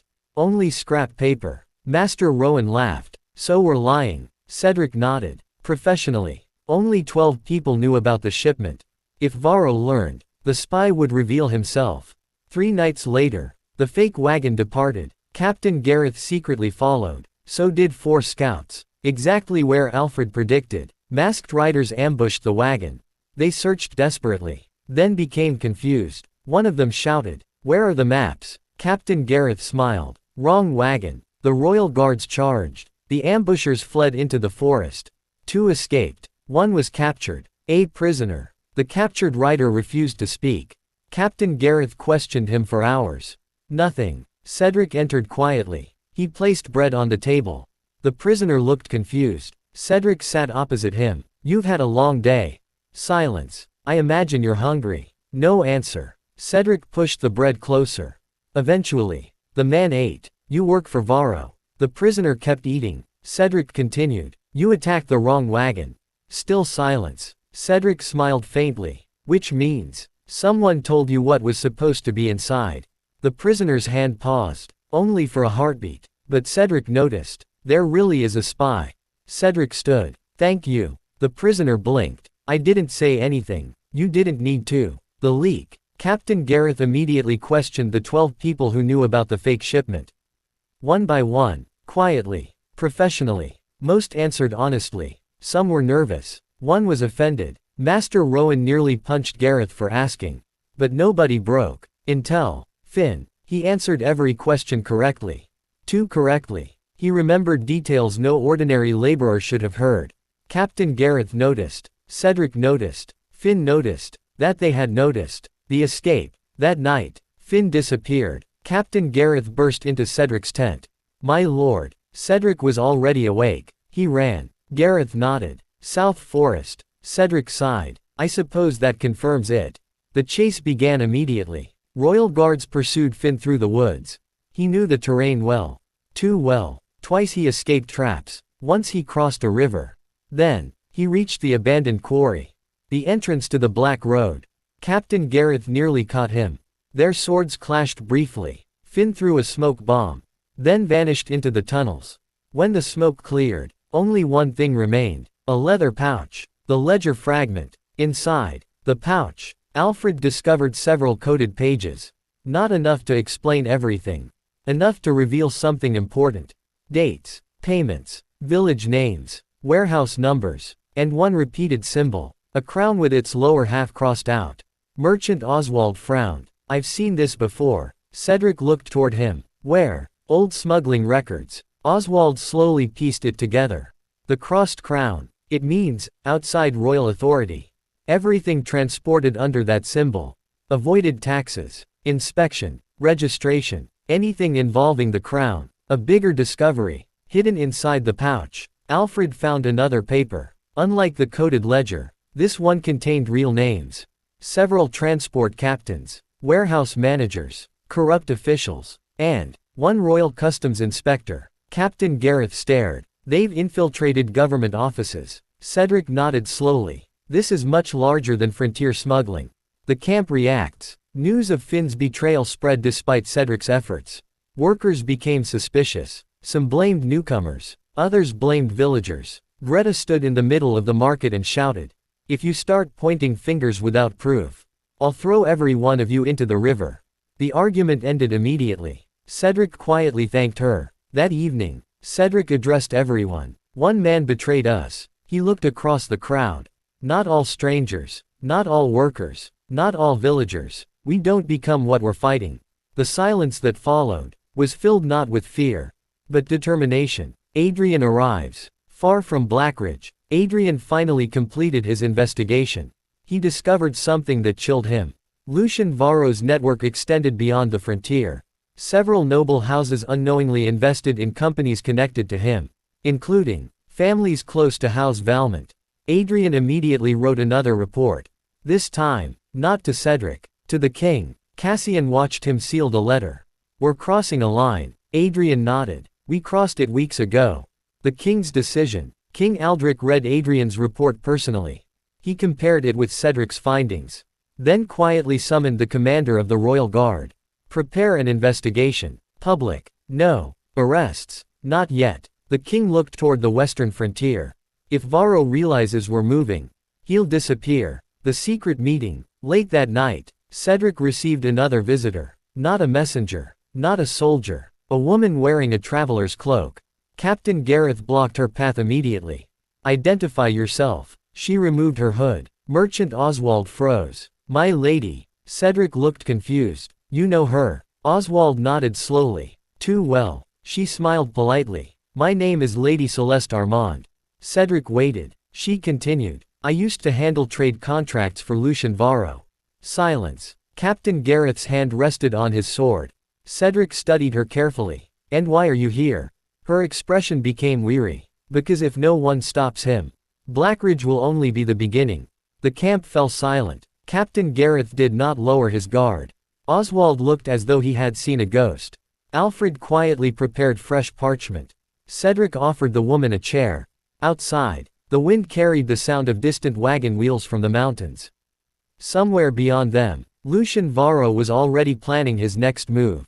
But for the first time, someone from inside his organization had chosen to defect. Whether she was telling the truth, or walking into the camp as another spy, would decide the future of the Frontier Restoration Campaign. Chapter 18, A Dangerous Alliance. Lady Celeste Armand accepted neither tea nor food. She only asked one question.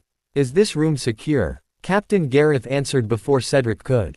"For now." Celeste glanced toward every window, every entrance, every shadow. Only then did she sit. Cedric noticed. People who feared assassination rarely relaxed. The former accountant. "My name is Celeste Armand. I managed trade accounts for Lucian Varro."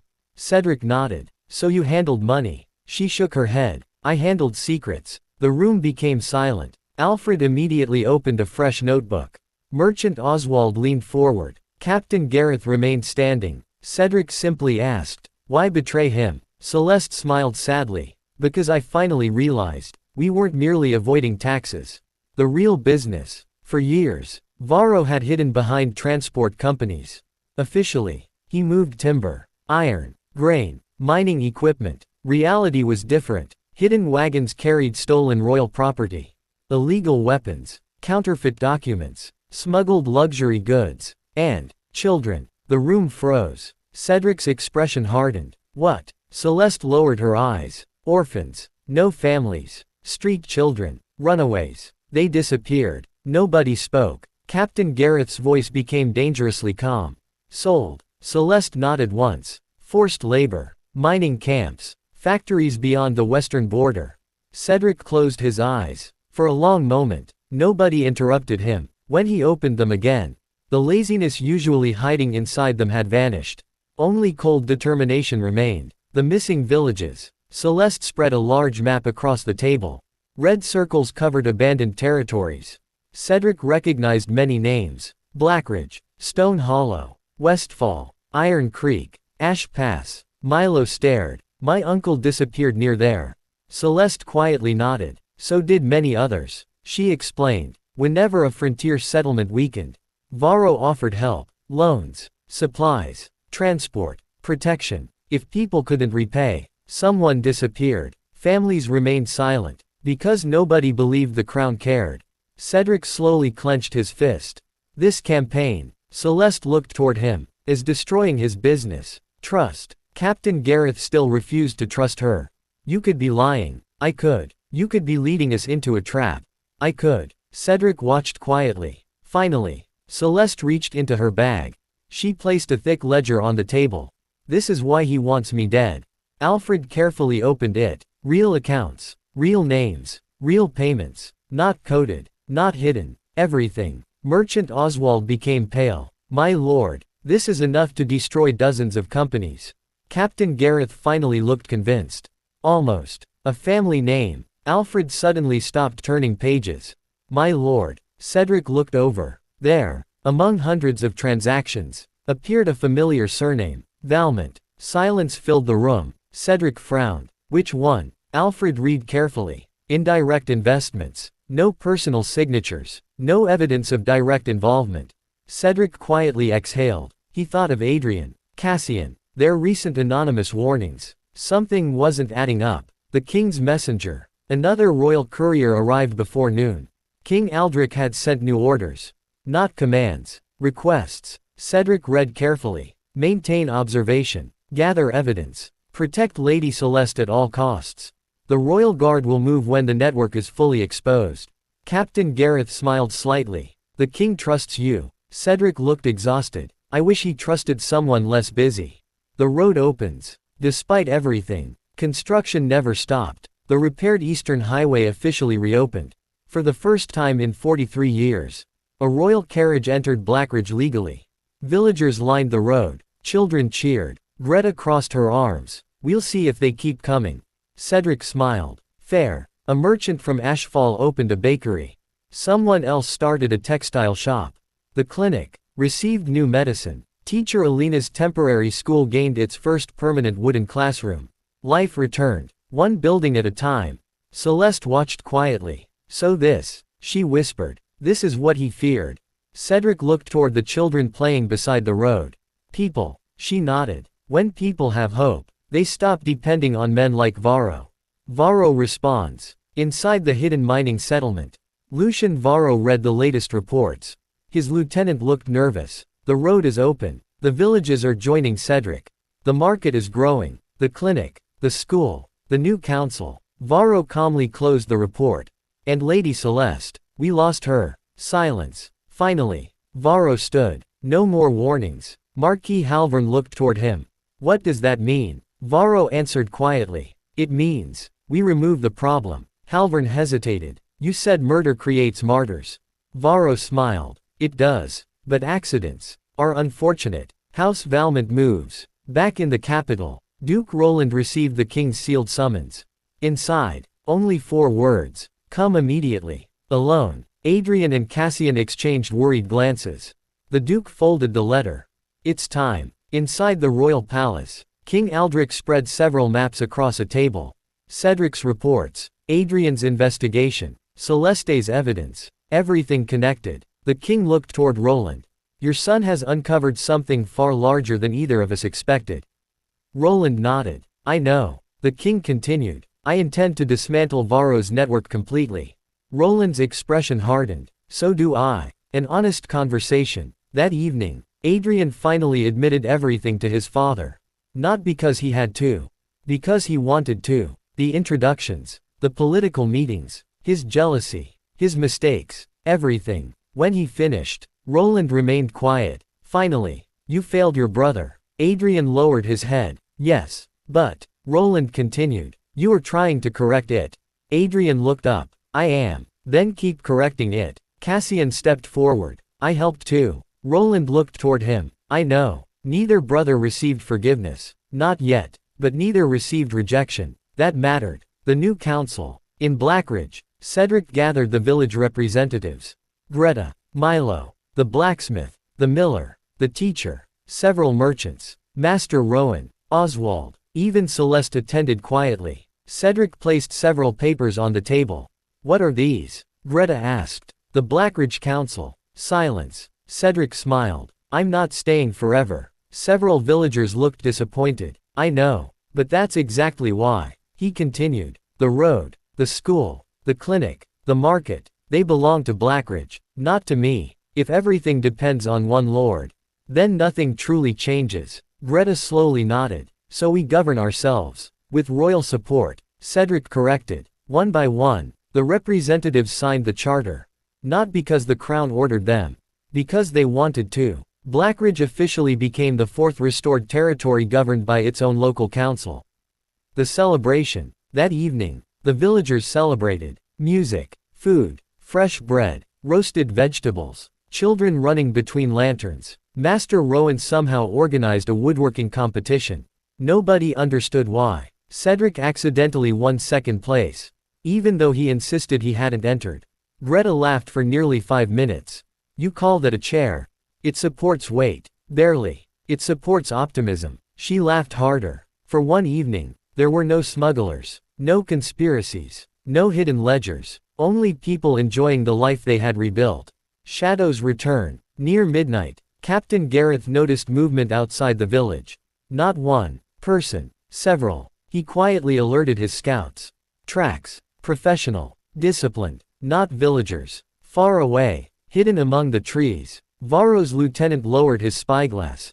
They're celebrating. Varro stood beside him. I can see that. The lieutenant smiled. They're vulnerable. Varro remained silent. Then, he looked toward the brightly lit village. Toward the council hall. Toward Cedric laughing with children who had once feared strangers. His expression did not change. But his next words chilled everyone nearby. Burn nothing. No random killing. I want one target. The lieutenant nodded. Lord Cedric. Varro looked away. No. Silence. The woman. Lady Celeste. The only person alive who possessed enough evidence to destroy everything.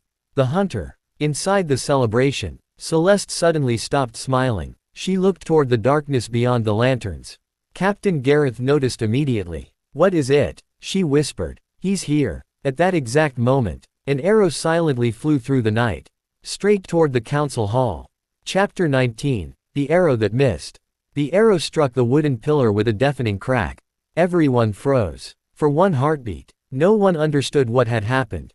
Then Captain Gareth moved. Down. He tackled Lady Celeste to the floor as a second arrow shattered a lantern above the council hall entrance. Glass exploded. Flames scattered across the ground. Children screamed. The celebration dissolved into chaos. The assassin. Protect the civilians. Cedric shouted. Not. Catch the assassin. Not. Protect me. The people came first. Always. Master Rowan immediately grabbed several workers and kicked burning lanterns away from nearby buildings. Teacher Elena rushed the children toward the schoolhouse. Greta picked up the nearest frightened child with one arm and yelled. Move. Everyone inside. Even Milo began helping younger children escape. Within moments, what could have become a massacre turned into an organized evacuation. Gareth's pursuit. Captain Gareth spotted movement on a nearby rooftop. There, 3 royal guards followed him. The hooded assassin leapt across the rooftops with unbelievable speed. He fired another arrow. One guard barely avoided it. Then the assassin disappeared into the darkness beyond the village. Gareth chased without hesitation. The forest swallowed both hunter and hunted. Cedric's choice. Alfred approached Cedric. "My lord, Gareth needs help." Cedric looked toward the burning lanterns. Then toward the frightened villagers. He made his decision immediately. "We stay." Alfred nodded. Exactly the answer he expected. Someone had to keep Blackridge calm. That someone was Cedric. The letter. While extinguishing the fire, Milo found something beneath the shattered lantern. A small black arrow wrapped in parchment.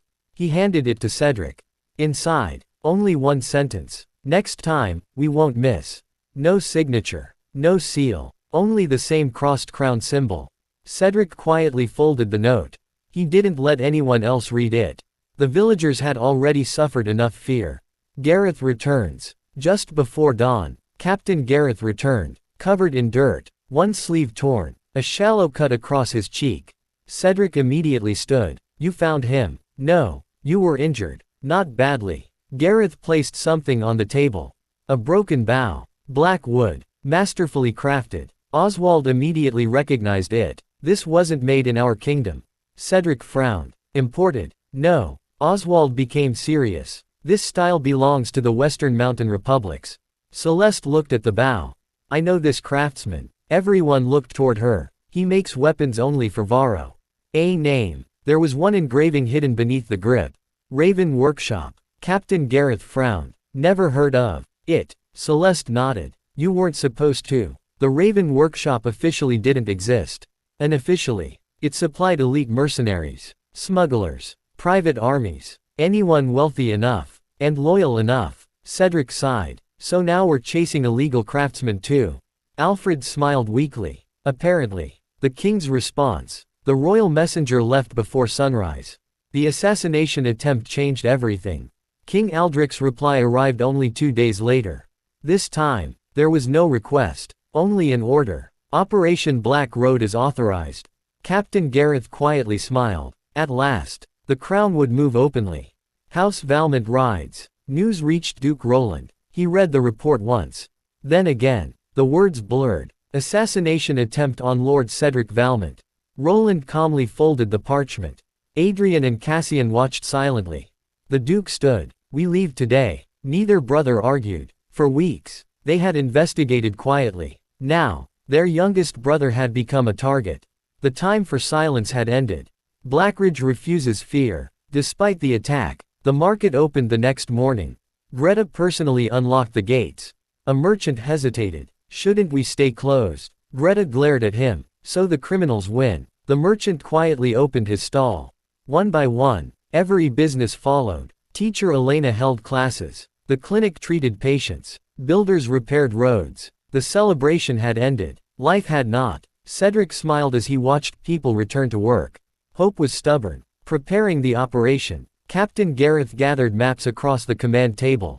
The quarry entrance. The mining tunnels. The warehouse. The Western Pass. Every known location connected to the Black Road. Celeste pointed toward another passage. "You missed one." Everyone looked at her. "There." She tapped a narrow canyon. "A supply entrance." Oswald frowned. "It isn't on any map." Because Varro paid to remove it. Now, the hidden network had 2 confirmed entrances. Perhaps 3. Varro's decision. Far inside the hidden settlement. Lucian Varro received confirmation. The assassin failed. "I expected that." His lieutenant looked confused. "You did." Varro nodded. "I wasn't testing Cedric." He looked toward the report. "I was testing Gareth." Silence. The captain reacts exactly as predicted. "What now?" Varro slowly smiled. "Now we prepare our welcome." Brothers arrive. 3 days later, dust appeared on the eastern road. A column of mounted knights approached Blackridge. Their banners carried the silver wolf of House Valmont. Villagers stopped working. Children stared in awe. Cedric looked up from repairing a market stall roof. "Father." At the head rode Duke Roland. Beside him, Adrian, Cassian. Behind them, nearly 100 elite Valmont retainers. Cedric climbed down from the roof. He blinked. "What are all of you doing here?" Roland dismounted. He looked his youngest son up and down. "Checking for injuries." Only after confirming Cedric was unharmed did he answer. You've caused enough trouble. Cedric looked offended. I repaired 4 villages. You also uncovered a criminal empire. That wasn't intentional. I know. Adrian stepped forward awkwardly. Cedric. For a moment, neither knew what to say. Then Adrian quietly asked, "Are you all right?" Cedric smiled. "I'm fine." Cassian crossed his arms. "You look thinner." Cedric sighed. "I've been working. You've been forgetting meals." Also true. The tension eased slightly. Not because everything was forgiven, but because they were finally standing together. Family dinner. That evening, for the first time in months, the Valmont family shared a meal. Not inside a grand manor. Not in a palace. Inside Blackridge's newly built council hall. Greta served stew. Master Rowan argued with Cassian over woodworking. Milo stared at the knights with sparkling eyes. Teacher Elena politely ignored the nobles' awkward table manners. Cedric watched everything quietly, then smiled. Adrian noticed. "What?" Cedric shook his head. "Nothing." "What?" "I never imagined our family dinner would happen in an abandoned mining village." Cassian laughed. "I certainly didn't." Even Duke Roland allowed himself a faint smile. Outside, hidden beyond the mountains, Lucian Varro watched torchlights surrounding Blackridge. House Valmont had arrived. The royal guard was preparing to move. The villages were united. His hidden empire was being surrounded from every direction. For the first time in decades, Lucian Varro admitted something to himself. Lord Cedric Valmont had become far more dangerous than any army. He quietly rolled up the frontier map. Then whispered, "Very well. If the frontier no longer belongs to shadows, then we'll make the kingdom itself our battlefield." Chapter 20, Operation Black Road. Morning arrived beneath a sky heavy with rain. Blackridge was unusually quiet. No merchants shouted. No children played near the market. Every road leading into the village was guarded. Today, the crown would strike. The war room. Inside the council hall, a massive map covered the table. Cedric stood beside it with Captain Gareth, Duke Roland, Adrian, Cassian, Lady Celeste, Alfred, Oswald, Master Rowan, Greta, and the commanders of the Royal Guard. King Aldric had placed Captain Gareth in command of the military operation. Cedric's responsibility remained unchanged. Protect the people. Restore the frontier. The king had specifically ordered it. Captain Gareth pointed toward the map. The Black Road has 3 confirmed entrances. The Eastern Quarry. The Canyon Pass. The Northern Mining Tunnel. Lady Celeste nodded. There is also one emergency escape tunnel. Everyone looked toward her. It isn't on any map. The plan. The operation would begin before sunrise. 3 Royal Guard detachments would surround the mining settlement. House Valmont's knights would secure the roads. Cedric's Restoration Corps would evacuate nearby villages. No civilians would be allowed near the battlefield. Master Rowan scratched his beard. "So, we build roads during the day, and evacuate villages at night." Cedric nodded. "Basically." Rowan sighed. "This campaign keeps getting stranger. A difficult choice." Before the meeting ended, Captain Gareth looked toward Cedric. "My lord, you should remain in Blackridge." Cedric frowned. "I have work. You have a target on your back. I also have villages depending on me." Roland spoke quietly. "Listen to him." Cedric looked at his father. For a moment, the room became completely silent. Finally, Cedric sighed. "I'll remain behind the front line." Captain Gareth smiled. It wasn't a complete victory, but it was enough. The villages prepare. Greta gathered the villagers. "We're leaving for a few days." No one argued. Not anymore. The people trusted Cedric. If he said danger was coming, then danger was coming. Teacher Elena organized the children. The clinic packed medicine. The market closed peacefully. Within hours, Blackridge became almost empty. Milo looked back toward the village. "We just rebuilt it." Cedric placed a hand on his shoulder. "And we'll rebuild anything that gets damaged." Milo smiled. "I believe you." Into the mountains. Before dawn, the Royal Guard moved. Silent, disciplined, professional. Rain covered the sound of armor. Captain Gareth rode at the front. Beside him, Duke Roland, Adrian, Cassian, the elite knights of House Valmont. Cedric watched them disappear into the mist. He whispered quietly, "Come home safely." The hidden settlement. Lucian Varro stood outside the underground warehouse. He had already received word.